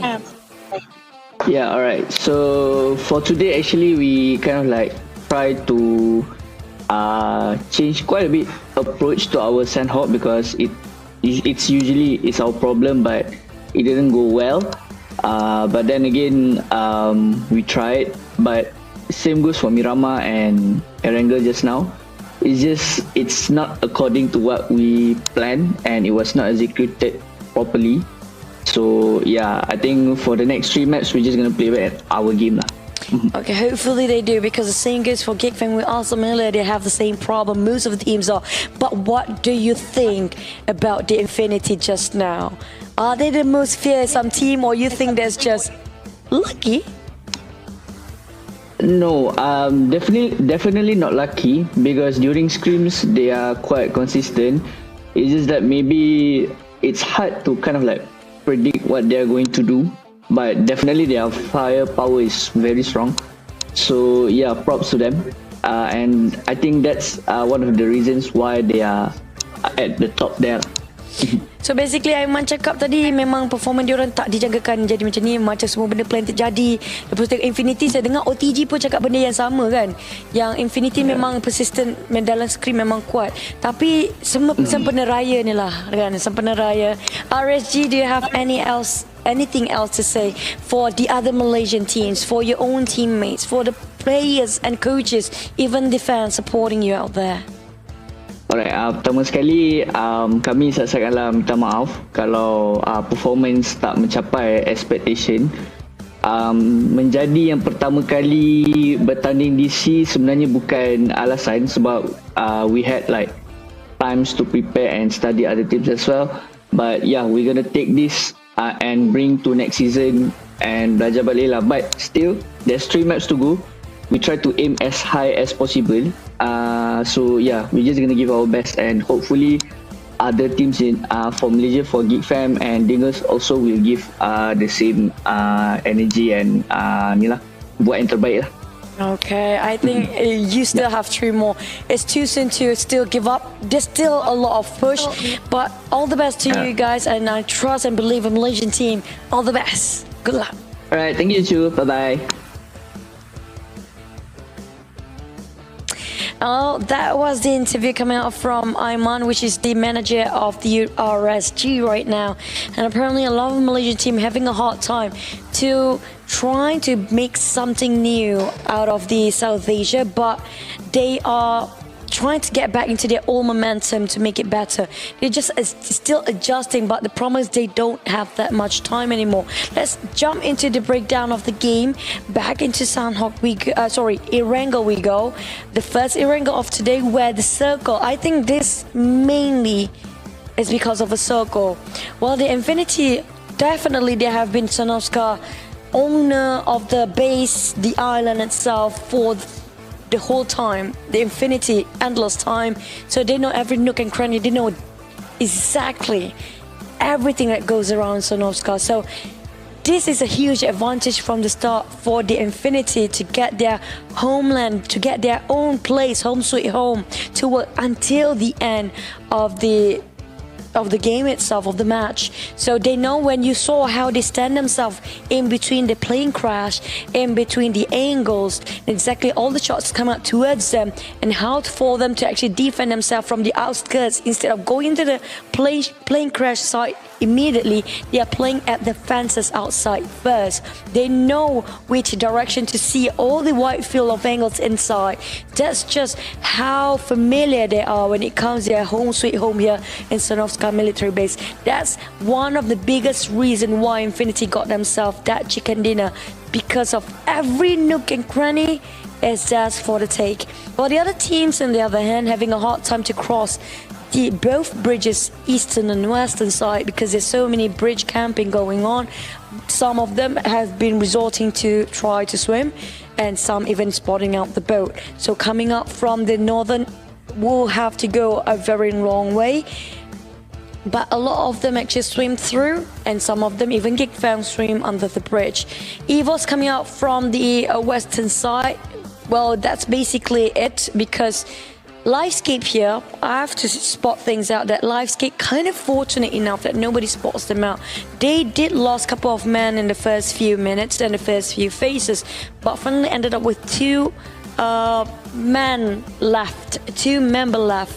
And lucky enough, they didn't get spotted out by Evos, who's trying to pass by, and straight away crammed themselves into the plane crash site. So what I mentioned about the plane crash site, if you notice that Infinity, even though they know there's a lot of play inside of the plane crash site, but they definitely know if they straight away go there since the start or since the warfare has begun, they might have lost it, because they are so familiar with the fences and the roadside that they know that even though they're not inside the plane crash, it's enough for them to deal that damage from the outside. So on the side of Livescape, they are a bit late. Like Contra mentioned before, they had the opportunity to ram in the moment Infinity was too distracted towards the ones that are actually fighting in the crash site, but they didn't take that golden time, that golden window of opportunity, that small window.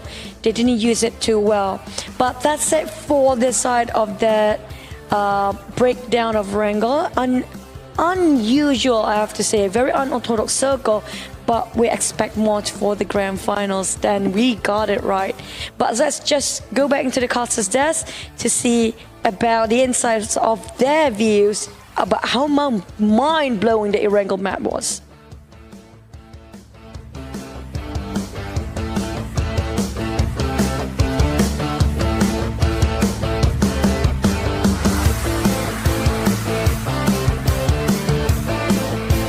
was an unforgettable performance coming from the Infinity, and of course, they swept it. You want from, to say and beyond? I almost said IQ, but that's a different. Okay, never mind. You know, Okay. like they actually came from the outskirts. When we were looking at the further parts of the hangar, and they survived with 2 members. They slowly pushed right in, and down to the very final play against the Livescapes, they have done it to actually achieve that chicken dinner against all odds, against the teams that have more numbers, more firepower. But you know what they have? Those insane grenades. And the power of knowledge. They know Sonoska more than anybody else. It's theirs to take, it's their homeland, and they know which angle to look at to find themselves good position for defense and offense at the same time. Because if you notice, they didn't go straight into the plane crash, even though they know they can. Yeah, and then you saw they were just hugging by the corners with those broken UAZs with a few smokes left in hand, and they have managed to bring in those big outplays by just lobbing one of the grenades of the lifetime. How many grenades they lobbed? Just It was more than 4 for sure, because we saw some. I think it's more than that. I'm pretty sure that was a whole lot of it. Like, at the very least, 5 frags each side. So I guess that there's a lot more show-stopping action to come later on as we are preparing ourselves ready for game number 4. You know, we're going to be moving back into Sanhok. And I would say that it has been a little bit of a different tempo. Yes, Infinity IQ, and of course not the ones that leading the charts right now, but they are still in the top 4. That's the great news. So IQ or Infinity Thailand here is going to be racing for this one inside of Sanhok. But let's not count out some facts where even the likes of teams such as BisdakReborn still can actually pull something off, because we talk about 3 potential matches here. As long as the Infinity didn't go out way too soon. I'm talking about, yeah, they did such a... They're walloping all the other teams down there with the last game. But when it comes to the next 3 games, they still have to maintain the consistency. We're talking about at least top 5 all the way. Then they're going to be okay. That's right. And I guess that if that's our consistency, it can actually confirm them a spot. We don't even need to have a look at the points, guys. Yeah, production, I know you guys trying to cause a little bit of suspense, but I'm pretty sure like a lot of all these fans are also calculating by themselves. Some people like to drop by Liquipedia, and of course, thanks to the admins out there that's been updating the scores. I'm not going to be spoilers right here, but you know, I'm just going to be keeping tabs from time to time if that's possible. But we still have 3 more games to go. So we're going to be going on this cycle once again. Sanhok, Miramar, and then Erangel. Now, I'm looking forward to that very final round already, because if this Erangel round is giving us the craziest stuff, I don't know what comes next. Oh, I did warn you guys. Be aware about Erangel. It's the brawl field where everything special comes out, everything surprising just appear out of nowhere. And the thing is, when it comes to dropping back into Sanhok, the momentum is going to change here.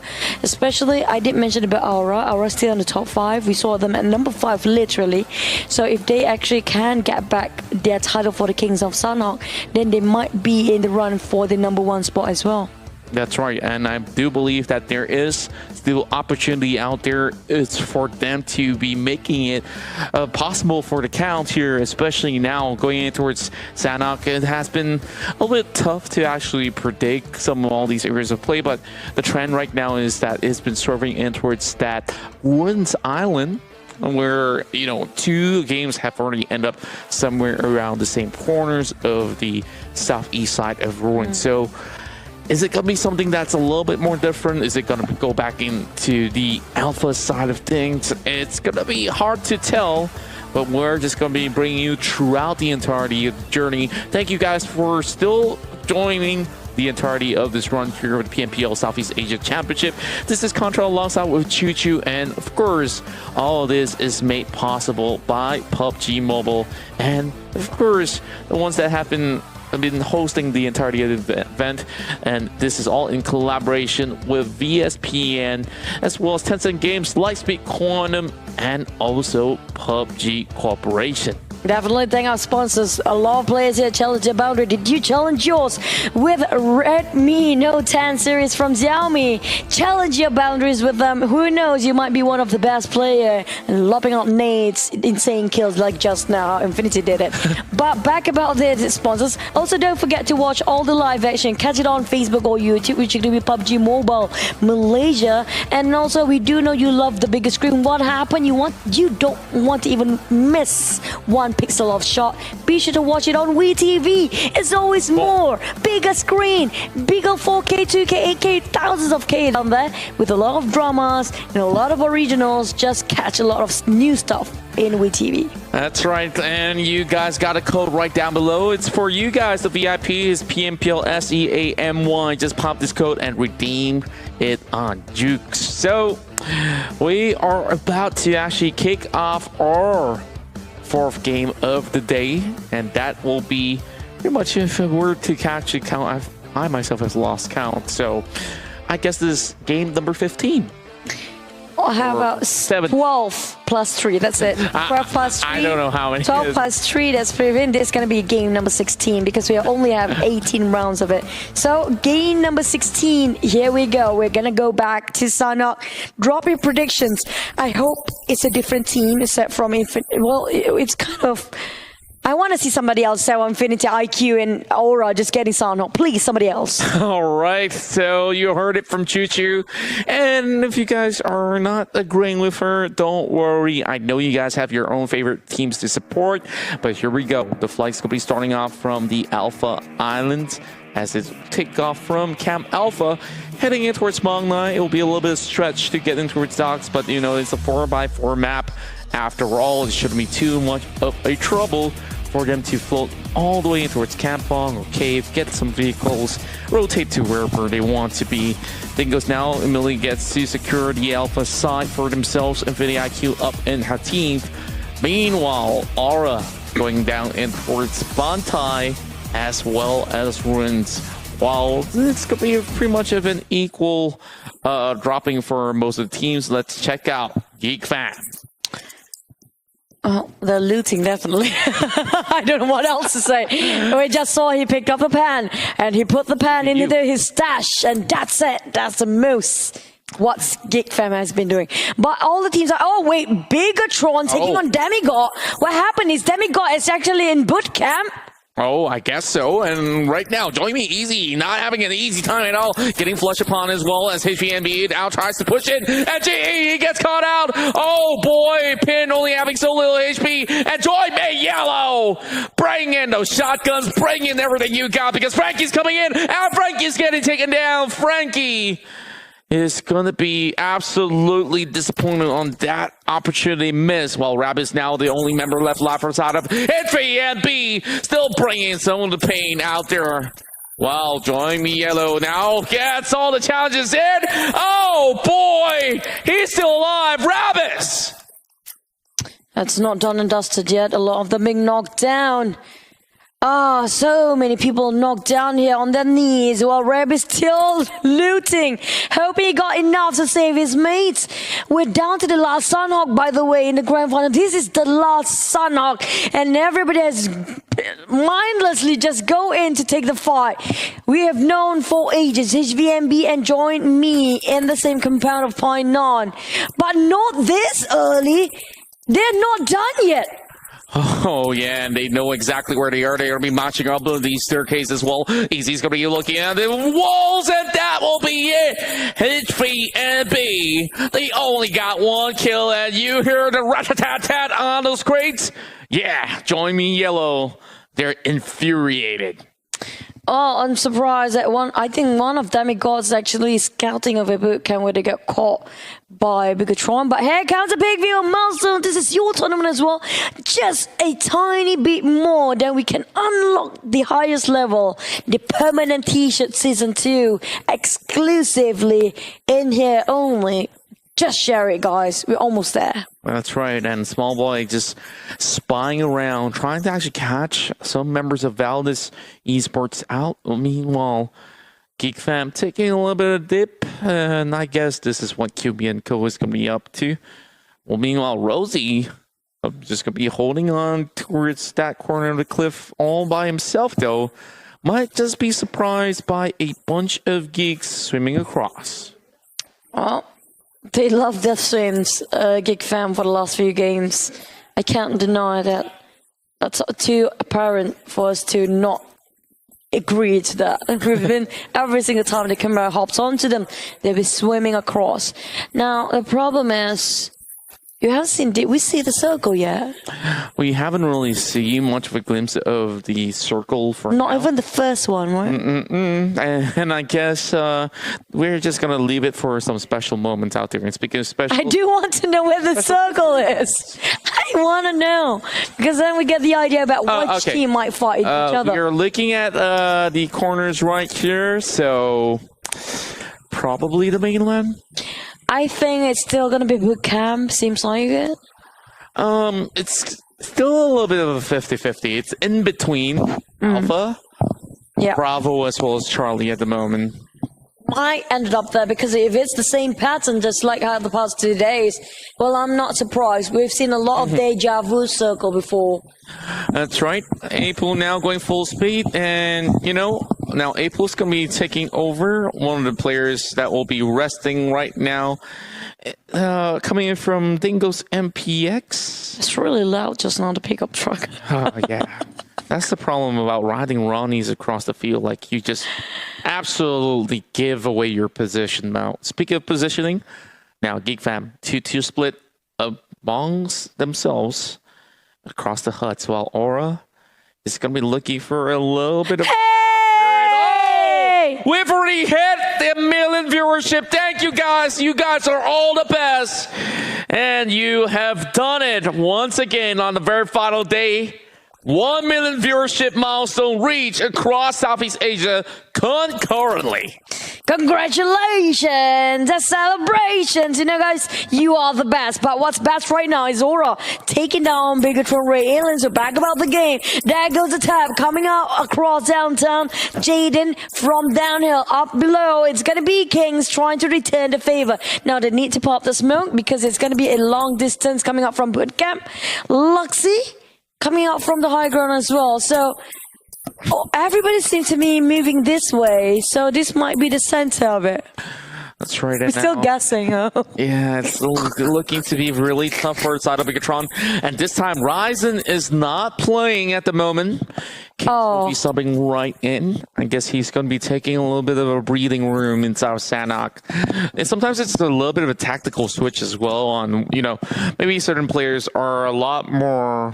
relaxed, effective when it comes down to certain maps. So it's not really about, you know, oh, this player is not efficient enough or so. You gotta give chances to even new faces out there. Hopefully, you know, whether if you're from Indonesia or not, you guys give a little bit more love and support to Kings, who's currently playing for Bigatron Ray Aliens, but Lamborghini is parked right under a tree. So he's got to find some of these members of Dingo's MPX across the hills as well as in the shacks. All gonna have a bit of a bridge camp, yep. Well, we see that one coming. Definitely the boot camp again.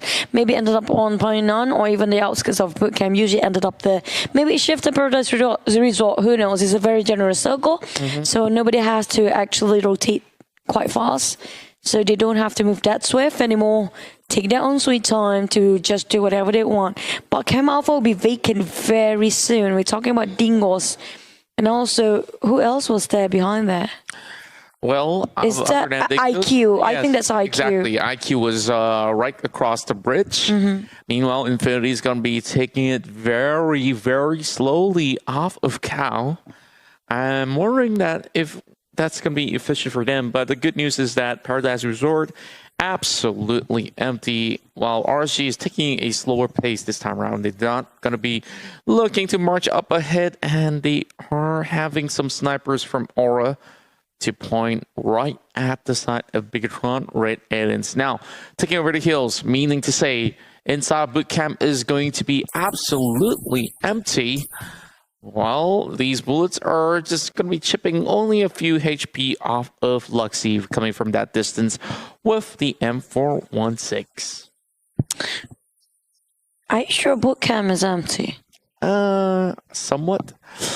Well, we can see that there are signs of some members of Big Front Islands, which they are not exactly inside of Big I think RSG might just take have over eventually. Yeah, they not really take that place. They're possibly gonna just run across it. They're just gonna, pass by and then see whatever they can scrape about the things that they can salvage from that drop pot, and just move on. Possibly. Well, some teams like Valdez. Okay, we haven't seen Valdez not performing at all the entire South Asia finals way back then. I mean, like, is it really the rules to change, or it's not their era anymore? It's going to be really hard. I guess every team is trying to adapt to this very brand new face of the Pmpl, because there's so many new names that have emerged. Yes, there are old names like Orange Esports, Bigatron, and you can argue GeekFam, as well as a few other names out there. But it's all about adjusting to the brand new style play, as well as the pacing overall. Now Dingo's moving back in towards a boot camp. That's where they are trying to spot out if anyone's inside of this town. Meanwhile, Batman has already seen a little bit of movement coming from Iron Pro, so they know what exactly to expect. It's the same pattern all over again. Whatever Sunhawk, Rama, Wrangle, you name it. It's always a civil war start first.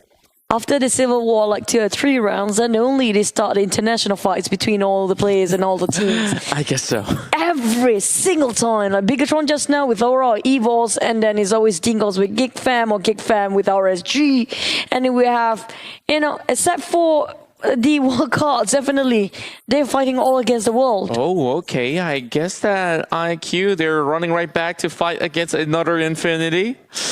This ain't Civil War, but I guess there are brothers who share the same name from different nations. It's a totally different Civil War, a different level of Civil War. There's it's hundreds of kilometers away from Thailand to Vietnam. Like, speaking from a person who used to travel, I kind of wish we can travel. Back in the days, it was all great. We get to meet the fans. We get to meet the players personally. We may not speak the same language, but hey, we had a whole lot of fun. And, I'm hoping that everyone here stay really safe. And of course, there's no point going out there unless if it's going to be some urgent matter. So make sure to put those masks on if you guys need to. And hopefully things will be good for 2022. Not just when you need to, you must put your mask on all the time it's possible. But speaking of the Civil War game, Aura and Bigatron at the throats for the second round. Well, we see this one coming definitely. But I'm just waiting if the circle actually shift on a really hard shift. We're talking about left or even on the southern side, then it's going to be fun to watch. Indeed. Now, Infinity, they're taking a little bit of swim here. Newsy opting to actually move all the way to Hatin, but he's swimming outskirts, as we do have Gatini right now. Just looking right by, they understand that they can't exactly go all too far. The question is, do they actually have any vehicles to work with? Yes, it will be, as I do see that there is one being parked right behind the villages. And now Ferrari is going to be unleashing some bullets right across. And he's getting treated immediately the moment that he steps outside. So Porsche is looking to back away as well. This ain't going to be looking too good, but... he got stuck. I think his backpack is too big just He got stuck. Okay, you're not going to... That looks hilarious, right? Like, couldn't really squeeze under the bridge. Is it something with my belly? Is it growing too much? Is it too much chicken dinner that we're getting here? Apparently not so, but for the Infinity IQ, more trouble lurks ahead because Loki, I guess he gets bought out by Iron Pro for a moment, but a little bit too far away. Let's not. Such a fun day. It's just such a fun day full of surprises. Now, Demigod, they fought against Bigatron before. I think it's one of the scouts as Chi was down. Now it's down to Korea to EMP, taking a fight against Eagle Esports head on, and just around the corner. Hey, this is such cheeky moment there. It's just, hey, bro, on, what's pick up? it. What's up, bro? Yeah, bro. You coming in, bro? Nah, I'm a shy guy now, she said. And now there you go. It's gonna be the love through the walls, like the ancient times of romance. Missed that opportunity though. Like he could have just taken it. I don't know, but I guess he's just gonna be kissing by the door and being a little bit of peeping Tom now. His teammate chooses to shoot instead. Mr. Christ is gonna be waiting. Well, grenades are not even lobbed right in. I guess Darley's going to be pushing one now and through the windows. Hey! The walls, and we're looking at DatCon. Namshin, This is where you at? the most shy fight ever, the entire history of PUBG Mobile. Yeah. The most shy. Come on, finish the fight already. I was like, I pick you, you pick me, we're a happy family. And Not so here happy comes hey, Blinded by love. too much. Hey, come on, Namshin. Like, that's the third time he's passing over already. Namshin, you can do it, Namshin. Okay, let's just move over because there's nothing to be shown right there. Riff. He gets himself a little bit covered by the loot crate, but I guess it has already been looted up. Now, level 3 gears all over his hands, and he's got a QBZ staring right back at his 6, looking for a Ferrari. But, you know, you don't always get to pick your ride. Now, DatCon's moving closely with a grenade right here. This better be good because Cry has been waiting by the edge. And Namshin, is he disconnected or what? They are such a patient people playing this game. I don't have that same patience. I mean, like, they have the perseverance, they have the patience. They are very shy, man, too. And I like shy men. I find them very, very adorable. Back about the demigod. Start to preemptive bullet shots coming out from DatCon. And not connecting just yet. We have one more team joining in, who's going to be joining me later. This is he had so much time to have a little bit of graffiti right there. Small boy, he takes on Evil Slicer. Face is going to be coming down as well. Members of BisdakReborn, they're getting torn apart by RSG. Finally, some action going down in Sanok. Oh, demigods! Finally, the shyness has been broken. The silence, the ice-breaking moment. Eagle Esports tossing the Molotov, and it's going to be brutal. The moment the silence has broken. Demigod, wham, taking on one knockdown, taking on 2, finish it off straight away, playing around the corners. Namshin arrived. He got 1. Oh, decimated. That's going to be Demigod staying mortal as human beings now. Not a Frankenstein indeed, and I guess, like you say, the patience has its own virtues, as Namshin was the one to have closed out that fight after a stare down of what 5 minutes, and here comes Evils. They trade right back. They managed to pin down Batman as it cuts over to the tree, but the problem is BisdakReborn has already lost 2 members out there, and I guess situation gets a little bit more intense because Evos, the moment that they get out of here, they have to climb those hills, and Valdez has been looking upon. RSG loses 1 more. RSG now stuck. Will be staying in the blue for a bit as Valdez making sure they're keeping the pressure on that side for some time. Now Ruins just ruin everything those coming out from the mainland. Now imagine the choke point in the death bridge of Painan. We have joined me there. Definitely FaZe is there waiting. So the teams will be gatekeeping this coming up from the eastern side. Good luck. Have fun. RSG down.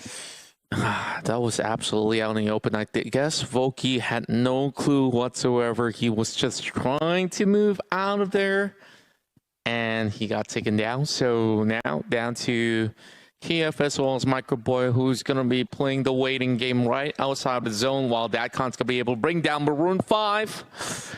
MR5 now needing a little bit of pickup. And like I mentioned, time after time after time, we're getting the circle going in towards ruins. So this is going to be looking pretty good for Livescape once more. Aura Esports, no questions asked. And this time, FaZe Clan also having the upper hand alongside with Join Me. Getting the knock onto Kings and Orange. They've just arrived to the scene over in the far eastern side.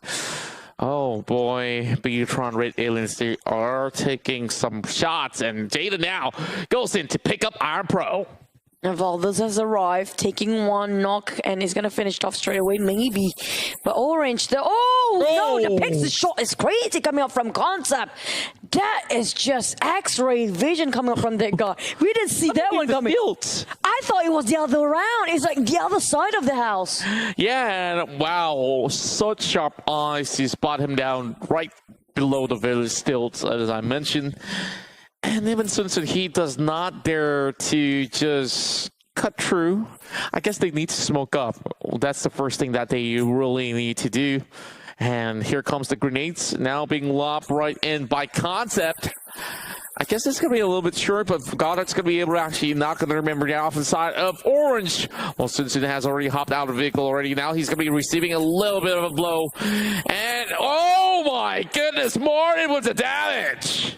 These guys, Valdez, they have the firepower. All they need is a bit more tactical, a bit more good formation to get that ranked. And Sun kind of cornered. And Valdez really going for the murderous intent here. Eagle. It's not any mercy being shown. And Skynet has been gone and about. We have Sun still hoping to play. Is he playing the healing game? Because it's not that far off from the safe zone. Well, tapping. Eagle Esport waiting at gate him. Good luck. Those actually stuck on the bridge. Yeah, it's really hard to even take a swim right now. Snipe's going to be able to find 6 as well. So Valdez, they're going in way too slow in towards the upcoming phase. And I don't think they can actually make it out, even though Martin could have actually secured a few extra kills out of the situation. Same goes to Sun, where he does have a total of 6 first aid kits initially. While Snoozy can be able to actually hunt down one. Same goes to Jaden here, picking one more kill, while Snoozy goes into eliminate Microboy with a headshot now. It's going to be Venturas here. They do hear all the shots coming in from the side of Eagle while they are trying to break out some of the vehicles. And here comes MR5. He's going to be going for the spray as well, looking in towards the smoke. And he might just be able to catch all 4.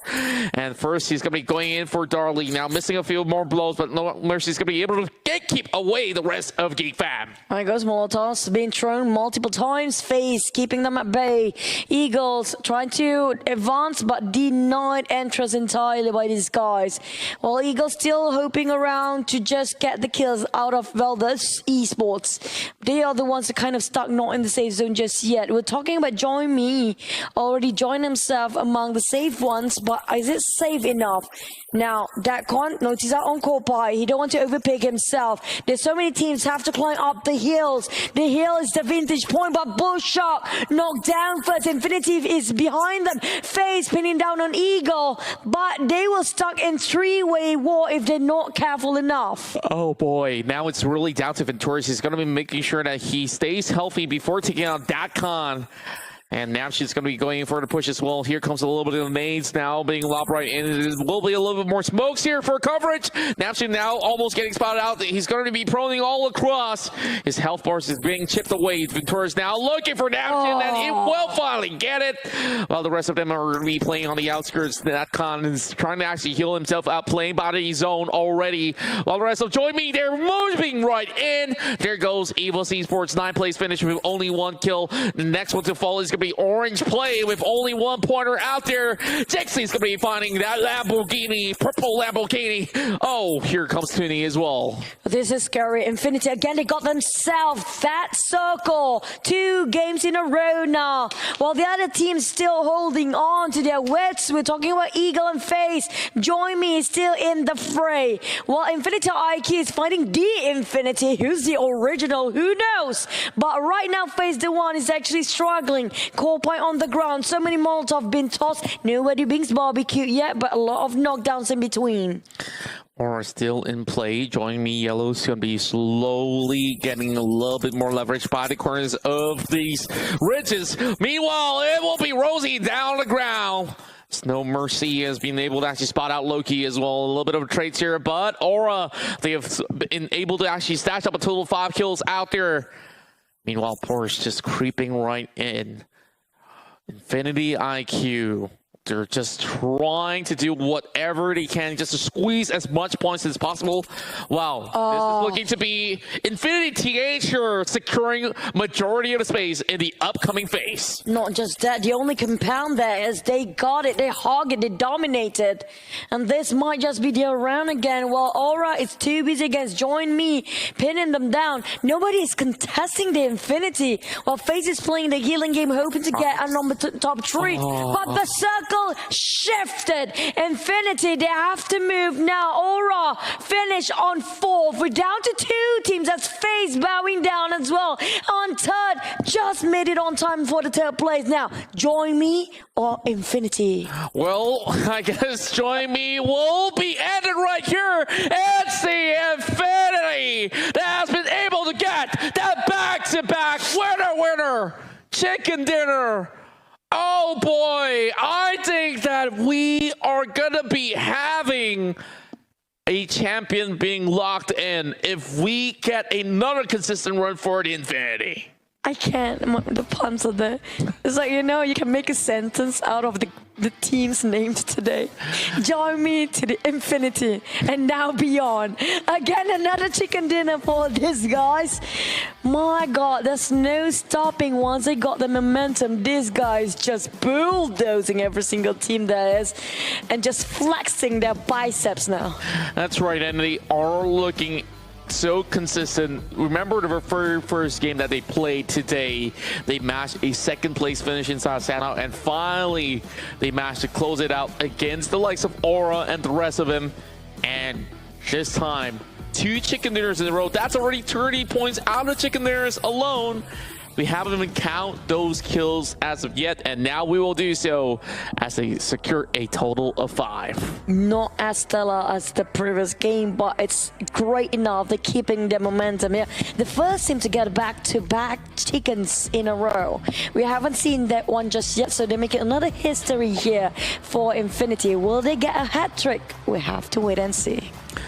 That's right, and the total healing of 923 healing is important inside of Sanhok, especially when you see so many teams coming in from the outskirts here, and you know, the Infinity somehow has been able to pull through time and time and time again here to prove that they are one of the best teams that are coming from the region of Southeast Asia. They just have been quiet the first couple of days. Not that quiet, but not this loud before. And this is too loud for us. It just scares us. And my hands are standing at his hands because the last game was mind-blowing. And it feels like they are cooling down in this game. But their cooling down is still getting #1 spot. And they are securing that spot and not even trying to. They literally screwed themselves to the champion seat here. I don't think anybody can snatch it away anymore. That's right. And I believe that, you know, if there is going to be challengers out there, you know, BisdakReborn is still fighting for it, Aura is fighting for it, Infinity IQ is also fighting for that spot. So don't count them out just about yet, because the last time we saw inside of the top 5, there were some of these teams, but the chances now is going to be a lot harder. Don't lie to yourself. They definitely opened up the gap after that 36-1 round thing. And the second to that was like, how much was it a big gap? Like 20-ish kind of points. So no, there's nobody's catching up here. I'm just drawing possibilities, all right? Let's rain on the parades of, you know, fans of the other team. Give them a little bit of hope, and, you know, if you're a fan of the Infinity, if you are a fan of Infinity, this is the best news possible. 2 back-to-back wins, and now Gatuni gets his 2nd MVP title shot here with 2 kills, 312 damage, survived all the way to the very end with, you know, 34% is the number that has always popped out for the Infinity. You know, Contra is best when it comes to giving fake hope like you did to me. I thought we were close, and then he's like, "No, we're just friends." Oh man! Boy. So yeah, don't trust fake hope. Take it as just no hope at all. I'm so mean, but take it in, guys. The truth hurts. It's as bitter as it gets, but that's just reality, okay? That's right, and the reality is this: the Infinity is way too good. In the last day, it's like they literally pull everything off. All the magic tricks are out in the open, but look at the difference here. Aura, you know what? Maybe there's a glimpse of hope in Aura. We know that they are in top 5, but based on their performance here today, they're going for the kills. They just go in all for the kills. That's right, and Aura, they do have a little bit of a head start here. They usually start by the corners of ruins. They've been farming those kills coming from the teams that comes through Camp Alpha and the rest of the villages. So they've been taking so much of all these hits, and I guess by the very end it was a little bit more difficult for them. But currently in the match ranking is Join Me Esports here that has been able to stash 21 points overall. That's very impressive. Meanwhile, Infinity, they secure the same amount of points as Aura, even though they walk away with that chicken dinner. So what I was saying was pretty much true. Aura does have a chance. And FaZe Clan now better ending for themselves in the top 4 with 14 points, 7 points each for Livescapes, Eagle Esports, as well as Valdez, while Infinity IQ, 6 points. You know I make that face, and it's like, oh, they're still in the run, but there's like only 1 point in between. You know, yeah, they're still in the run, boys. But I think the closest one is gonna be definitely Aura, definitely. But they need to make something wow to actually surpass what Infinity has to offer. Now on the second page, Kick Fam on 9, we have Orange Plays at 10. Evil's Reborn now dropping the charts quite hard at 11 plays. RSG 12, Dingo 13. Bigatron Aliens, what happened? Now at 14, HVMB 15, 16 Demigods. Well, speaking of Bigatron Ray Aliens, They swap Ryzen. I guess it's not really just about the Ryzen. In fact, like the way that they actually rotated, they went in towards the hills of Bootcamp over the southern side. And that's where they got clipped upon from every angle. But, you know, let's look at the overall rankings. They're not really unveiling. Yeah. That's the reason why I've been, you know, following with the program. But Yeah. they are now knocked out of that area and into the top 5. 151 points, meaning the Infinity is right now in there to join with Livescapes. And Orange, they got 124 points. I think it's going to be a little bit too far of a contest for Orange Esports, unfortunately, but they I still gotta can. respect them. Yeah, because, you know, with 2 games, there's still a little bit of potential. I'm not counting them out. Anybody can pull off what Infinity did before. I mean, like, they can surprise us. We're down to 2 more games, not the final game. Even if it's the final game, they can score 30-ish, so it's not impossible there. But question is, how big of a gap between first and second place there is? Yeah, that is what I really want to find out. But looking at the second page here, it's going to be Demigods here, 102, 101 for FaZe Clan.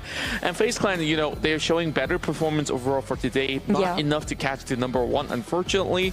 And Geek Fam comes in with 99 points, 95 for Eagle Esports. Valdez will be moving upwards as well. And so that's going to be 84 points, 80 points for Dingo's MPX. HVNB comes in at 79. And stagnant there, down to the bottom is RSG, 72 points. Oh man, the Malaysian teams are having it tough for this round, but here comes Join Me Onyx as the most damage out there, 787 output with the longest travel. Infinity, they have nothing, endless of traveling with 9,144. It's so much fun to put the puns within the names. Join Me also in the highest assist. Join Me Onyx, he says, in my highest assist. He put himself twice in the board this time. If you're going to go on Malaysian context instead of Mela, it's Mila. Join.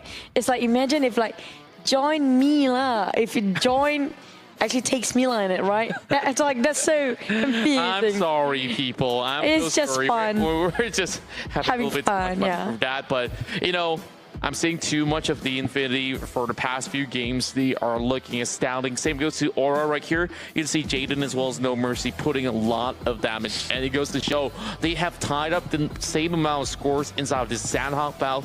And it was Join Me Yellow here that has been able to actually reap a lot of all these points to be securing a 21 overall. Now we have 52 kills inside of Sandhawk with a total healing of 9,120, a bit lower than we expected it to be, and a 52 knockout. Meanwhile, we got double happiness, 88 trollables being used here alongside with 3 airdrops being looted, 9 total headshots, 12 total revives, and longest kill distance by Nguyen. Oh, we still want to see the 400 marks for the longest distance kill. Not yet. Maybe somebody will surprise us in the last two games, but we're down to 2 more, which are going to be Miramar and Erangel. Any in particular that you want to see in the next 2 maps? Yeah, I really want to see a little bit more of a close fight between, you know, the teams that are right now sitting at the bottom side of the table. It does not mean that if you're under the leaderboards here that you're not really worth a shot at the title.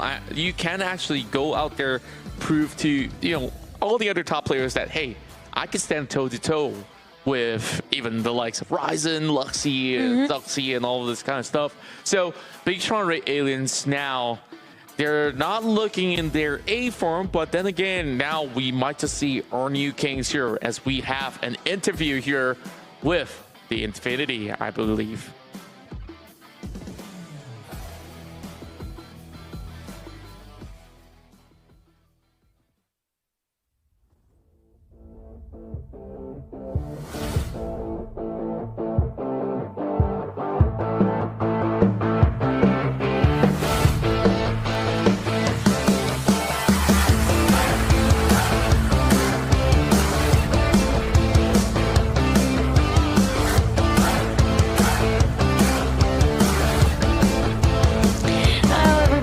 It's me again, Chu, for the host and also the interviewer on the analyst section as well. But we're going to interview a bit when it comes to Cake Fam.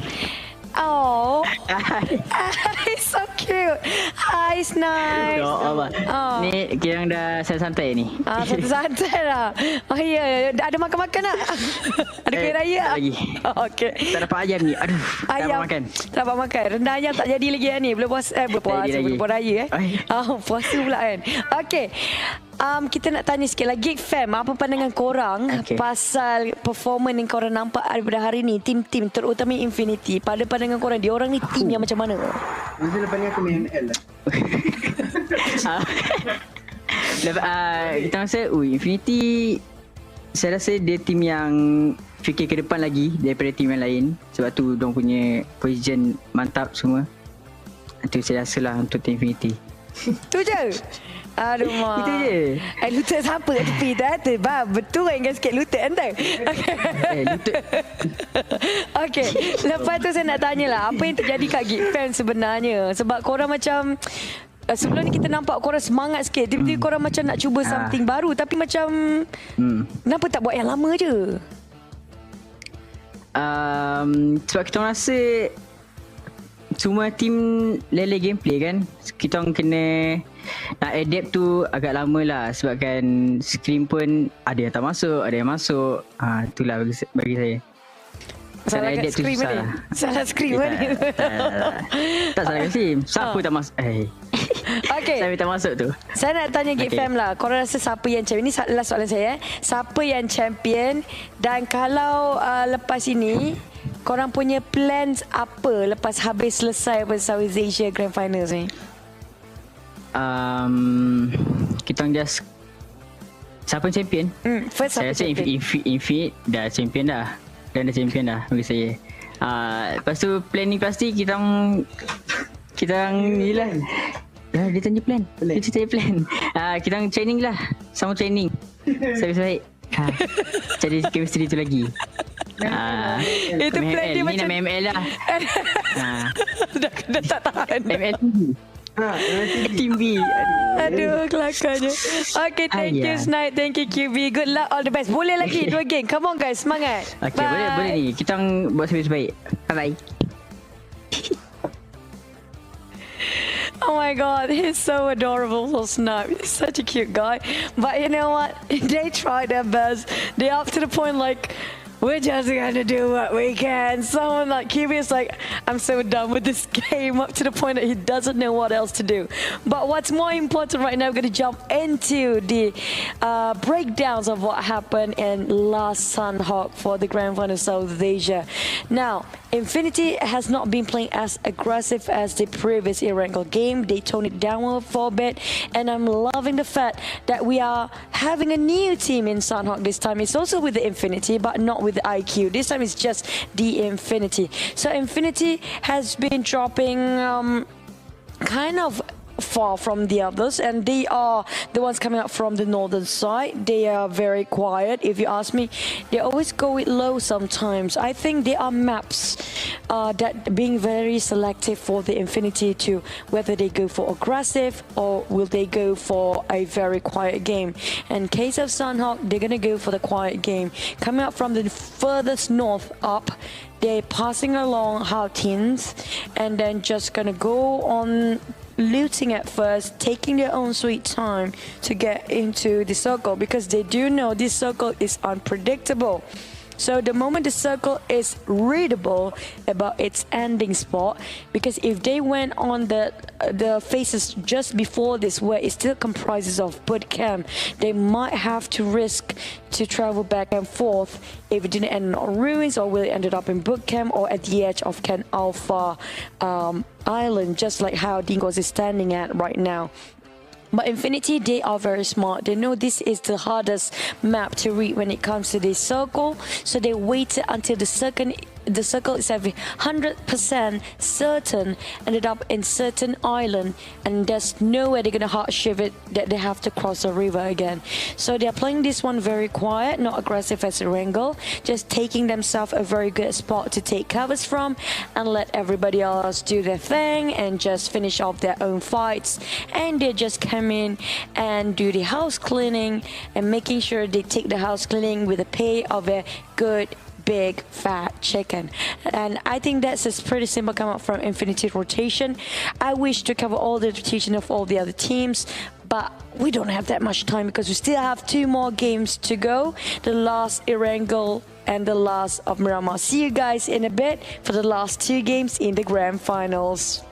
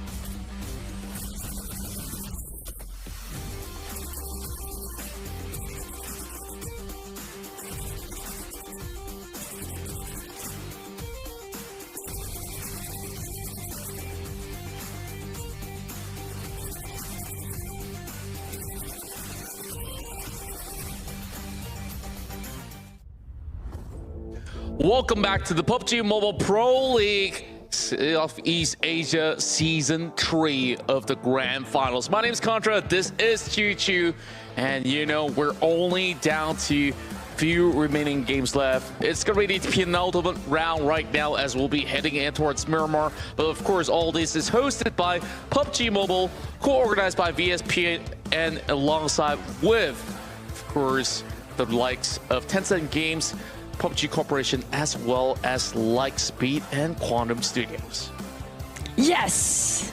We're down to the final day, lots of games, but without these guys, we have nothing. It's our sponsors, and they challenge you to challenge your boundaries. Who are they? It's going to be Xiaomi Redmi Note 10 series. You'll be the next contender for the top in the South Asia if you use them. And also, you guys are watching all the live action taken on live stream on Facebook and YouTube, which is going to be PUBG Mobile Malaysia. Not forgetting bigger screen, bigger drama, so many things to watch. WeTV. Always more and so much more. Honestly, too much, because if you actually go down and watch whatever there is they have to offer, you don't want to come out from the house, and that's the good thing for you right now. That's right, you guys can also redeem some Jukes VIP code right there to, of course, enjoy the music and enjoy the entirety of the show here throughout the entirety of the PMPL. You know, I've already checked out some of all these great dramas that's on. You love drama. I love myself some great drama. And right here, you know, even speaking to some of the players of Geek Fam earlier on. Yeah. And they've already said that we kind of know who's going to be the champions overall. All they have to do is to maintain on these upcoming few games. It's hilarious when the interview went like that. I didn't expect that kind of a chill vibe come from these guys. They're up to the point that literally just follow whatever flow they are floating on. So it's like when we asked QB, we heard QB say, I'm so done. PUBG Mobile, I cannot see my life with PUBG Mobile anymore. And they don't know how to counter this. It's just no way. It seems very flawless about how Infinity plays. There's some teams right now so intimidated, feeling so insecure about their positions. The only thing they think about right now is run. Whatever it is, just run. Well, you know, it has been a really long day for many of them, and it sometimes is a little bit more demotivating when you're not entirely in the same position that you really want to be at. Everybody's looking for that title, but there can only be one champion overall to represent Southeast Asia. And, you know, the great news is that whoever wins this will secure it for Season 4 onwards to fight for that spot in the PUBG Mobile Global Championship, which will happen eventually down the months to come. But of course, you guys can keep yourself updated by just following PUBG Mobile's Facebook page, as well as every other social platform. Now, 2 more games, and we saw in that list there was Livescape, there was Infinity IQ, and also BisdakReborn at first, but things are starting to take shape already because there's Aura and undoubtedly the Infinity Thailand. I think like when we questioned some of the players from Malaysia, they did mention about it's kind of confirmed.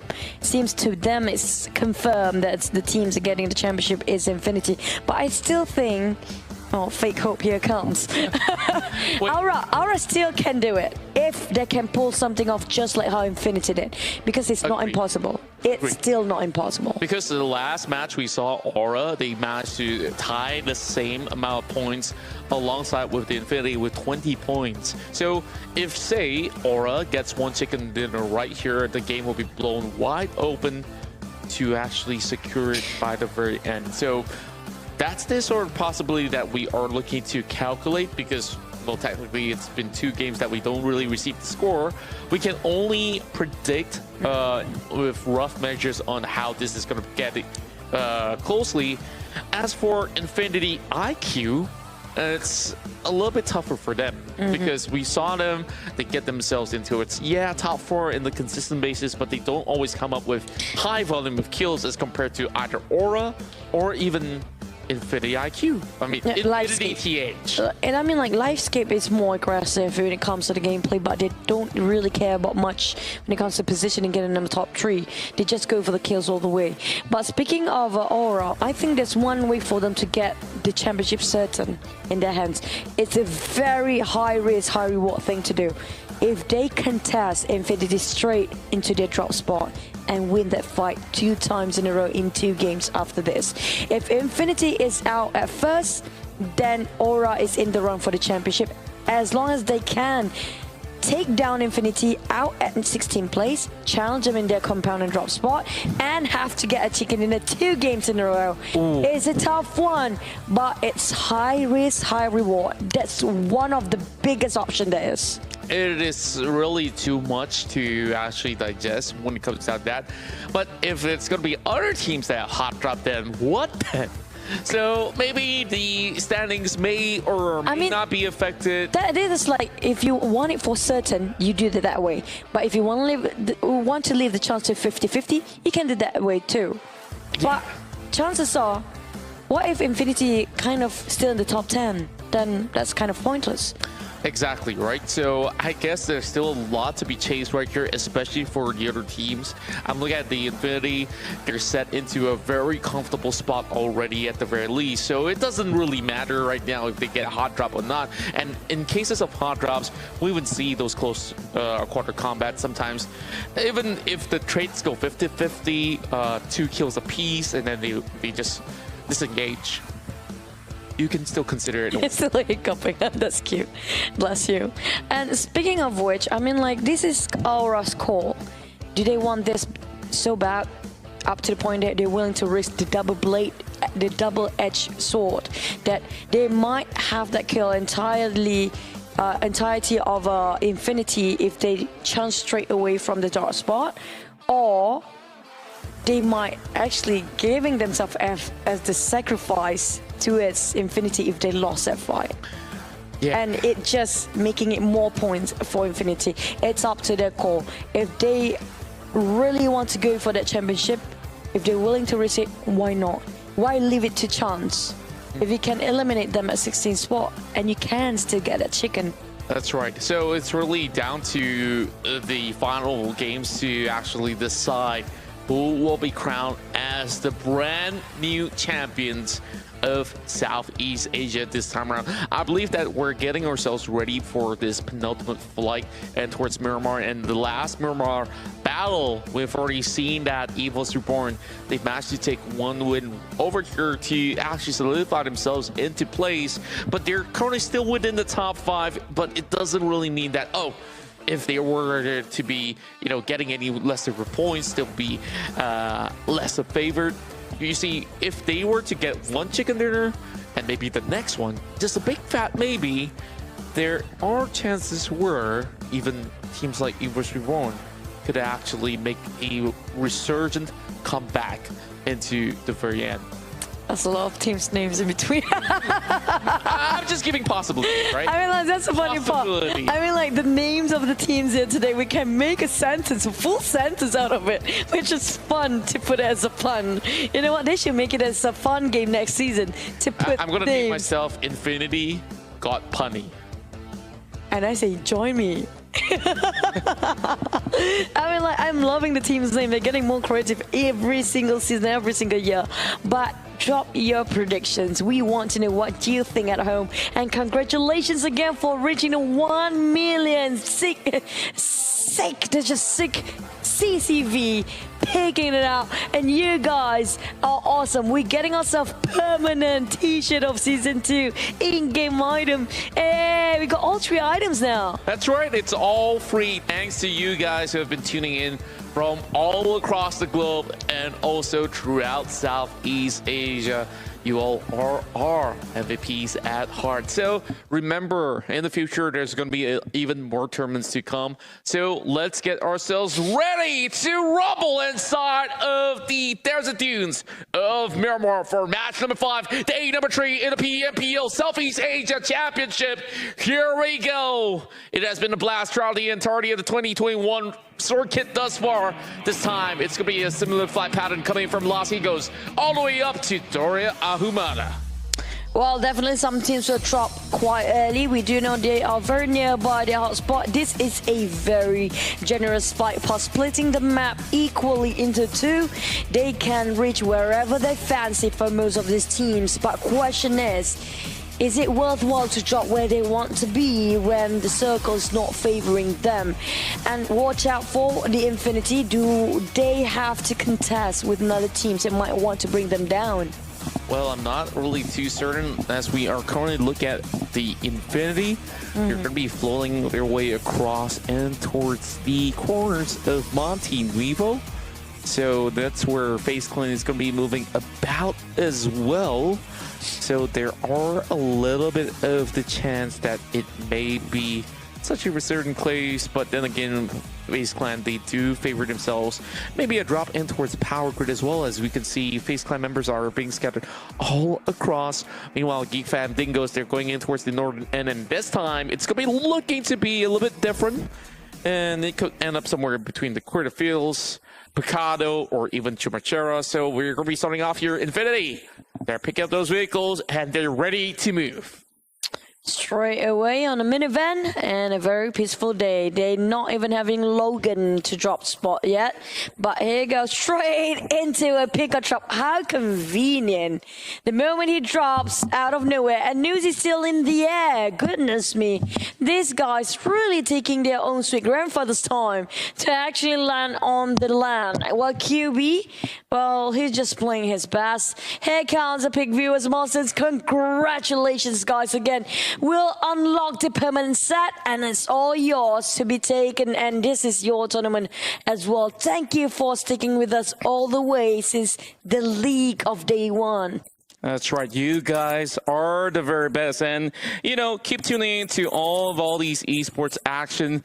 Remember, there's going to be a whole lot more to come. And just a little bit of a reminder for those of you guys who are currently residing in Malaysia, there's also going to be the PMNC that's going to be happening within the next month. So make sure you sign up with your squad. And you can also win the token for your Pmpl voice pack on discount. So just check that all out. Dingoes, they're just slowly looting through Crystal Valley. You know, they were the champions of the league for Malaysia and they started this really aggressive meta, but I'm not seeing enough of that aggressiveness throughout the Southeast Asian bout here.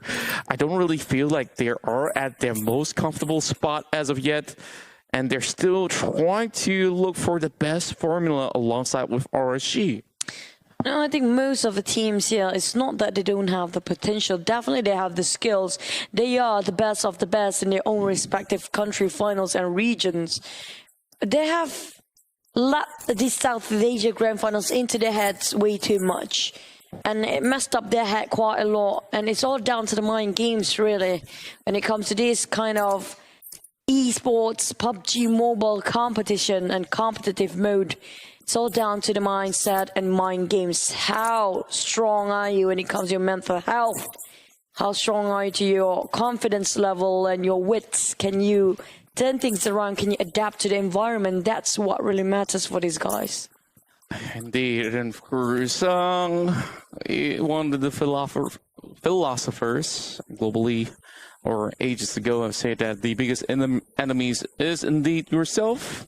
If you can overcome that, that will be you going against all odds. Of course, now with the FaZe circle going pretty much on the northern parts of the map, we're really looking at a few teams such as Demigods now taking the northern side of the hills alongside with Geek Fam in South Cabrera. But then again, it's going to be a member that's going to be scouting up ahead. FaZe Clan now spots out Aura on rotation. And we mentioned about how consistent they need to be. Now Rosie, they're getting clips out of this FaZe Clan member. And thank goodness Rosie survives. No, that's a crash. That was a flying moment of death there. He almost overexposed himself for Rosie. Luckily, he gets away, but nothing can stop him from looting now, can he? He's right on top of a mountain, doesn't have that much loot, especially his utility is not that much to work with. He does only have a couple of band-aids there.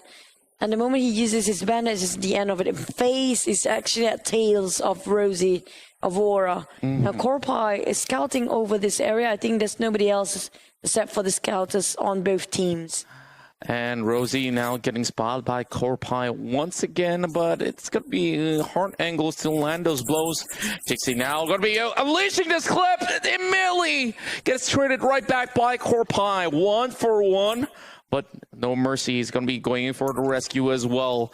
Bull Shark's going to be coming in for the flank, and I'm not too certain whether or not can they actually make it out here. Now that is a bad lob of a grenade. Okay, my friend, no mercy's got to move out for a little bit. Jaden now with a better toss is going to be giving a little bit of cover. Now Maroon 5 is going to be covered inside with the smokes as Corpai needing to actually lend a hand to get him back on track. This is way too early. They are getting more aggressive and more proactive every single second. And Megatron just picks over, also pops their head around the corner. I'm not sure if they want to butt in this business or not, or stay their nose out of it.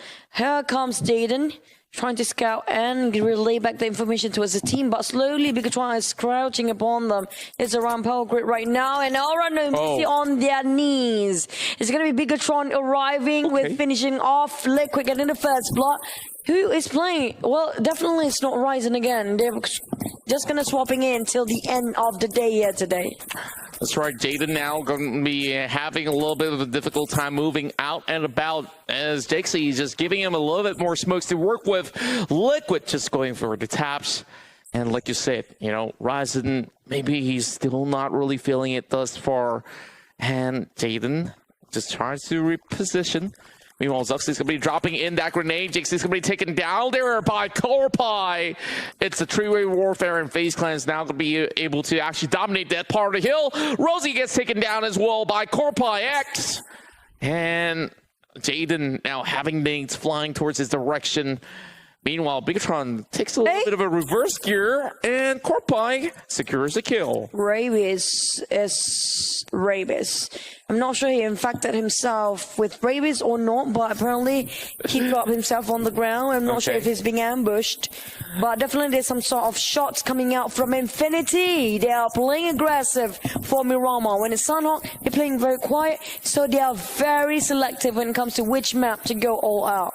That's right. Now we have some stats coming in from Kim as well. 6 total assists, 1 heal. I don't think that's the number. And 18.9% contribution to the team. Corpai is going to be able to actually get a knock on top of Aiden. And I believe Aura right now has been crushed. Goodbye, #1 spot. There you go. Hard truth been spoken. That's the end of the tunnel of the fake hope. Wow, man. Well, I was hoping some good contenders coming out from #1. But you know what? We're still looking at #2 and 3. That's a couple of thousand, 5,000 difference between second and third place. That's quite a lot. And FaZe back for MR5. We're going with them in the 14. Scout things out. This is going to be them playing the high ground, trying to find where are Bigatron. So Bigatron split into a 1-2-1 formation for now. And we're looking at Luxy gonna pair up with Liquid, while King's going in solo at the back, playing as a support maybe. And while FaZe is kind of spreading thin as well. I'm not sure what they're planning to do, but obviously they are on high alert about another team coming up very close by. But I don't think Bigatron wants to fight that much anymore.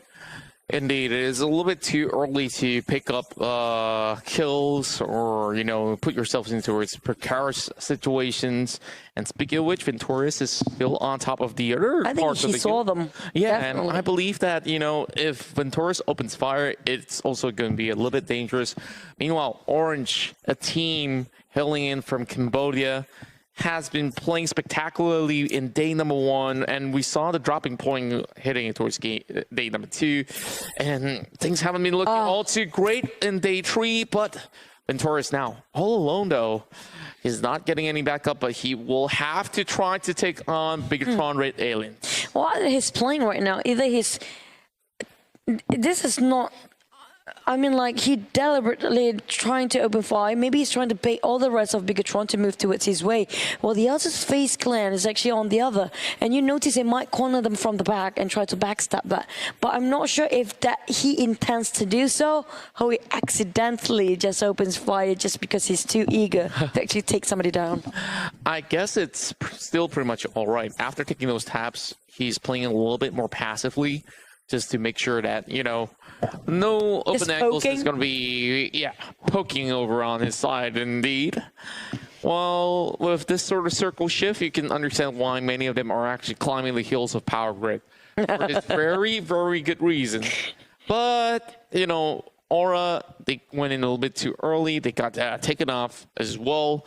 So it definitely does feel very, very bad for the likes of that Indonesian team. And, Uzi, okay. There's a couple of love letters being sent from above, but I don't know where is it coming from. And it's very hilarious and funny that every single time we are putting the puzzles together about where the circle is, and we are figuring things out. Where is it? Why is everybody climbing this mountain? And finally, we figure things out. Hey, yeah, here comes Pop's cherry there, and the power grid will be on the outskirts of, because between these places, it's going to be the final few circle of FaZe. Oh, that's what they actually did. Literally, that just happened.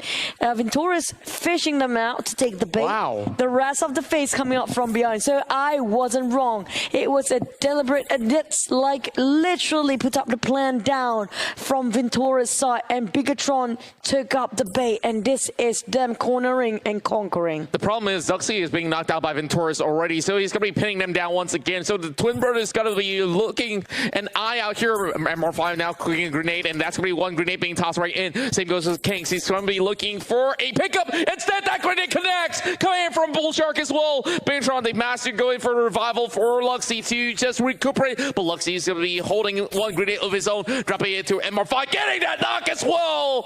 Things are looking pretty good for the defending champions. But then again, the titles will be at risk by the very end of this journey. But FaZe Clan now, they're not looking to bow out. And MR5, he's bleeding out already. They will have to give up his life. Luxy secures the kill. Now he's going to be on the push as well. There's going to be Corpine up on the rooftops as he's showing a little bit more strength, trying to actually get a little bit of glimpse of the members of BTR.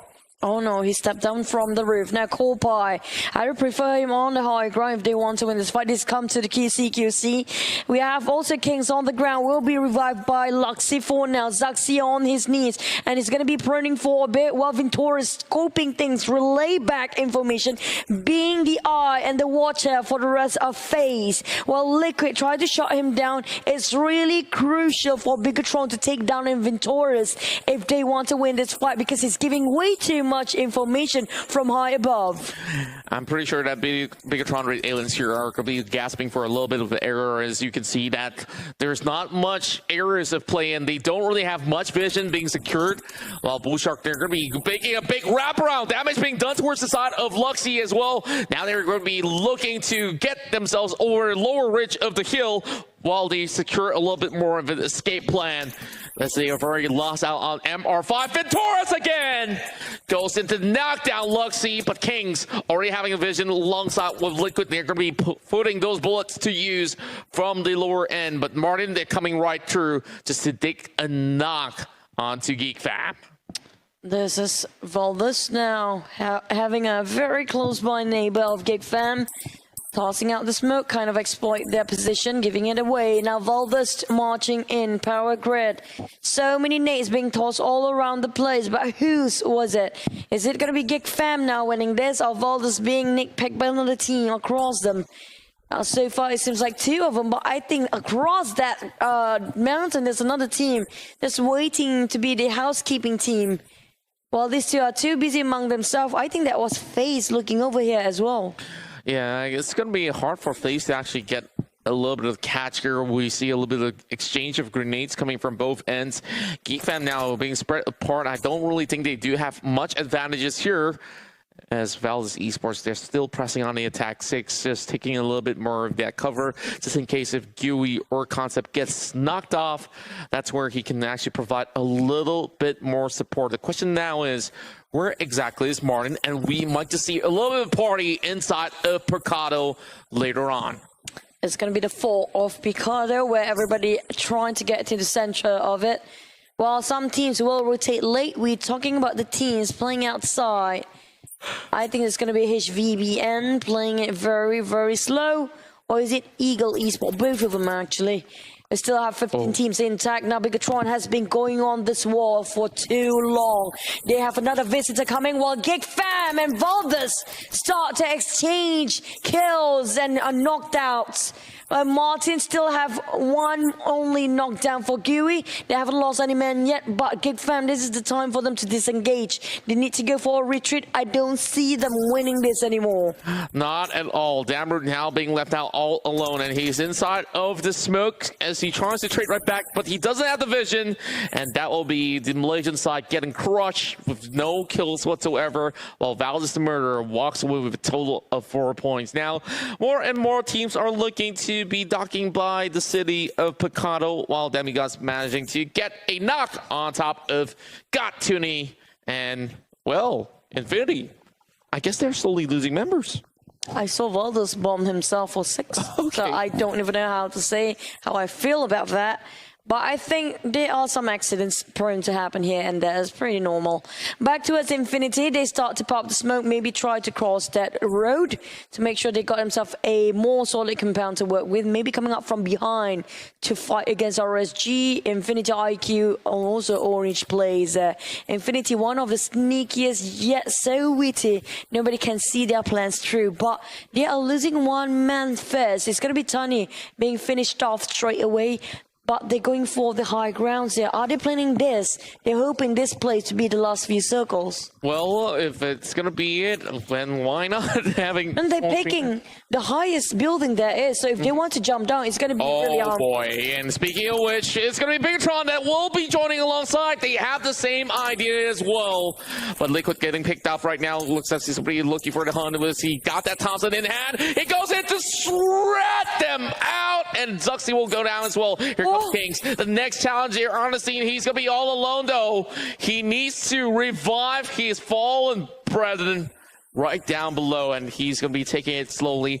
The office building is my favorite spot because, like you said, it gives that perfect bird's eye view throughout the entirety of the city, and everybody's going to be marching up ahead with Porsche taking on one member of them. We got Bullshark's the next one to fall down on the ground, and Martin's going to be able to find that kill on top of Bullshark, while Newsy trying to drop that grenade, taking a little bit more health bars off of Kings. Yes, Newsy and Mill are left out. Only 2 of them again, but never underestimate between these two. Penn, he bombed himself out of nowhere. We're looking at Zuxi and the rest of Bigatron, also 2v2 at this point. In the same building, in the same compound, while the others are too busy to stay alive outside of this particular vicinity. Now Kings are waiting for somebody to open the door. The moment they just swing it, he's just gonna swing his weapon. That's right, man. I saw the stats coming from Newsy. He is the most complete package of a player here. He's number 1 on all stats, and currently grenades are flying right in Eagle. They tried to flush out the entirety of Livescape, but Livescape, they are hugging body corners of the wall. Nguyen now tries to find another pickup here, and it doesn't seem like it's connecting all too much. And Darley now looking for a little bit of a glimpse. And that will be a railroad here getting picked up here by Nguyen. And whoa, ho, ho, ho, Eagle. They just managed to crush out members of Livescape. They're flying through that window and just smack down the rest of Livescape just now, but still have a couple of members. Last year, Alyssa, he's still trying to keep the boat afloat while waiting and running. I think it's best for him to actually find covers, bail this one out. They still can play for position for Livescape. They're still in the run for the top 4. It's not impossible for them to actually end up in a chicken dinner moment here while Orange start to move. Now, Orange, you mentioned, they're a bit of a run to get number 1, but it's not impossible to snatch on 2nd or until 4th spot. That's right. The higher the position, the better your chances here coming in to qualify for Season 4. Sunsun now tries to actually shred a little bit. Bullets goes to Pop as he takes down the final member of Livescape. And Livescape, we saw them being in the top 4, and now no longer, meaning to say that there's only going to be so little contenders out there. Darley's trying to shred out the members of Orange Play. Now it's only going to be Sunsun on the other corner, and Darley's the only one remaining for the South Eagle Esports. Sunsun as well as Pop. They can actually push right through, but I guess they have already got 3 members to work with, and that's where they are getting up close and personal. Just by the corner of Shaq, and now here comes Darley. Oh no, but darling, can he be a darling now? Not really. But RSG, oh no, we're jumping all over the place. It's such a big mess. All the wars are happening at the same time. Joining, getting the grenade kill. RSG came in the mini 40, tapping with such precision. That was beautiful coming up from him. Finish off Evil's Reborn there. Well, Valdez joining in with Bigatron Infinity. These 3 teams will have the longest battle because they were too busy taking those from the outside first. Then the last few moments they're gonna fight within themselves. Everybody get to work inside of the office right now because Martin has just arrived. Is this gonna be the raid boss? We really do wonder. But everybody's taking different side of the floors, and you know, the big boss is actually on the top one. I can't really call the Infinity the CEOs right now. But if they were to win the entirety of this bout, they might just be the champions overall in the Southeast Asian scene. And Red Face now looking for those pickups there. Members aside of Orange Play, they're going to be right out in the open, just trying to hang by the corners of the smoke.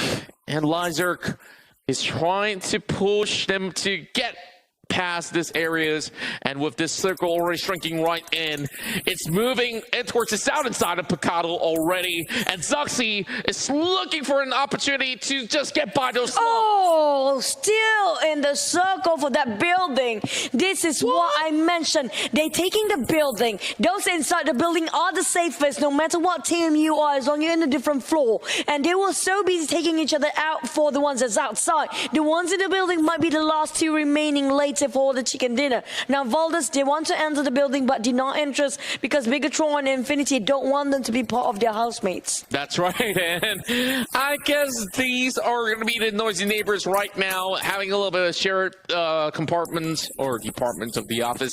But here comes Martin, tries his luck in through the smoke, and it will be Venturas there. That will be taken out. The member of RSG. King's now getting spot out by Newsy, and Newsy! He takes down the entirety of Bigatron Red Aliens with a total of 4 kills being snatched up.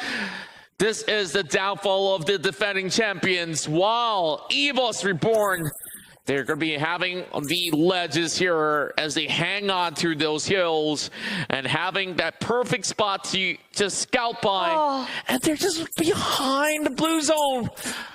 Orange Play. Just sad. Look at how they bleed out and dying. And even Martin don't have the heart to shoot them right now. Just leave them be and finish off by the placer. Now, Infinity got themselves the highest ground in this compound. It's still inside of a circle. Grenade killer down by RSG, but Evos has arrived. Infinity IQ will be challenged. We have Evos on the high ground. Some of them can't out finish off by Voki. I think, no, play zone. Voki going against another team. RSG on the other side. When IQ, they try to take up a challenge. Now both teams are being very quiet, trying to spot things out here. That's right. KF will actually deplete through the blue zone. Now Lamborghini trying to actually get some members off of Infinity. And the Kingmakers of the entirety of this tournament are having a little bit of a tough time here. Small boy getting spotted out by Mila. And that's going to be Batman right down below. I guess eventually Infinity has to make a leap. And that comes with Newsy first. And that will be bullets sent this way. Kiwi now gets the knock on towards Newsy. Well, the rest of Valdez here are on the manhunt. Mila with the first aid kit. I don't think he gets the 5. There it goes. The Infinity. They crash out. Fake spot. Okay, now they got a bit of a light at the end of the tunnel. Orange still can catch up here as the #1 spot has stopped the killing spree.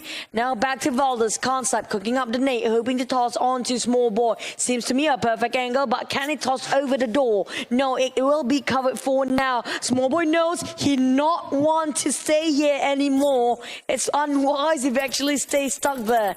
Well, they will revive Batman. Valdez 3v3 Evoke being revived as well. This is the rush hour for Valdez. But can RSG have enough time to reset here? You know what's interesting to note for a fact is that the circle was where it was Reborn was holding initially up on those hills. They were the ones that climbed downwards, and now Orange Esports, they are taking over the entirety of the zone. No other teams are actually across the corner.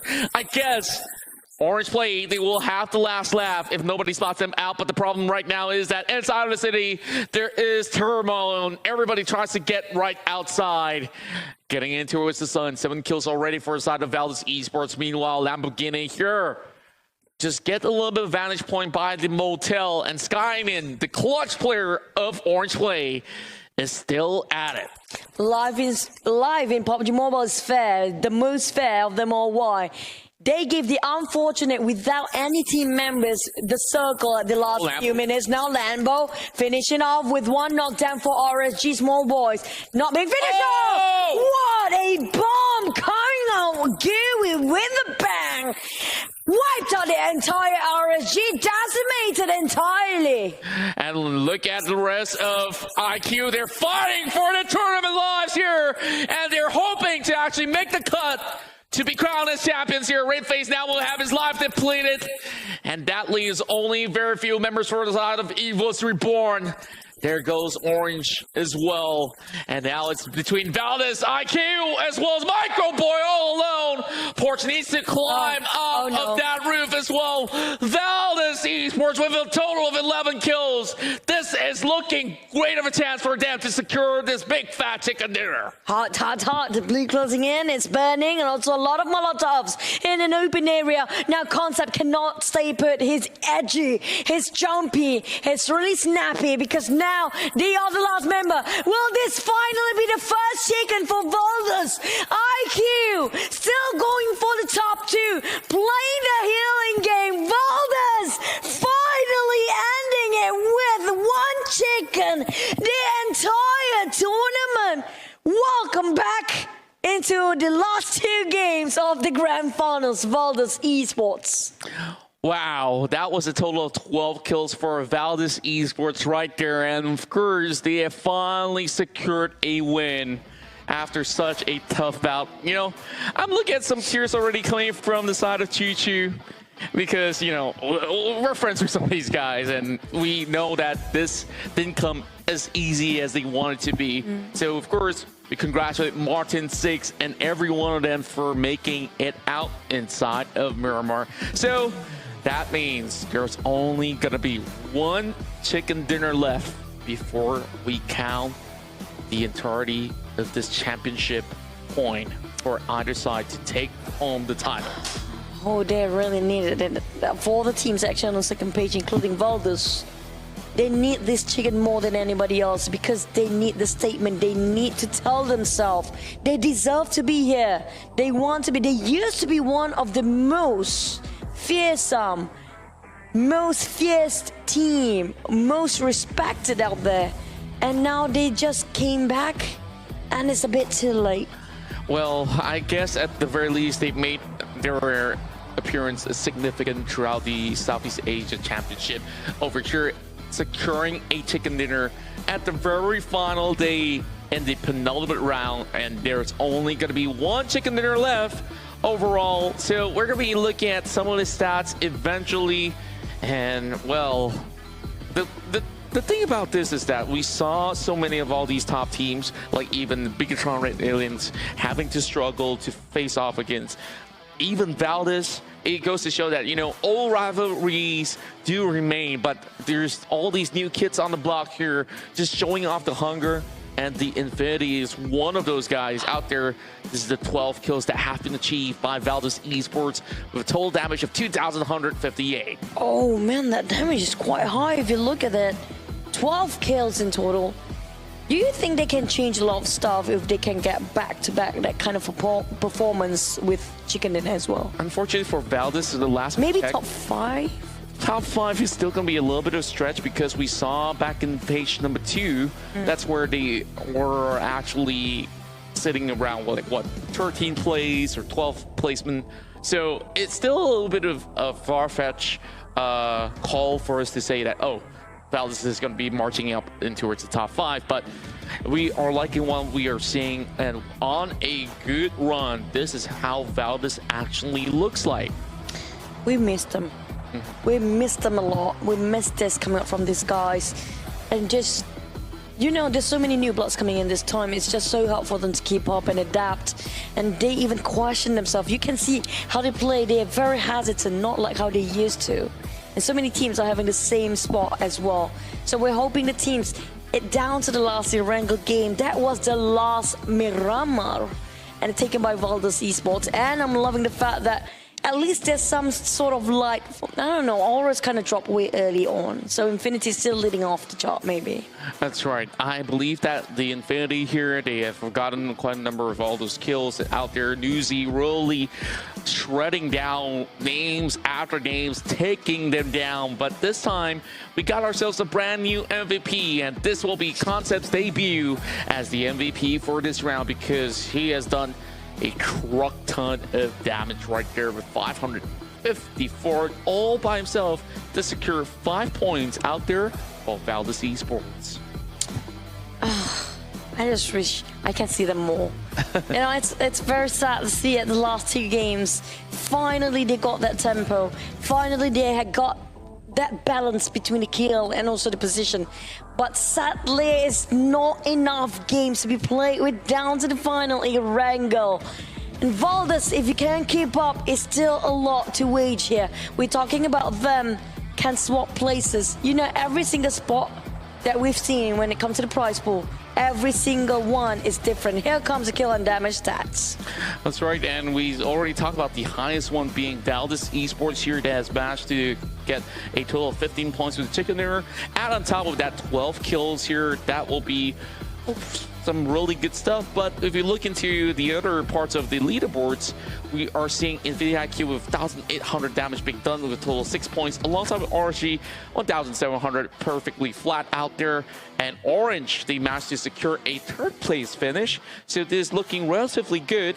And here are your match rankings right now. Infinity IQ coming in 2nd spot with 18 points. Oh man. Do you think they can actually bump up a bit for Infinity IQ to 2nd place? I believe it's the chance. That's a chance, because when it comes to 3rd and 2nd place, it's not big of a gap. But when it comes to the 1st and 2nd, I think there's sort of a 20-ish marks in between, 20-ish points. Yeah, and if we look at the sort of the changes here, Infinity Thailand has gotten 8, so they do have maybe like what, a 10-point advantage.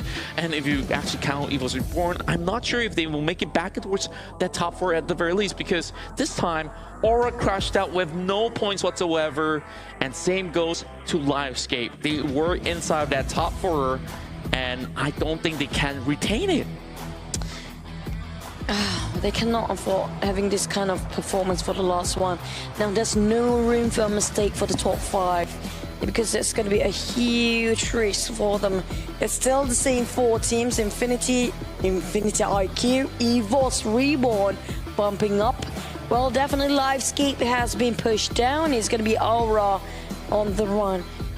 Funny thing is, why do I feel they are putting this as a sequence of 1, 2, 3, 4? I feel the same as well for some reason. Definitely. It might not be. Unless if they put Infinity in the middle, then it's kind of hard to guess. Now, you know what? You guys spoil it for us as well. I'm thinking that maybe Aura is still kind of like... Nah. Hey, Aura got kicked out quite early. So I think it's going to be Infinity. They got still maintained as top 3 all the way and got quite decent amount of kills. So yeah, you know what? You guys didn't actually hide anything from us. I guess so. So here comes joining me at number 9, and first on 10th place, unchanged, is going to be Base Clan. Demigods going down the rank. Eagle still maintains at 12th place. Geek Fam going down while RC goes up. And it's just a little bit of a switcheroo. Unfortunately, some teams are not breaking it towards the triple-digit mark just about yet. But, you know, last game is where they can do so. HVMB now on the bottom of the leaderboards. So, hopefully that final game is going to be the decider on who is going to be the champions of Southeast Asia right here. And we can only wait to see what goes down in that final bout. But we can see for this season, it's not as extreme and there's not like definite dominations as day one. So I'm loving the fact that we have a change there. Here comes over the head-to-head between these two guys. We have Valdez esports concept with also another Infinity IQ Porsche playing 5-4-3 kills, but when it comes to damage, still more about Valdez. They got more kills just now. Definitely they have more when it comes to the numbers. That's right, and of course, with the kills being a little bit less for the side of Infinity IQ, that's where, at the very least, Porsche has been able to contribute a majority of the points in the form of 3 kills. And in terms of damage received, man, Concept is one tanky boy out there just receiving it and, of course, giving the pain back. Imagine if it's 666 instead of 222. Okay. Oh, I mean, like, there's a lot of number 2s in the board for him. He's one of a tanky guy. He has been one of the front lines for his teams, and it's going to be worthwhile for this round. But for the overall stats, there's going to be only 52 kills. We have seen a lot of players being pulled down by the Blue Zone in the past few games. That's right, and I believe that inside of both Sanok as well as Miramar has always been a really tough place to be, but here is where you use a lot of throwables, and there's only, what, 52 kills overall, and the longest distance covered by the side of KEF, and that's coming in from BisdakReborn. So, now, I believe that we're going to be getting one more interview, of course, with the Malaysian side as well, to see what were their opinion coming in towards this penultimate game, because it was Valdez Esports who have finally gotten themselves that chicken dinner. Oh man, they finally make an entrance. It's just not enough games. I miss the 5-week leagues of South Asia, but you know what? Just stay home, stay safe, and one day we get to see that happen again. I wish that happens again. That's right, and you know, we do have so much still here to offer in the Pmpl Southeast Asia Championship, so make sure you guys still share all the love and support to your favorite team, because they have played their hearts out. Now we're going to be moving over to our interview as well as Alice segment. We're going to be passing it to Choo Choo.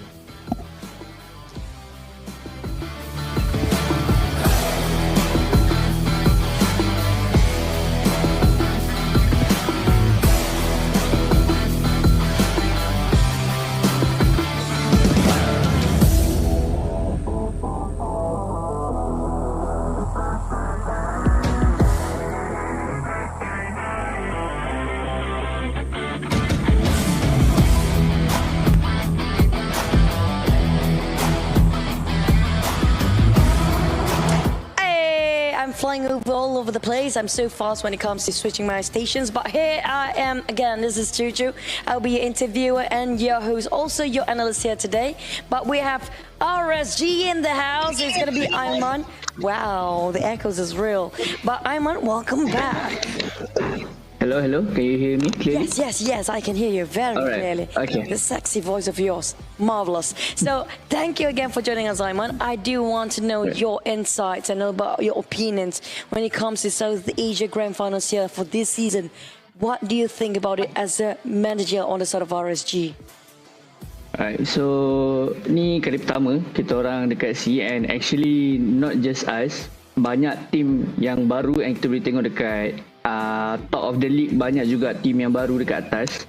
So it's actually untuk scene to itself, it's healthy because there's a lot of more teams are getting better and better, not just for Malaysia but in C as well. So that's why kita tengok banyak lah. It's not that it's really close lah, kita boleh cakap.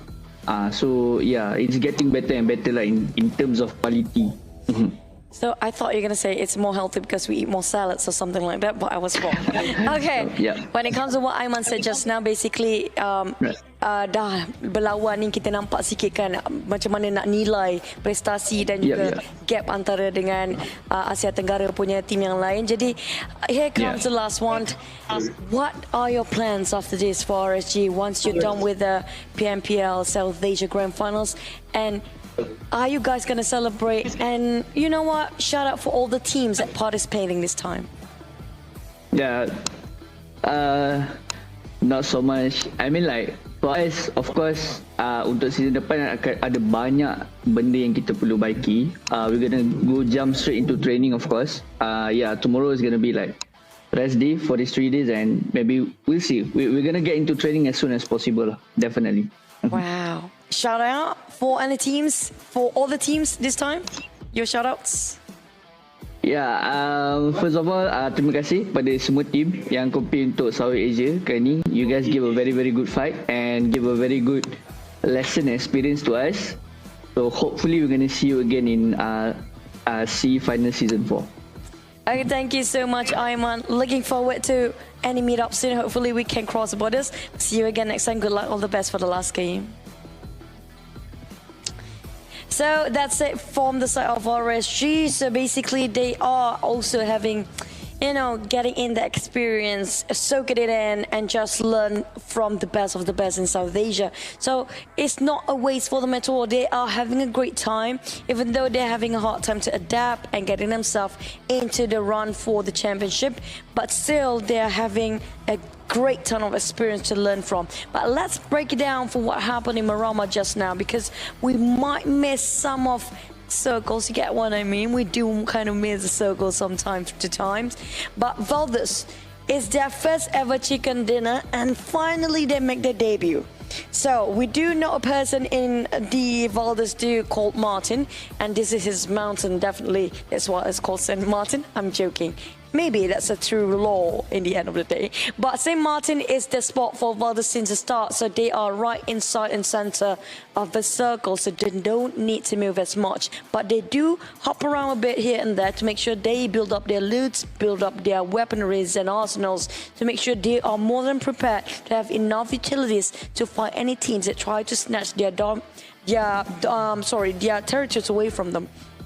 What happened was Power Grid was really hectic. So when it comes to Valdez, I won't say they have that very kind of a witty tactical strategy coming up from the positions. They are more of a firepower brigade. They're more into the fighting. They're more into just bulldozing all the teams to make sure they got to their objectives, and that's what they have been doing. I remember them trying to flush out the rest of Bigatron, and also one more team, if I'm not mistaken, it was D Infinity, who is actually at the #1 spot and still is, if I'm not mistaken. So they will flush out from their building. And Valdez, they are objective orientated by time. I'm talking about by time. It means they're making the decision, the calling shots based on the situation. For example, okay, we need the spot where Bigatron are and is, so they will try to get that spot and try to wipe up and force the team that taking the vicinity and flush them out and stay there for a bit, waiting for the good time to rotate, and they repeat the same process over and over again, and hence they got themselves quite a lot of number of kills in their hands, and they try to do the same thing again in the building, the highest office building that is for Bigatron and also Infinity were sitting at since the start of the moment. So the moment they got themselves that place that they want to be in, and they know they have to cut across from that compound to get into the center of the circle, they pretty much secure everything at. And what they have been lacking all this while is actually this, making sure they are at the point and direction where they only have to focus on one direction only. This means that they always being ambushed from right, left, center, and behind, and that kind of getting them sandwiched in between so many teams.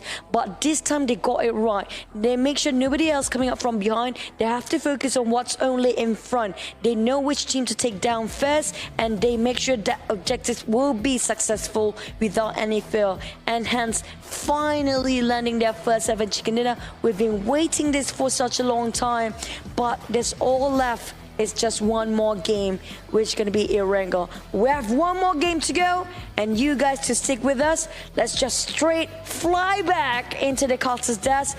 Here we go.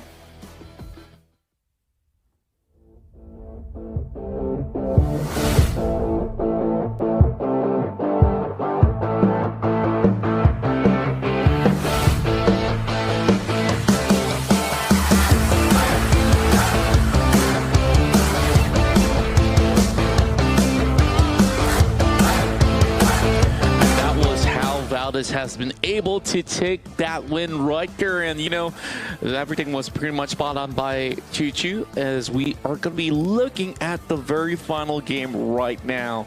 I told you it's a good live. Okay. You see his face is red right now. I definitely am true. Okay. Contra, we're gonna have this very frank and honest question. Who do you think would take Erangel? Erangel, like, I can't get over how the Infinity has played that one, and you know, I'm kind of rooting for them to be the champion because overall they've been the most consistent.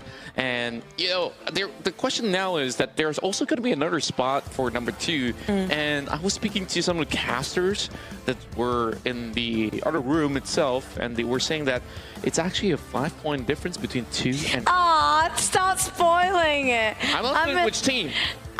Which team at all. So you guys can actually take a guess, and that's why we're here.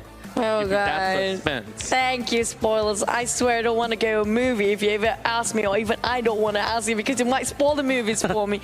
But you know what? But it's good to know there's only 5 points. Imagine it's only 1 point later on, because it's not that we're already at the end of all games. We still have 1 more game to go. And the gap still can be closed. Plus, Infinity, I think it's going to be nightmare for the teams that actually fought against them in the last Erangel map. But here comes the final Erangel map. Will be another nightmare for the other teams, but it was really a good dream for us. It's like dreams come true, definitely. That's right. So it's really down to this final standoff. Which team out of the 16 will be walking away with that chicken dinner? Is it still going to be your favorite team out there? It doesn't matter if they're standing at 1 or number 16. Make sure you show them some love because they have played so many tremendous amount of matches overall. And we're going 18 over 18 here. And this very last one, you know. Hey, you counted right. Yay! Finally, right? So, Choo Choo, so many of all these days done and dusted. Now it's all the way here in the last hoorah. And it is, of course, not time to say goodbye just about yet, because we still got this very final flight. So, judging from what we have already said and done, which team have impressed you the most, other than, you know, the Infinity that we talked a lot about? I have to say, I'm loving the fact we have so many good teams this time. Infinity IQ, definitely. Orange, always. They didn't qualify last time. Look at them coming back here. Enjoying me yellow. I'm loving how they're so happy with the colors. Kind of remind me of Purple team last time. Purple Mood? Yeah, Purple Mood. I kind of miss Zooms as well. Zooms now is the coach for the team after, you know, playing for so many years already. And we still remember his signature smile out there. And this time, with so many of all these new names, I really do enjoy watching FaZe Clan. Like, I understand why you're a big fan of them as well. We saw how Ventorious as well as Bullshock and Rez actually plotted that attack against not only the likes of Bigatron, they were also in charge of putting down Aura Esports early on, alongside with Valdez the Murder. And I remember Bullshot when we met him in a different country back then. And then he was like, oh yeah, I'm going to go for pro now. He was just literally like a KOL, just somebody in PUBG Mobile as an influencer. That's right. So he jumps into like PUBG Mobile Pro, and he did it. Yeah. He made it. I mean, like, these guys, they know what they're doing. You know, as long as you have that passion, this is cliche coming out from the live, but as long as you want to do something, you have the passion, right, go for it. That's right. And, you know, whether you want to be a caster or so, feel free, sign it up. And, of course, take my spot. Just kidding. You know. Take my spot. Not like this, Chichi. We will, of course, want you to be here. You know, what I'm trying to say is that if you guys have the passion and have what it takes when it comes down to skill, the precision, and the drive to win, sign up for the upcoming championship here, because for the Malaysian PUBG Mobile National Championship, it is already open for registration. Just go ahead, head in towards the website to find out a whole lot more. If you're from all the other regions out there, just go ahead, check out PUBG Mobile's website. just to make sure you guys got the registration down as well. I swear, Cloud, you brainwashed me entirely, because when we say a whole new, I was gonna say a whole new world. You know, he brainwashed me through Disney songs. But yep, definitely true. PMNC registration already open, which gonna lead to Pmpl Season 4.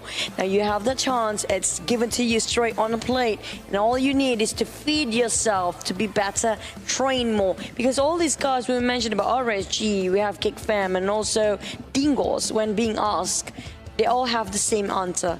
What are you going to do once PMPL South Asia Finals done? Training, back to training, because they know now how much gap they have to close and what's the difference between them and the best tier team in South Asia. Now they get to experience it, they know what to fill in the gap, and they cannot wait, eager to actually go back into their training. That's right, and you know, there's so many things to actually be brought upon as well. Not only the training, what other preparations out there is necessary to become champions out in the Southeast Asian Championship here. You know, the last time we last spoke to the Infinity, Party Pat has been able to really get a lot of questions out of the team, and I really want to see later on, you know. I love the interview. Yeah, I really do love all this interview coming from different parts of the world. I kind of wish that we will be actually getting one that's going to be for the final interview later on. There's a spoiler a bit. Yep, we might.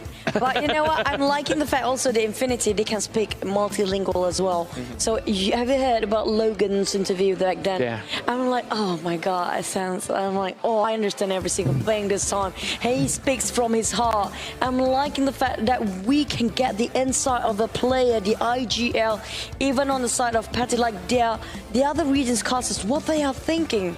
You know, there are some casters we know for such a long time. Example, Tung TT with the voice pack. We're definitely going to try to get your voice pack later on just because we missed you.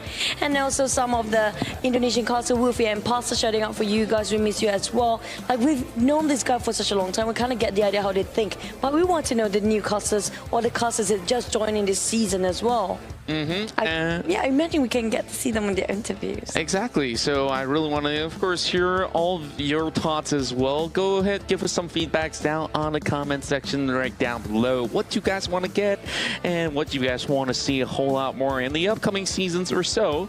Because, you know, there's always more, just like WeTV. Yep. More than enough, it's always more.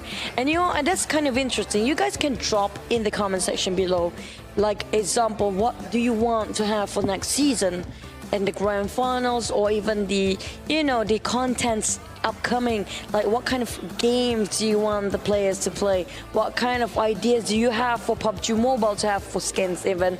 I mean, like, okay, skins, there's so many tons of ideas, but when it comes to like contents, what do you want to see from the players down there? That's right. And, you know, we had so many of all these funds and games. Now, of course, everything has to be very much compliant to the laws as well as the standard operating procedures of, you know, each respective country, of how we actually battle against the same common enemy. Hey, I kind of, for next season C, right? I do want them to play a game. It's okay, we shout this out first for the final game. Go ahead. This is going to be the very final game of the PUBG Mobile Pro League Southeast Asia Championship. Let me hear you guys down in the comments right down below. Who will take the very final win? We're starting this off from Primas, heading all the way to Kameshi for our very final round. This is the last time you see all these top 16 teams here. And currently, we are looking at the overall rankings. Inside Arangel and Infinity has the most points here. And this is where we are going to be seeing who will take the last chicken dinner here in Southeast Asia. I'm loving this map as the final map because how equal it splits this whole entire Arangel into two. And now everybody drops to where they want and where they will be. That's another question, because maybe there are some teams dropping the change of spots in the very last minute just to make things up a notch a bit, you know, to make things more interesting. Infinity, well, they got this on Oscar before for the circle, but will they get it again? Can it be a deja vu? Because if it did and it do and it does, then it's going to be theirs again to take for Infinity. That's right, and they are the only one inside of the island, while the rest of the teams are going to be over on the mainland. Where circle! to pop right now. I can't wait, just like how Chichu is. Oh! Okay, so it's No! all the way up north, so Infinity's going to be having a little bit of a problem here. It's no man's land. I mean, there's still a little bit of room for other teams out there who's looking to duck by into 70 and such. Concept now takes on RSG Small Boy. How did Valdez actually clip onto RSG? Because Valdez usually drops inside Rozak. Oh, that's what we said about the change of plans at the last minute. Why not make it fun? Like, make it more challenging for these guys. But what's more fun is, thank you, guys. We hit the milestone with 1 million views. Oh, this seems to me like a very fast game. Like how everybody just moving, very proactive now. Yeah, and then we're seeing punches going around as well. And with this very final game, this is going to be a full celebration of PUBG Mobile. It doesn't matter if you're outside of Southeast Asia or not. You guys know the drill. We all make dances at the very end. So, you're looking at some views coming in from the Infinity, from IQ, Aura, or Evo's Reborn. It could be only one champion. And of course, runner-ups and out there will still be rewarded with prize pools. And Evo's, they do have maybe a little bit of a glimmer of hope there. Now, inside Wild Town, it is Dingoes and PX.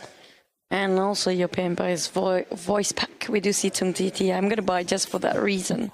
You know, I was speaking of the game just now, since we have nothing happening.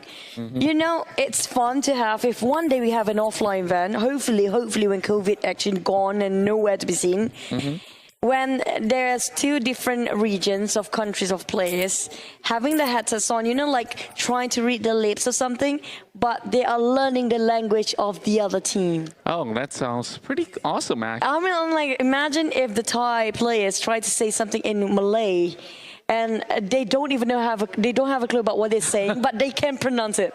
Yeah. And that's super fun, right? I remember dropping into some of these player live streams, like be it whether they're from Thailand, Vietnam, Indonesia, or even Malaysia, and also the rest of the world. Sometimes they do play together. Like, I'll give you an example, like Armjone.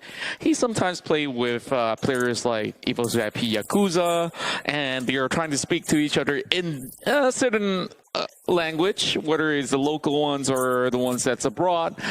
And Small Boy is one of that who likes to play alongside with players like G9. Senior, he looks up to Senior a whole lot, and Senior is now in Bacon time. So Senior basically is Small Boy senpai. Oh, they're cute. I mean, like, you imagine that, just that, you know, having that kind of games.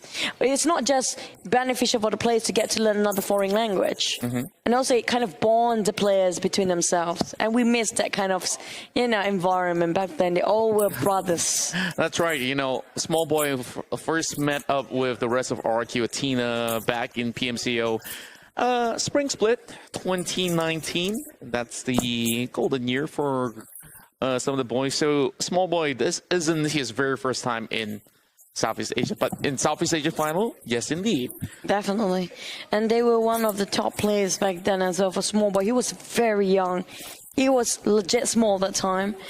That's a different story. Everybody has grown up and an adult now. So does the belly, right? I didn't say anything about that, but I think it's always adorable in my eyes. Oh, there you go, Small Boy shutting out for you. But RSG, they had one good run yesterday, but it's just that. And then it stopped. All right. Now, I believe now we are comparing RSG as well as Geek Fam, as we are mentioning them a whole lot. And this is the average ranking. I guess it's honestly not too far from one another, 13, 14. The difference is the number of kills that Geek Fam actually gets. Geek Fam is a lot more aggressive. Yeah, well, everybody has been very proactive. Nobody's actually trying to sit in one corner or something like that. Everybody's moving non-stop. Nothing stops here. And Infinity IQ is doing the same thing. Same goes for Evo's Reborn. Now, Evo's Reborn, they still can go for the run for the top 3. Definitely, it's still and if they can get a lot of kill, while RSG trying to deny the movability of Loki. It's a lot of bumping car moments there.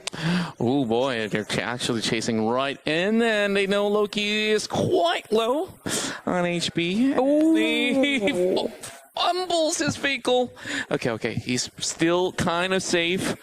And the rest of Infinity IQ is going to be providing the same amount of cover. But Boki, he's looking for Ferrari as he's driving that big machine.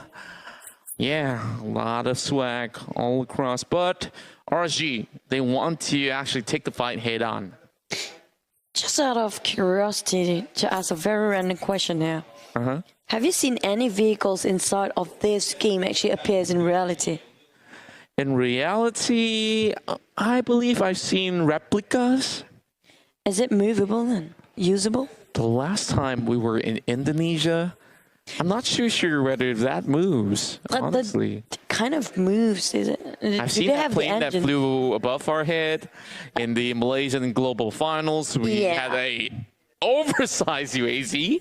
Does that count? It kind of moves. I mean, like on the road to be used as vehicle, like now it's going topsy-turvy for QB, almost explode. Luckily, he was a bit. Oh! Okay.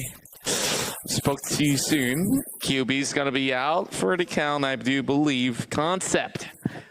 Not giving them much room, but, you know, Geek Fam can still actually fight on. This is gonna be a little bit of a small mini water tower. That's going to be all the way right down below Stalber, and QB could possibly just go AFK from here. Now, QB, this is a good run, but unfortunately, none of the teammates will actually help him out. They don't have that much smokes, if I'm not mistaken.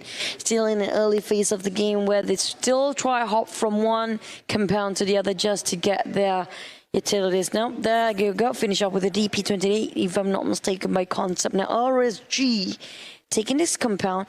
They have been chasing the tails of Infinity IQ for a long time, especially Small Boy. He's really persistent, really crazy for kills. When he's turning his vision onto one team, he cannot stop chasing. Am I wrong? Am I wrong? You are actually right. There you go. So, there is no wrong in that. While every other team moving up in towards the northern side, FaZe Clan is not left. Jerkerpole right now, and Demigod's gonna be coming right by the edges there. Infinity taking the slowest pace to get past in towards the island, and for very good reasons, because they are about to march in towards Pachinki, and there's still a lot of room left. But if you're looking towards the insides of the upcoming phase, many of the teams are over the northern section. BisdakReborn is on the south side, so Infinity might just actually bump to those tires.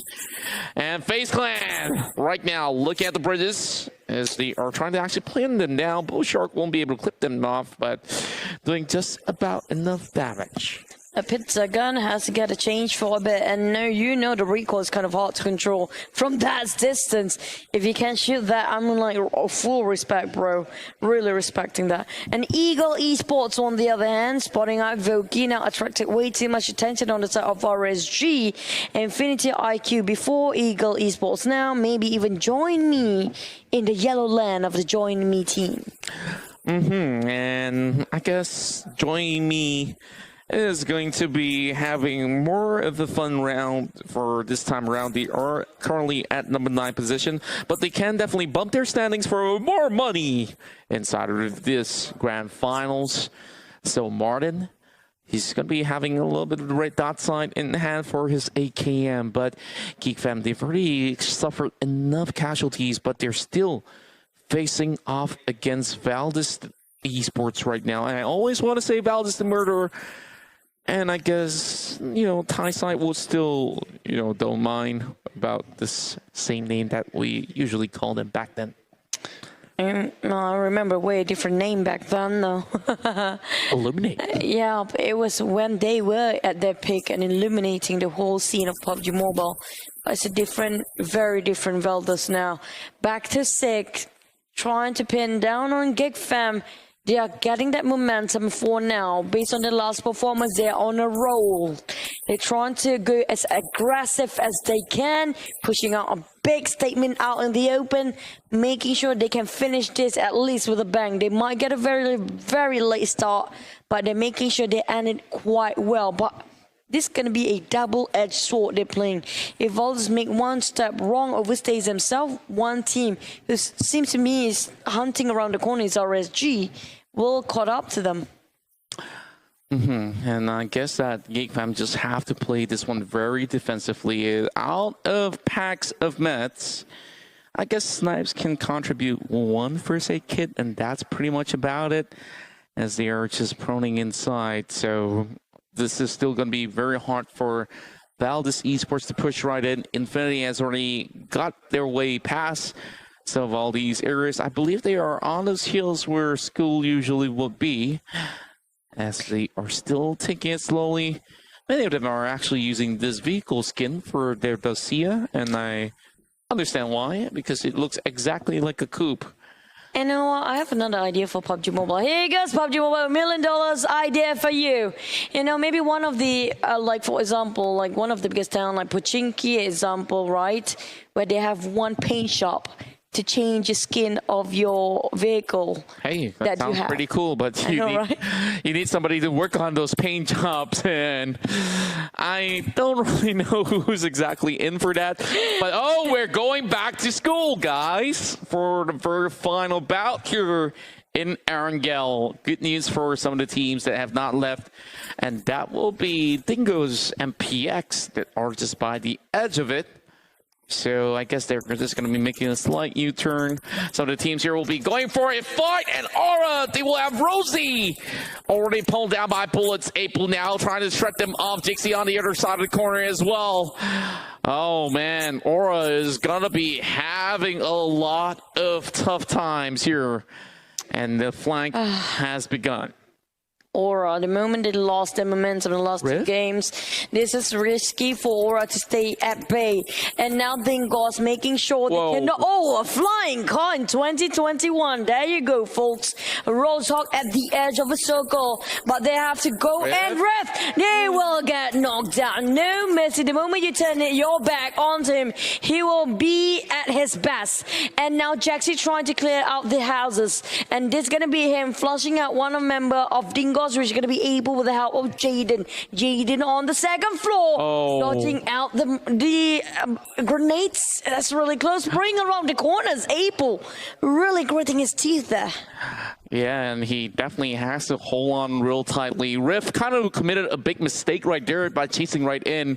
No Mercy goes in for an easy pickup. Now, Dingoes are separated. They could have actually hold on towards Rozak easily, but instead they want to pick up this fight against Aura, which might actually give a couple of pointers away to this Indonesian Titan. And Jixie is getting ready, and oh, Demigod! He's going to be pulling those bullets of the P28 from across, and Pmpl eventually gets knocked down, coming in from J-Beam.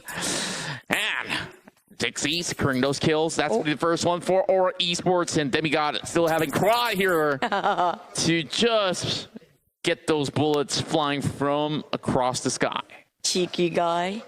Playing such a such a distance on a tower, such a long range of fire, and just not making sure they push their faces in front of the enemies to just kill Still away. But it's very, very neat and ingenious at this point to kill Still.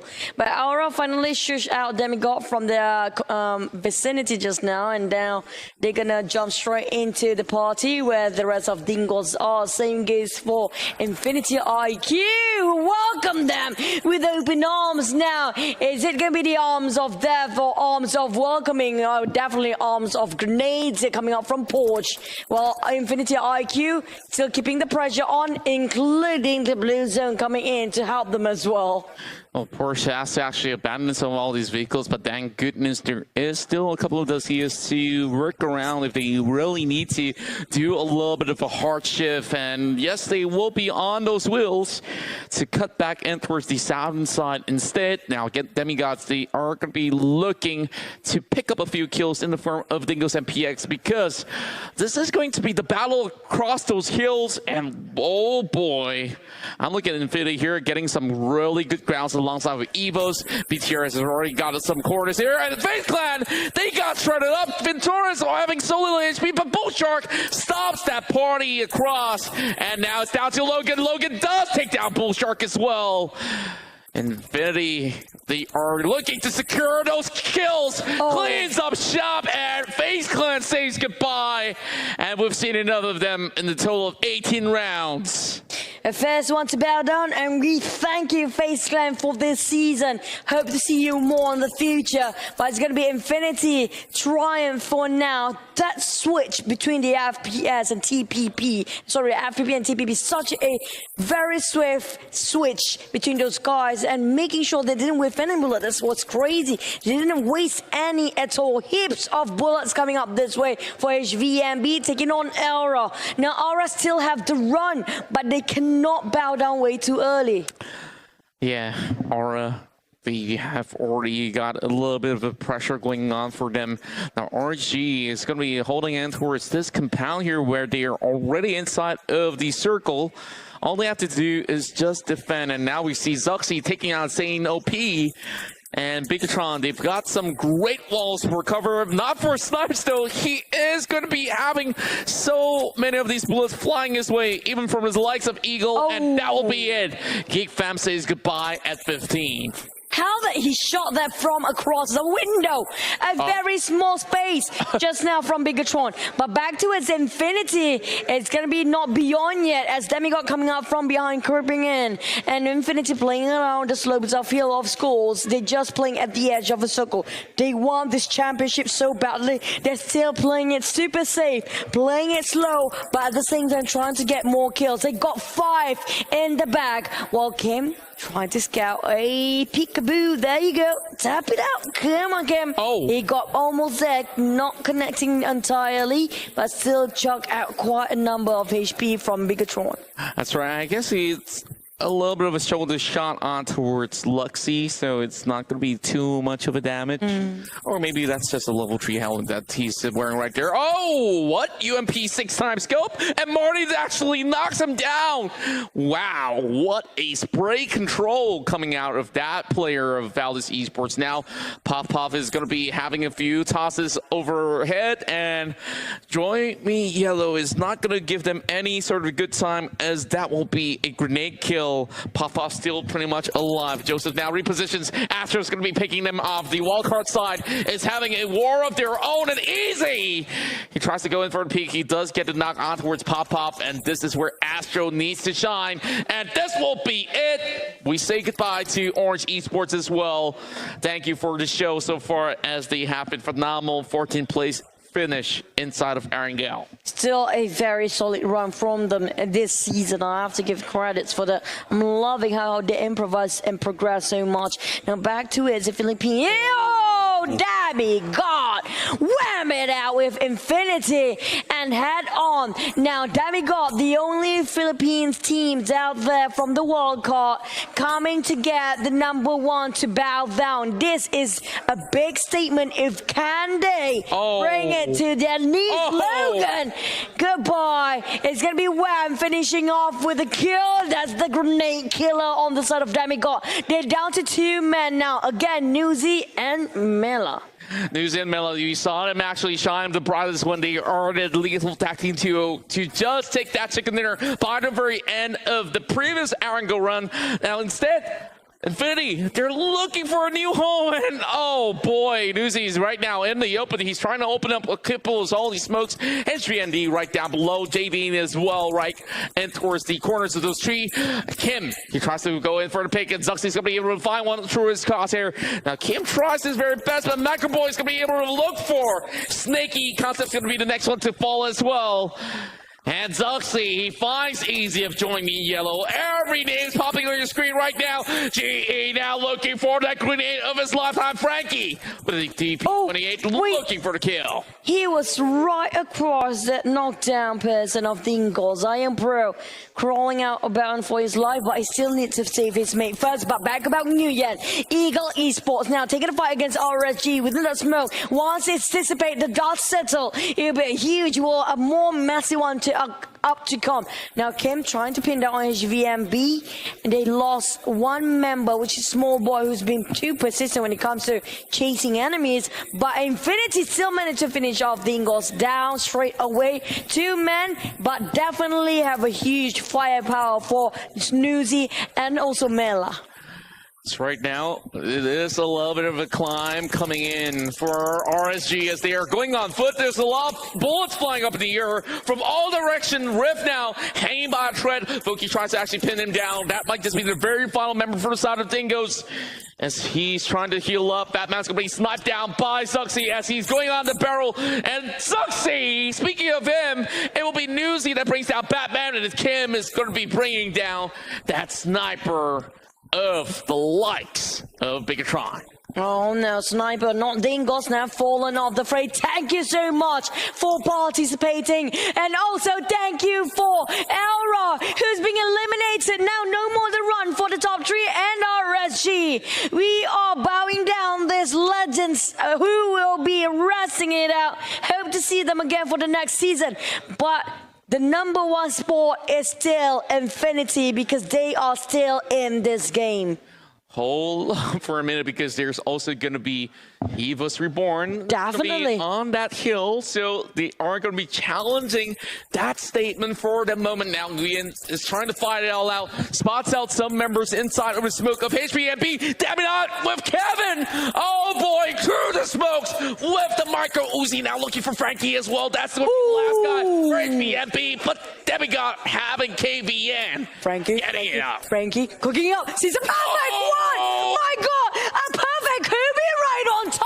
Frankie is not ready to give up yet. Frankie, you're the guy. Explode things out. And now Cree fighting head on. Another one, Nate, not high enough. He has to play it very safe. Try to rotate the other way around is one of the choice that he can make because right now the blue shrinking even furthermore. Demigod got the high ground. Infinity now, only Newsy himself got 5 kills already. And look at the damage and all the kills. 9 kills for Infinity, while Luxie's going to be landing 1 grenade. That's going to be 5 kills already for BTR. There goes Infinity IQ. Says goodbye. Nice plays. Now it's down to BisdakReborn, Livescapes, as well as BTR. And Infinity, it's Morton. He goes in to shred them down with a UMP.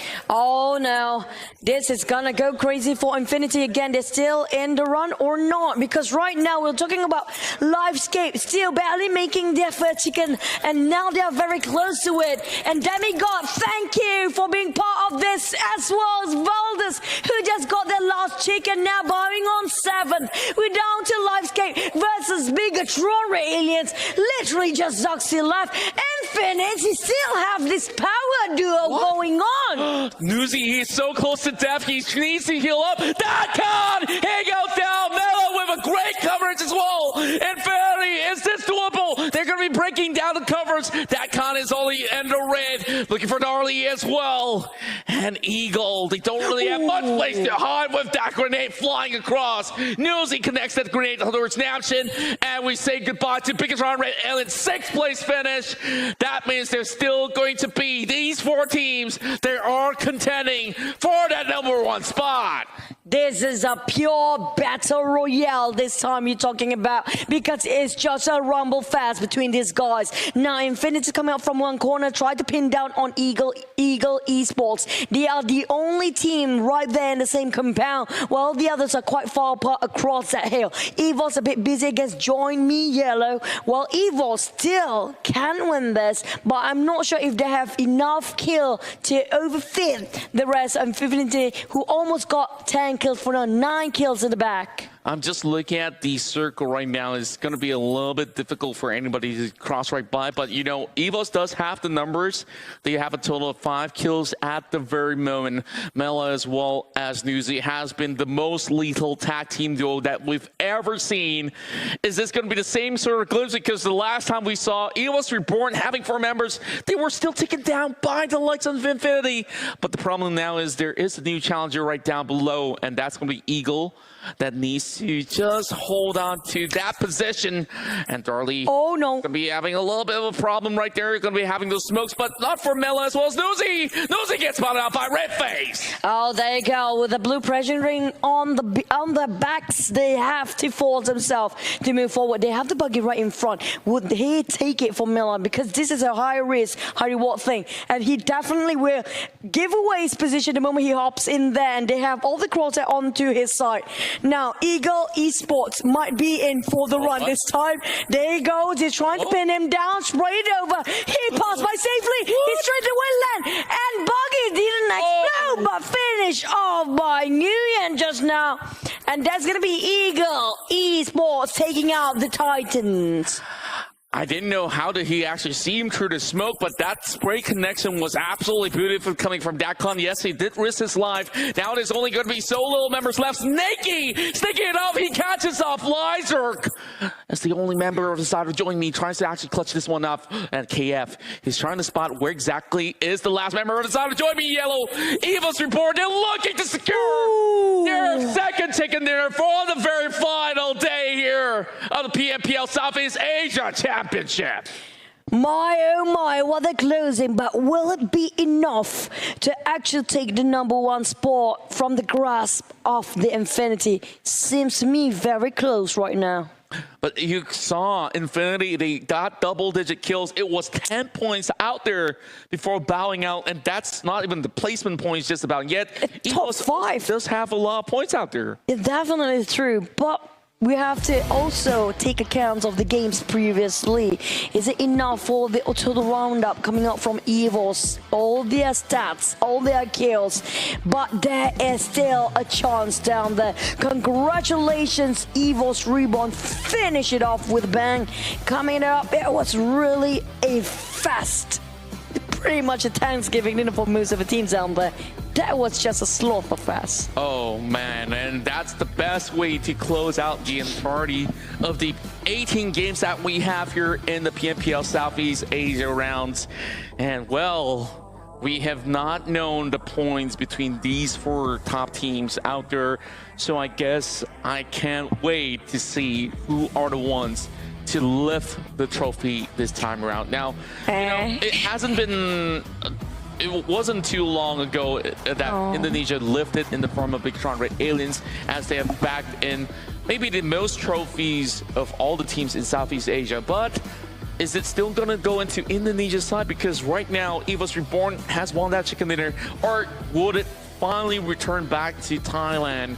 Because the Thai side, the last time we saw it was, you know, during the RRQ reigns, and it hasn't been the case for many seasons already because it has been won by the MYSG side. Vietnamese side has not been able to take it, and this time Infinity IQ has looked to be very promising. Very close with Infinity Thailand. I swear and I promise you, give them one more season. I mean, like, even next season, Vietnam and also the World Cup, especially the Cambodians, they can take that championship and they will take that throne and that trophy anytime when they're ready. And they are definitely ready, but it's just this time, Infinity, they surprises all of us. It was just mind-blowing. One round, the most breaking history of Erangel. 36 points, really. The most we've seen before was 30, maybe 31.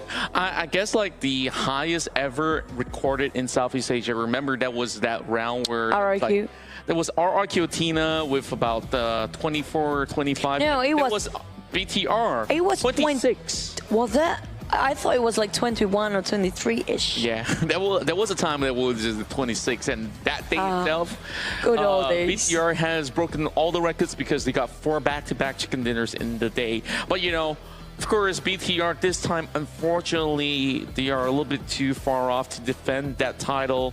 But hey, it was still a really good run out there, and we've seen a debut of new players joining the ranks in the form of King, Liquid, yes, on and off. Back then, Liquid used to be from NFT. He went to Ion and finally into Bigatron Red Aliens. You know what? Before we can announce the champion and everyone else, that's all their rankings. I still want to thank every teams in every region.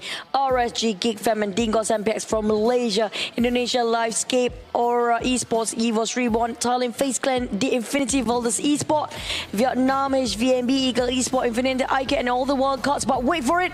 This is your champion. I think this is pretty much very obvious. We've been trying not to say it for far too long, but the Infinity is way too hard to be chased up upon, as they will be the ones to take back the trophy into Thailand.